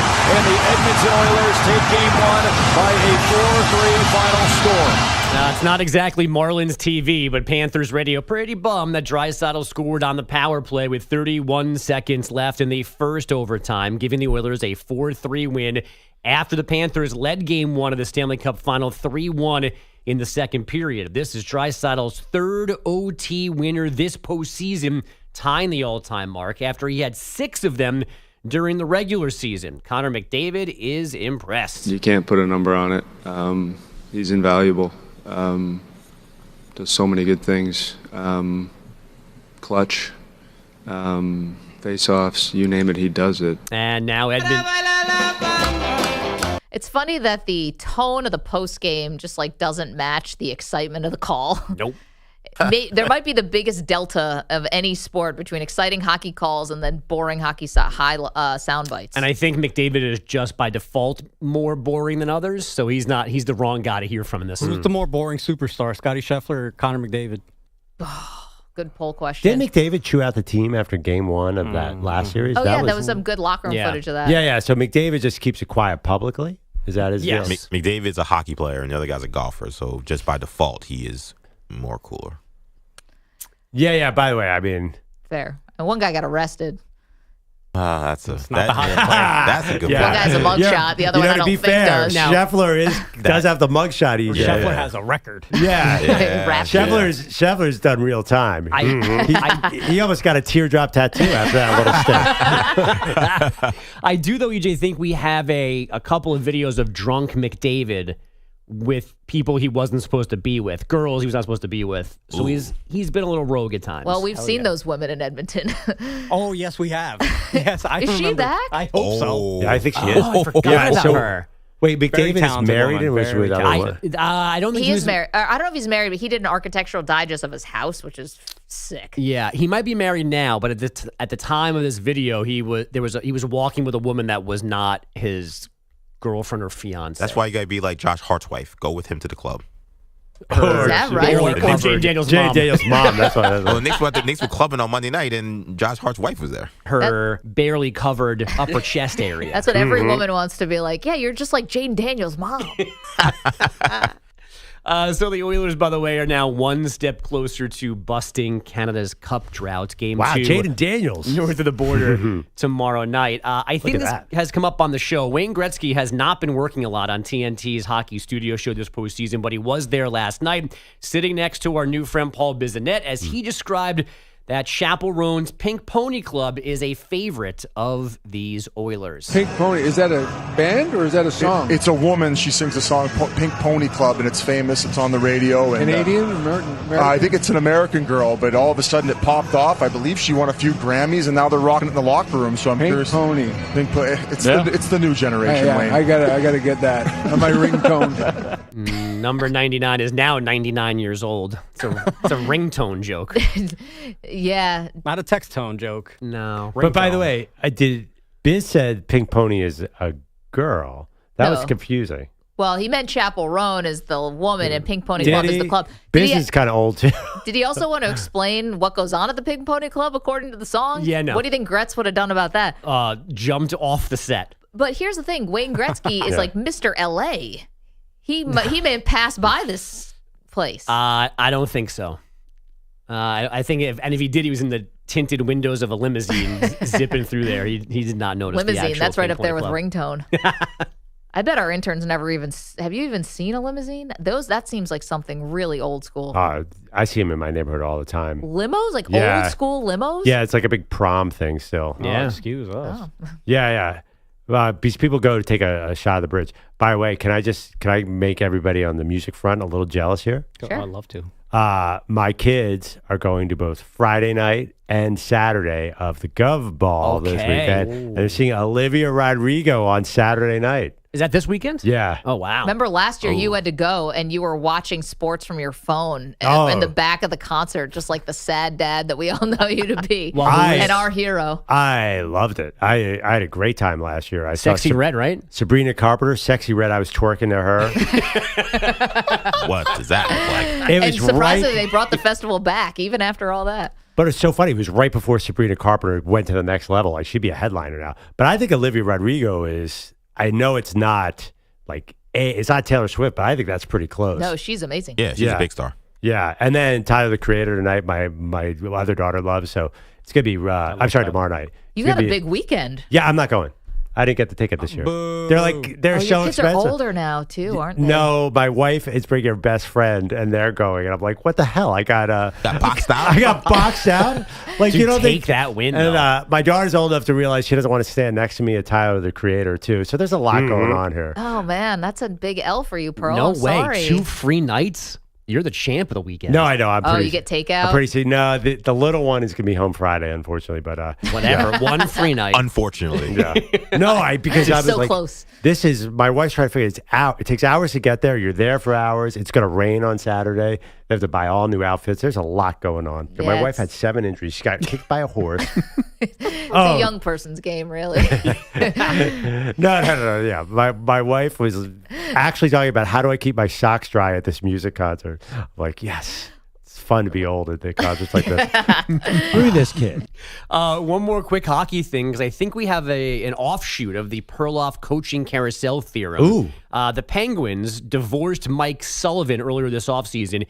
He almost immediately then became the Rangers' new head coach, and now Pittsburgh is replacing Sullivan with Rangers assistant Dan Hughes. Oh, somebody got a promotion. An assistant coach got a job? Yes, and the Get outta here. Yeah, and the Bruins just hired an AHL coach, Marco Sturm, a minor league coach. So they've broken that cycle as well. Back-to-back hires, not going to the room of old dudes who used to coach 17 other teams. It only took 5 decades We're for almost hockey there. to get out of this rut. 35 qualified men now to coach NHL teams. Is Dan Hurley one of them? No. Not yet. Let's get to baseball, where unfortunately the Phillies did not win last night. 1-2 pitch. Swing and a deep drive. Right center field. Rojas at the warning track. It's off the fence, and the Blue Jays win! Alejandro Kirk is your hero tonight. Thanks to a game-ending RBI single, the Blue Jays 2. Big win for the Mexicans. Phillies 1. Texas softball, a 2-1 win over Texas Tech to start the Women's College World Series best-of-3 finale. Quickly from the NFL, veteran running back J.K. Dobbins expected at Broncos headquarters today, and the first women's semifinal is now on court at the French Open. Top seed Arena Sabalenka, a 4-1 lead on Iga Swiatek, Coco Gauff, and Luis Poisson once they are done. Guys, back to you. Bogusch, thank you so much. I was actually just reminded of something that, have you guys heard of this thing called Kids Bop? Of course. I've seen it in person. Of Kids Bop. You had to go to a Kids Bop? Yeah. Wow, that's a certain kind of hell. Anyway. Yeah. Oh, yeah. So this is, you know it, Manny? Even Brandon Miller knows what a Kids Bop is, our intern. Intern knows Kids Bop Bop? started in the 2000s, Intern probably right? listened to Kids Yeah. Bop. Okay. Yeah. Anyway, so Kids Bop does kids versions of all contemporary songs. So they'll play them sometimes at like these kids' places, and they were playing Pink Pony Club. How'd they change that one? Oh, they do a lot of Nicki Minaj. Like, they do I'm serious. Their version of thrift shop is crazy. Yeah.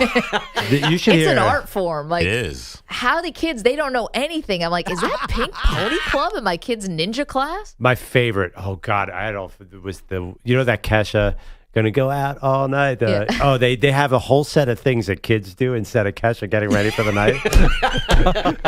Drinking some Capri Sun. Yeah. What's her line? Like she's gonna drink Jack Daniels before she goes out. It's gonna have some lemonade and hit the playground.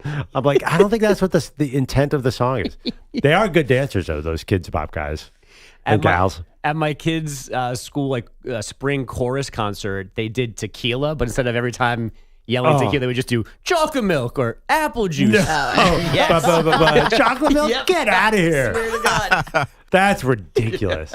The creativity. Anyway, thank you, Bogusch. 888-710-4ISN, 888-710-4476. Coming up, the Lakers, according to one former GM, they're going to be extremely aggressive. So what does that mean for LeBron and Luka? We'll tell you next. M&P. And I want my damn respect, too. You're in a 5-minute break.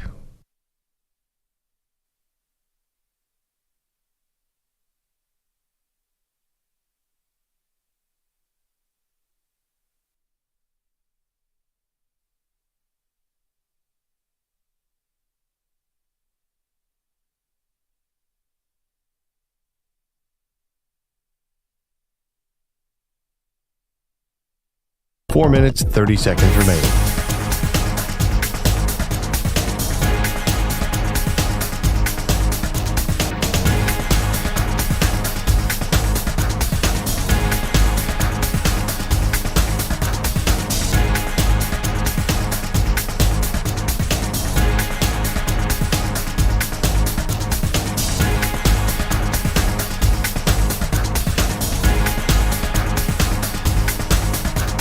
Four minutes remaining.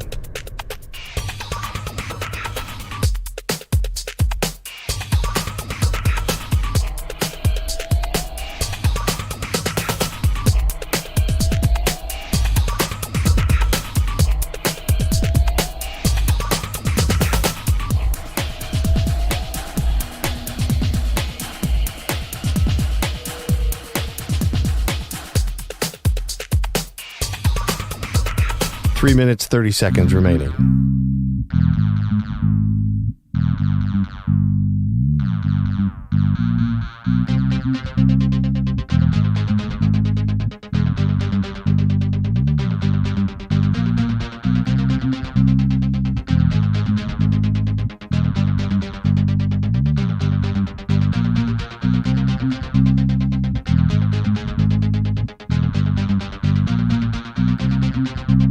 Three minutes remaining.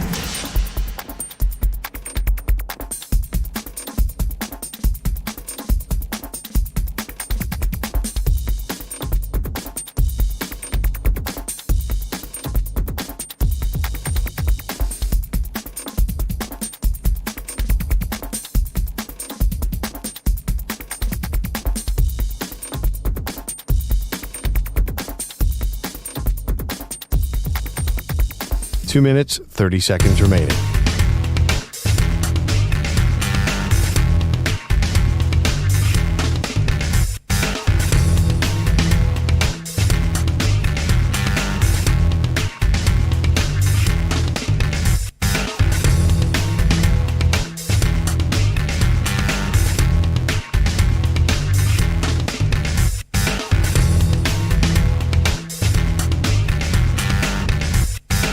Two minutes remaining.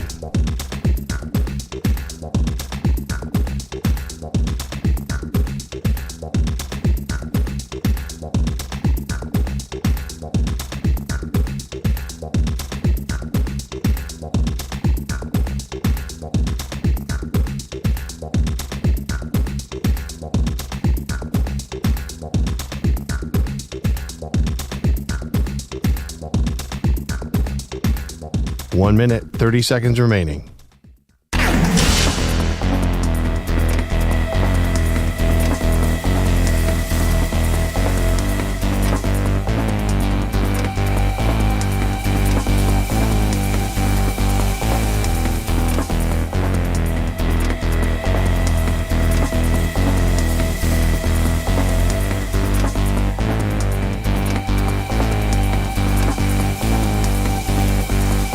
1 minute remaining.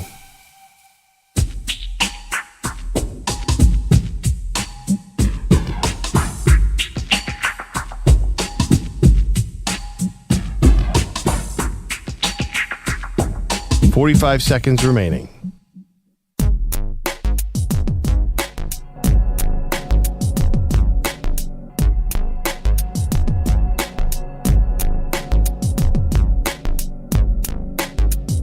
$30 seconds remaining.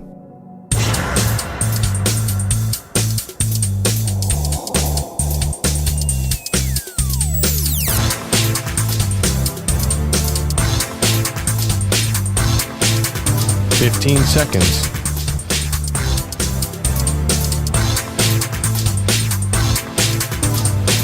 Break ends in 5 seconds.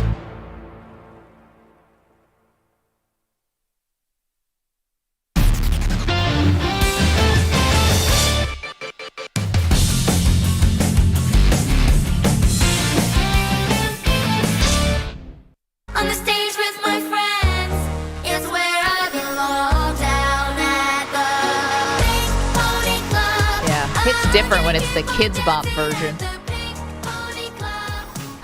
I'll tell you what, Wheels on the Bus, like all the classics, gone. Passe. This portion of the show is brought to you by Ethos Life, the easy way to get life insurance in 10 minutes. Up to $2 million in coverage with no medical exam, just a few health questions. Get your free quote at checkethos.com. Not available in all states. I'm dying to know, and I can't find it, how Kids Bop's going to do Not Like Us by Kendrick Lamar. Like, they have not done it. Hit 'em up, the Kids Bop version. They will do it. I guarantee they do every pop song. They're not afraid of these things, but I can't find this one. Speaking of not being afraid, that could be the Lakers wading into some aggressive moves this offseason. Professional transition. Bobby Marks, the former general manager in the NBA, he said he expects the Lakers to leave their stamp on this postseason. I expect them to be extremely aggressive this offseason, especially with LeBron likely going into, he's got 1 year left on his contract. Okay, so what do they have to do? What do they have to trade? Here is Bobby Marks. I think there's three things here. You've got to take advantage of the $60 million in expiring contracts when you're looking at certainly players like Gabe Vincent and Rui Hachimura. The second thing is they showed their hand at the trade deadline, and when they made that Mark Williams trade that wound up failing him on his physical, they are going to go out and get a center this offseason. We'll see how that goes. You've got one first-round pick to do that. I got a center they could trade for. Yeah, you're not getting rid of him. Bobby Marks said the third thing is a special deadline for the Lakers. Here's Marks. Keep an eye on August 2nd. That is when Luka is eligible to sign that extension. So you're trying to build for the now, but I think you also have to have an eye for the future when eventually LeBron does retire here. Okay, so extremely aggressive, Pearl, is how Bobby Marks put it. Future meaning 2036. I think he means right now. By the way, the Luka extension, I believe it can be 3 years, 160, or he could do 4 years, 229 by replacing some kind of player option. Anyways, getting a ton. Yeah, and then Not if he as much does as 3 Dallas. years, he might get another bite at the apple. Yep.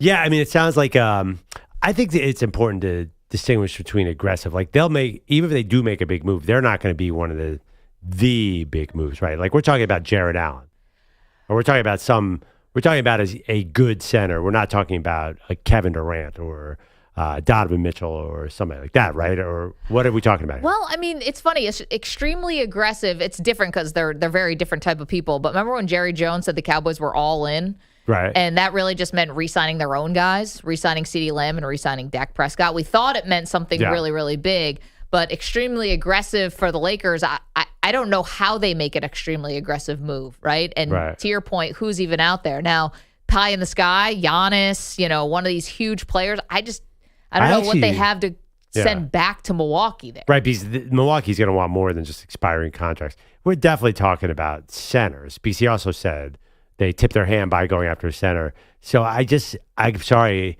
is Nick Claxton and Jared Allen the two dream I just don't I see thought that. Miles Turner had a shot, but he did. Well, we'll see how he now plays he's in the finals. Yeah, he didn't play well. Obviously, Karl Anthony Towns was kind of smoking him in the Eastern Conference semis. But but also too, does that really match up? I think that this is going to feel a little flat because now Bobby Marks is setting up this expectation, and I think we're all going to see these crazy moves going around in the NBA. I can't see the Lakers doing anything. I know, but don't they have to do something? You have the $60 million in expiring contracts. Could be the last year of LeBron. You got LeBron. I know Luka's for the future, but he's also for the now. I mean, the guy's already made a finals. He's entering his prime. I'm getting one Luka workout video after the next on my social media feed. I don't know if you guys are getting hit with all of that. He's eating oats and hay, basically. Like, he's on the new diet. They've got new trainers. It's also for the now. Yeah, but what level of player? Again, I mean, an extremely aggressive Worths player. I mean, look at it like who the big targets are. Like the dream target, but they probably can't get him is Nick Claxton. I mean, that's what we're talking about. So what are we doing here? Are we talking about like Clint Capella kind of guys? I think they obviously need some height in the middle defensively. Is that enough to make them a real player in this thing? I'm really worried that LeBron is descending, and I'm basing that on gravity and the fact that, I mean, unless they really, really get into like a Giannis thing, then I think that they are not going to be relevant in the title picture next year. I'm being serious. Like I don't think Luka and a 41-year-old LeBron can get out of that West. 888-710-4ISN, 888-710-4476. If you think the Lakers also have to be extremely aggressive, let's check in on Aaron Rodgers. No. What the is Aaron Rodgers up to today? Well, not sure, but Charlie Batch played for the Steelers, was with our friend Kay Adams on her show, and he had an interesting take, Pearl, on Rodgers and if he actually signs with the Steelers, does it automatically mean he gets the starting job? Who do you think should start week one, even if Aaron signs now? Who has the leg up? But for me, it depends on when Aaron Rodgers gets here. If he shows up the day of training camp, that means there's about 4 weeks before he actually gets ready for the start of the season. If that is the case, I still believe that Mason Rudolph should be the starter as the season opens up. And of course, allowing Aaron to now work through the nuances of the offense. That's just my personal opinion. But if he signs prior to training camp starting and allowing him a couple extra weeks to learn this offense, then Aaron Rodgers probably will be the starter heading into training camp. Okay, so that was Charlie Batch with Kay Adams. So, the longer this thing drags out, we're getting mandatory OTAs or mandatory minicamps next week. So if he doesn't get there, you always like to bring this up, Pearl, that Brett Favre signed with the Jets on like August something. August 7th. Right. Let's say Rodgers signs with the Steelers on August 7th, so you have a month. Mm-hmm. He wins the job in a month, right? You still start him. I think that would be enough time. I mean, my question is like how close it needs to be. It depends on traffic a little bit too. What type of traffic? Well, they play the Jets on Sunday, September 7th at 1 p.m. Eastern. If he signs at 10 o'clock, you might have too much traffic that he might not be able to be there by the first quarter. Maybe 12:45 p.m. Eastern. Yes, there's I'm no picking way. up your sarcasm. If Rodgers is wearing a Steelers jersey, he is starting week one. This is ridiculous. Even if he signs right before training camp, because you don't know and I don't know. I'm being dead serious. 10 a.m. Sunday, September 7th. Throw him in there. Dude's 41 years old. He's seen every offense under the earth. He's going to run the show anyway. This is not a thing. Okay, let's take Charlie Batch's assessment out of this. That's that's like the nuclear option or whatever, is that Mason Rudolph has to start week one. But I ask you, like, how long can he go here? If you're really intent on competing and contending this year, and if you're not, then why are you doing this silly exercise anyway? Just because you don't feel like retiring yet? Well, the Jets kept Aaron Rodgers in there after they were out of the playoff hunt, so I don't know. It really doesn't. I don't think that's he was auditioning for his next team, and he knew it. But that's not a really irrelevant question because the Steelers right now really want to make the playoffs. So how long can you do it? I guess. Like, how long can you wait? Oh, how long can you wait? Oh, sorry, I misunderstood. Yeah, that's a great question. I mean, that's what we're all wondering. Because I would think by the beginning of training camp, you'd be fine. So the only reason why I asked it in this way is not just because we're all curious about when Rodgers is actually going to sign, but because even pie in the sky, like best case scenario for the Pittsburgh Steelers, I don't think they're winning 13 games. Right. This is Mike Tomlin gets them to 9-8, 10-7. Yep. You want to know what that means? No margin for error. we've seen the Bengals mess around and find out when you don't take the early season seriously enough, right? And you lose stupid games that you shouldn't lose, and then you find yourself scrambling at the end of the season to try to make the playoffs in a very crowded AFC, and you get left at home in a season where Joe Burrow is fully healthy. Inexcusable. Absolutely. Yeah. They also did the same thing and made the Super Bowl in 2021, but please go ahead. Well, sometimes you make the Super Bowl and sometimes you don't even get to the playoffs. It's a dangerous game is what I'm trying to say. So if you are the Steelers, can you afford to have this feel it out process for the first month of the season? It's already going to be like a 9-8, 10-7 at best for you to make the playoffs. I said, you don't know me. And he said, you don't know me. And then I said, exactly. Doesn't it feel, though, like a reality, though, Maggie, that no matter which path this goes, they're going to end up at 9-8 and 10-7, whether it's Aaron Rodgers gets there closer to training camp, whether Mason Rudolph starts. I don't know. It just feels like they cannot get out of this limbo rut, and everything is shaping up for the same exact season. Meanwhile, by the fourth week in the season, you're already playing a game against the Minnesota Vikings in England. You know, do you have time to mess around here? Like, bloody hell. I just don't think you do. So what's your timeline? So you like this Charlie Bay? Now. Today, now show up. I mean, listen. I mean, he definitely doesn't want to do that mini camp. Mini camp is for suckers. It's mandatory. Yeah, well, not if you don't sign on the team. There's nothing mandatory about it. That's why he's not signing. Watch, he's going to sign an hour after that mini camp. I think Terry Bradshaw had this right. It's a joke. Thank you, DJ Stewart. Good to have you back. Thank you to Manny Rodriguez. Great job. Our intern, Brandon, was here hanging out with us. Andrew Bogusch, Andrew Kaplan, Guido's Coffee Drinkers. Check out the podcast available for you every single day. And you can hit the rewind function on the free Odyssey app and find all of today's hijinks. See you tomorrow. Early man and woman.